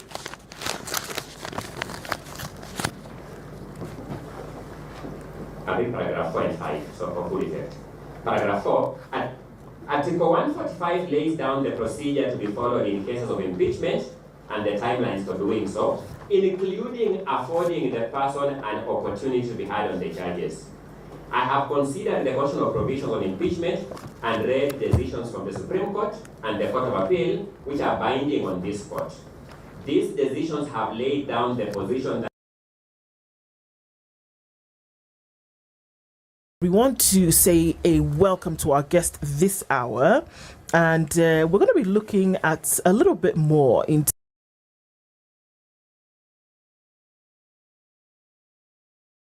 kuna kitu chochote tuliandikania. Hata saa hiyo watu walikuwa wananisukuma tutengeneze chama ya kwetu ndio tukuja kama siku ya URP na TNA pamoja. Lakini mimi nikasema hapana. Huyu rais wetu ni Mkristo. Tunakuwa naye kanisani. Yes. Bibi yake ni intercessor, bibi yangu ni pastor, huyu ni muungwana.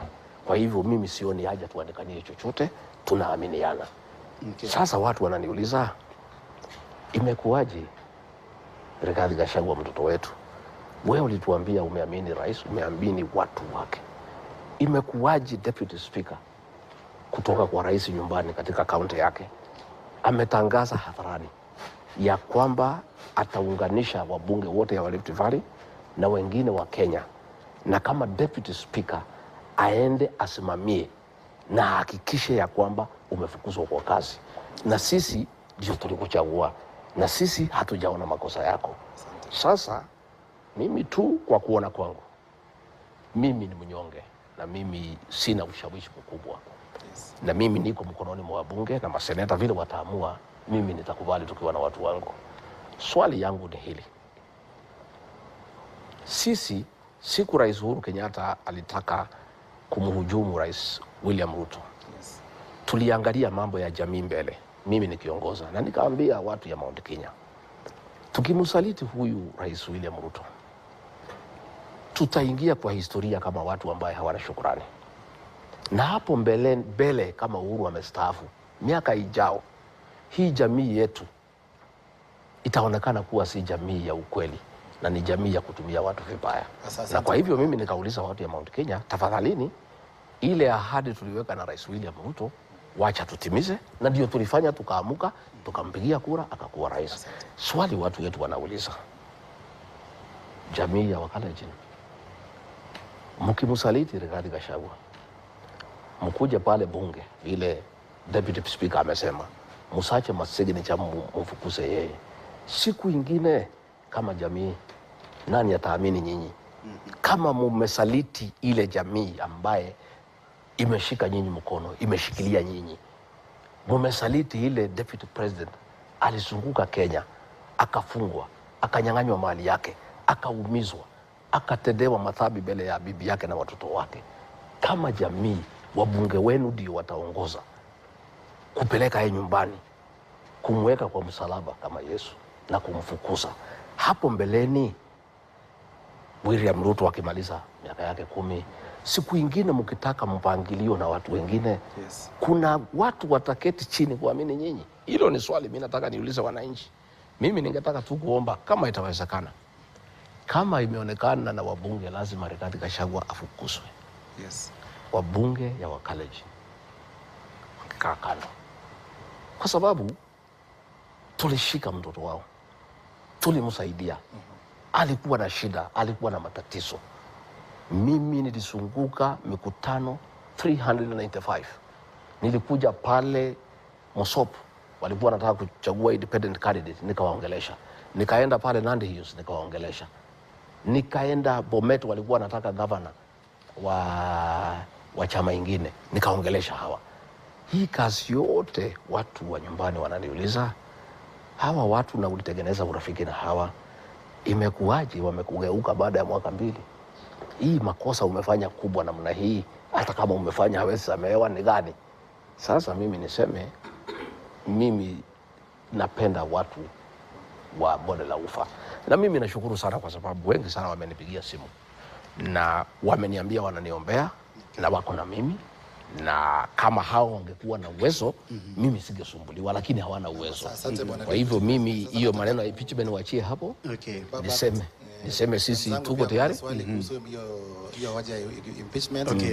Deputy President, asante kwa clarify mambo ya agency na kuu. Pengine tu kabla sijakuuliza swali, nataka clarify wakati President akitoa press conference hapo State House. Pia wewe ulitoa press conference after maybe wanao kule Mombasa. Ulikuwa unafanya nini Mombasa? Mimi nilikuwa nimealikwa kikao cha walimu wote wa Kenya katika Mombasa. Na mimi nilitoka hapa asubuhi mapema sana, nikaenda Mombasa, nikafungua kongamano la walimu katika Kenya. Na baadaye vile mambo ilikuwa naendelea, nikakuwa na pressure kubwa sana kutoka wa Kenya ya kwamba wangetaka kusikia maoni yangu na yale maneno ambayo yameendelea. Na ndio mimi nikaalika vyombo vya habari, naye rais akaalika. Yes. Na nikangoja rais amalize nisikie yale atasema. Ulikusha alika mapema? Mimi nilikuwa nimealika mapema kabla rais kualika. Okay. Rais alipoalika na nikaambiwa, nikasema ni sawa, kama rais atazungumzia yale ambayo iko kwa moyoni yangu. Mimi ni kiongozi pia, na pia mimi nilichaguliwa na Wakenya. Akiwazungumzia nitakanzo hiyo press conference. Asipoyazungumzia nitaendelea. Na nilitoa maoni yangu. Na maoni yangu ilikuwa ya kwamba hao watoto si wakora, ni watoto wa Kenya. Wasikizwe na wapewe nafasi, wasikizwe. Nikatoa maoni yangu ya kwamba tumefika hapo kwa sababu hatusikizi wa Kenya, na wa Kenya ni mzuri, tuwasikize. Kwa sababu unajua ukiwa kiongozi kunafika wakati wale watu ambao wamekuchagua na wako na kutegemea wanataka kusikia sauti yako. Na ndio nilitoa sauti yangu siku hiyo. Okay. Na nikapendekeza ile mimi naona inafaa. Okay. Ndio Kenya ikae na njia ambaye inatakikana. So ulikuwa unajaribu kutuliza moto? Nilikuwa najaribu kutuliza. So kwa sababu kuuliza hivyo naibu rais ni kwamba watu kulikuwa na allegation, najua hata pia ulisikia kwamba ulienda Mombasa ungoje ili waapishwe. Hiyo niapishwe na nani? Waapishwe. Sasa mimi Mombasa nilikuwa katika makao ya deputy president. Yeah. Sasa makao ya deputy president utaapishwa na nani? Unless nijiapishe kama ile Raila alifanya. Hiyo ni mambo ya ujinga na upusi, na ni mambo ambaye haina miguu, na hiyo ni kukosea Wakenya heshima. Mimi niliongea mchana, sikuongea usiku, sikuwa na wakili, sikuwa na yote, nilikuwa hapo mimi peke yangu. Na nitoa maoni yangu na nikamaliza. Na mimi unajua ni mtu ya kusema ukweli. Unajua ndugu yangu, mimi niko na miaka 59. Na nataka Wakenya wanizoe. Na kila kiongozi anizoe. Mimi ni mtu ya ukweli. Na hakuna siku nitakosa kusema ukweli. Niliita hiyo press conference niseme ukweli na moyo yangu initoke. Asante. Na vile nilipendekeza, rais alikubali na akakutana na hiyo watoto ya Gen Z katika X-Space, na mambo ikaanza kutembea. Lakini pia mwenzako naibu rais, swali ambalo nilikuwa nataka nikuulize, nilikuwa nataka unyoroshe tu hiyo mambo ya hiyo press conference. Katika allegation ambayo ya impeachment, kuna wanasema kwamba katika muda wa miaka 2 umetajirika bilioni 5.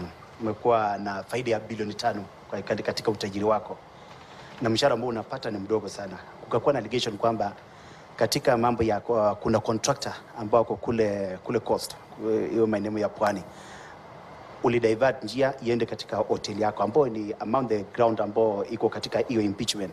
Sitaki niingilie hiyo ground kwa sababu sijaziona. Yes. Lakini ukweli ni kwamba Wakenya wanajua nikija kwa hiyo ofisi si kwa maskini. Utajiri wangu ilikuwa imeandikwa magazeti kila siku kama nakumbuka. Sijui kama unakumbuka. Ilikuwa kwa vyombo vya habari kila siku. Mwaka wa 2019 nilikuwa nimeandikwa niko na 12.4 billion. Mwaka 2022 nikaandikwa niko na 7.4 billion. Hata ile mashitaka nilipelekwa kotini ni hiyo mabilioni nilikuwa naye. Mimi sikuja kwa hiyo ofisi nikiwa maskini.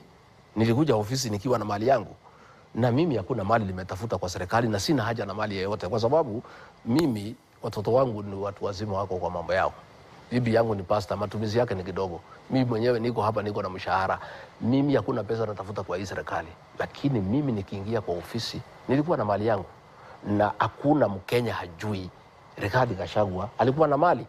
Hata mambo ya mali yangu yote iko kwa record kotini. Ukiangalia ile magazeti iko ilikuwa inaandikwa headline, ako na pesa hii, ako na hapa 1.2 billion, ako na hapa, ako na hapa. Lakini tukiona allegations tutaweza kujibu. Lakini mimi sihusiki kwa mambo ya ufisadi. Mimi nilikuwa kwa biashara. Na biashara zangu zote nilipopata hii kazi nikawachia watoto yangu wanaendelea na wataendelea. Na si kusema ati kwa sababu mimi ni naibu wa rais ni makosa watoto yangu kufanya biashara ama wakitaka kununua hoteli wakose kununua. Hawa watoto yangu wamechukua loan, kila record iko, wamenunua hoteli, wameandika watu. Watu wamefurahi sana Nyeri kwa sababu hii mahoteli ilifungwa. Na sisi tukiwa watu ya nyumbani tunaona haya tukiwa na wageni hawana pahali ya kulala. Tangu hiyo hoteli moja na hata si kununua ni kulisi. Sio hata kununua, wamelisi hiyo hoteli kwa KWS hiyo inaitwa Treetop. Unajua watu wanaongea mambo hawajui. Hii maneno inaitwa hearsay. You know, ati imenunuliwa sijui ni leasing. Hiyo hoteli ya bana ya mtu ni ya KWS imekuwa list na tangu ifunguliwe watu 54 wanafanya kazi. Watu wanauza mboga, watu wanauza carrot. Utalii umeanza kuvuma katika section katika area hiyo. Sisi tunatafuta wawekezaji kutoka ng'ambo. Mimi kazi moja nimepewa na rais ni kuongea na wawekezaji kulete mali Kenya. Kama sisi tunatafuta wazungu wakuja wa invest hapa, watoto wetu wakiinvest hapa Kenya, iko makosa gani? Kusema mimi ni deputy president, si kusema ati watoto wangu hawezi fanya biashara, hawezi kuwa wakulima, hawezi nunua hoteli. Wataendelea. Bora hakuna kitu ya mtu ameiba. Tunangoja tuone evidence kama kuna pahali wameiba, kama kuna pahali wamefanya contract ya serikali. Watoto wangu niliwaambia, msifanye biashara na serikali. Nyinyi mfanye na private sector. Na ndio wanafanya. Wanafanya kazi ya ukulima, wanafanya kazi ya hoteli, wanafanya kazi ya real estate, lakini watoto wangu hawafanyi kazi na serikali. Na kama mtu ataleta evidence, aseme Ministry of Transport ama ya barabara imelipa mtoto ya Gachagua pesa fulani, waende walete. Na hakuna kitu kama hiyo. Hii tu ni watu tu kujaribu kujitafutia makosa kwa sababu labda kuna watu wamekaa pahali wameamua sitakiwi nimalize kipindi changu kama deputy president. Lakini kwa sababu hiyo maneno haija kuja ni hearsay. Tunaiona kwa magazeti. Sitaki nizungumzie. Mimi nasoma tu, nacheka. Ati hoteli sijui ati 3 billion wapi? Lease. Umeenda umekoboa hoteli ya mwenyewe ati umenunua 3 billion. Unajua sasa, unajua hii watu nafikiri wako very desperate ya kunipaka matope wakijaribu kunitoa kwa kazi. Lakini they will be shocked wakati ikifika. Wacha tungoje kama impeachment tuliambiwa itakuja kesho, tunangoja. Mawakili wetu wako tayari. Wacha walete grounds, tusaangalia, tutajibu. Lakini unajua wengine wanajaribu, nimeona wengine wananisindikisha, sasa wabunge 300 wamesign, sasa wewe you are die cast, si ujiuzuru uende nyumbani. Sasa mimi nijiuzuru hii kazi mimi sikujipea. Wewe kazi hujajipea unaweza toka. Na mimi hakuna makosa nimefanya. Mimi niko sawa. Kama kuna mtu anafikiria ataniuzia uoga ati nijiuzuru, asahau. Kama ni kunifukuzwa, wacha nifukuzwe. Na watu wa kwetu wanangoja wabunge wale wanifukuse. Wanangoja sana. Hiyo ndio wanangojea. Hata hii ya mlima kwetu wakinifukuza, hiyo ni sawa, watu wetu watadili naye. Ile tu wanangojea ni wabunge wa Rift Valley. Naibu wa rais, ni kurudisha nyuma kidogo uhusiano wako na president. Wakati mlichukua usukani, kuna ile executive order president aliweka akielezea kazi yako kama naibu wa rais. Kabisa. Haijawahi fanyika kwa muda mrefu. Ndio. Kuna uwezekano kwamba labda kuna mahali hujafanya kwa kazi yako kama naibu wa rais, ndiposa imeleta tofauti kati yako na president. Rais ni open, hajaniita hata siku moja kunieleza kuna pahali ambaye kazi imeharibika.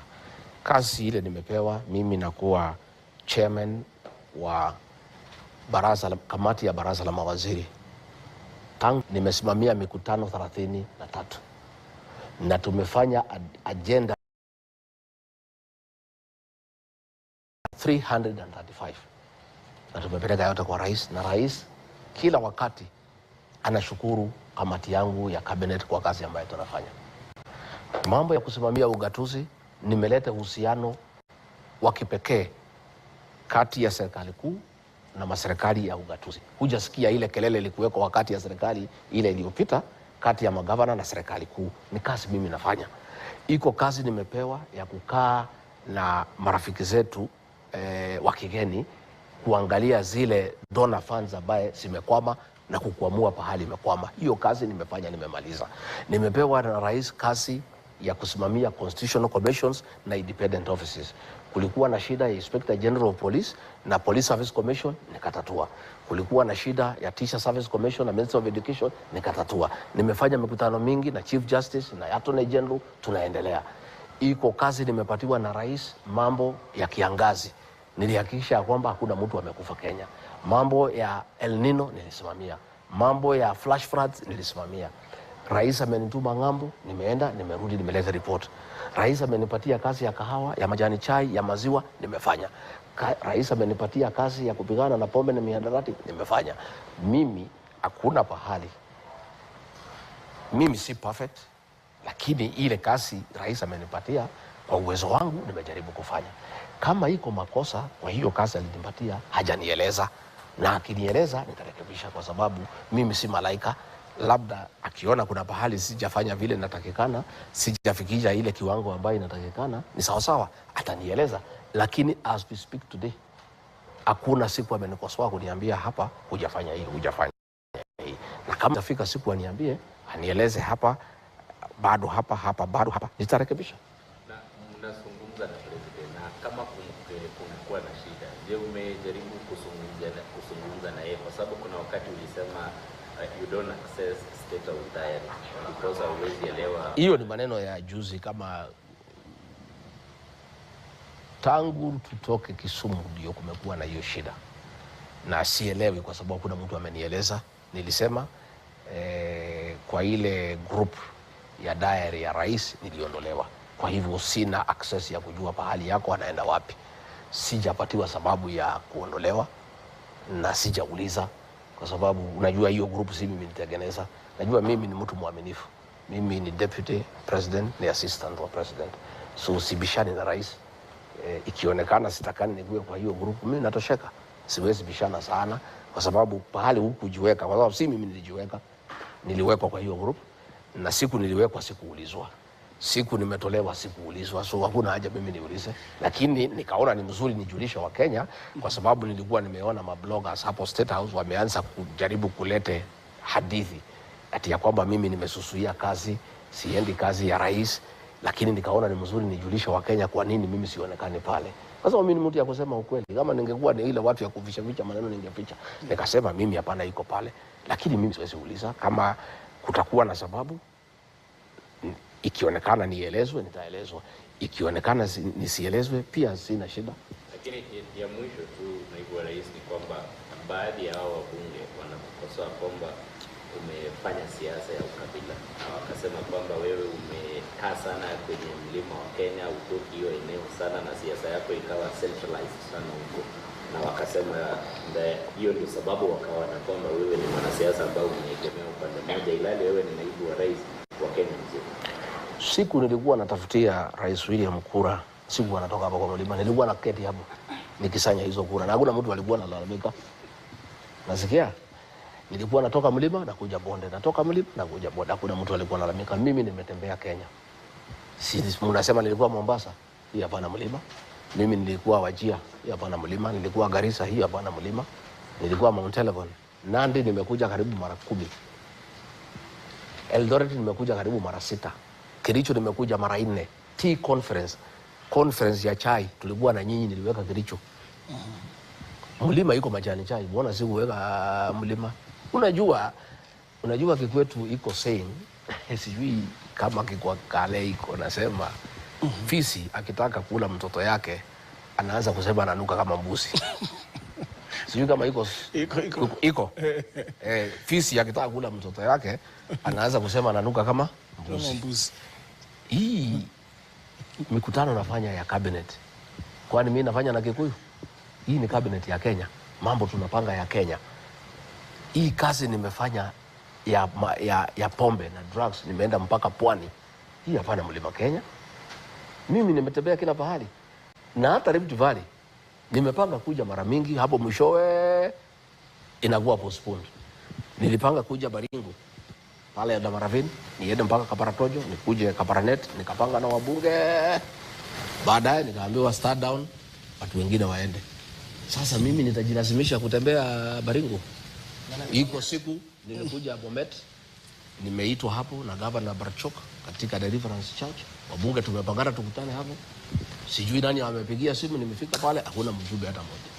Iko siku nyingine nimepanga kuja Bomet, asubuhi ndege hakuna.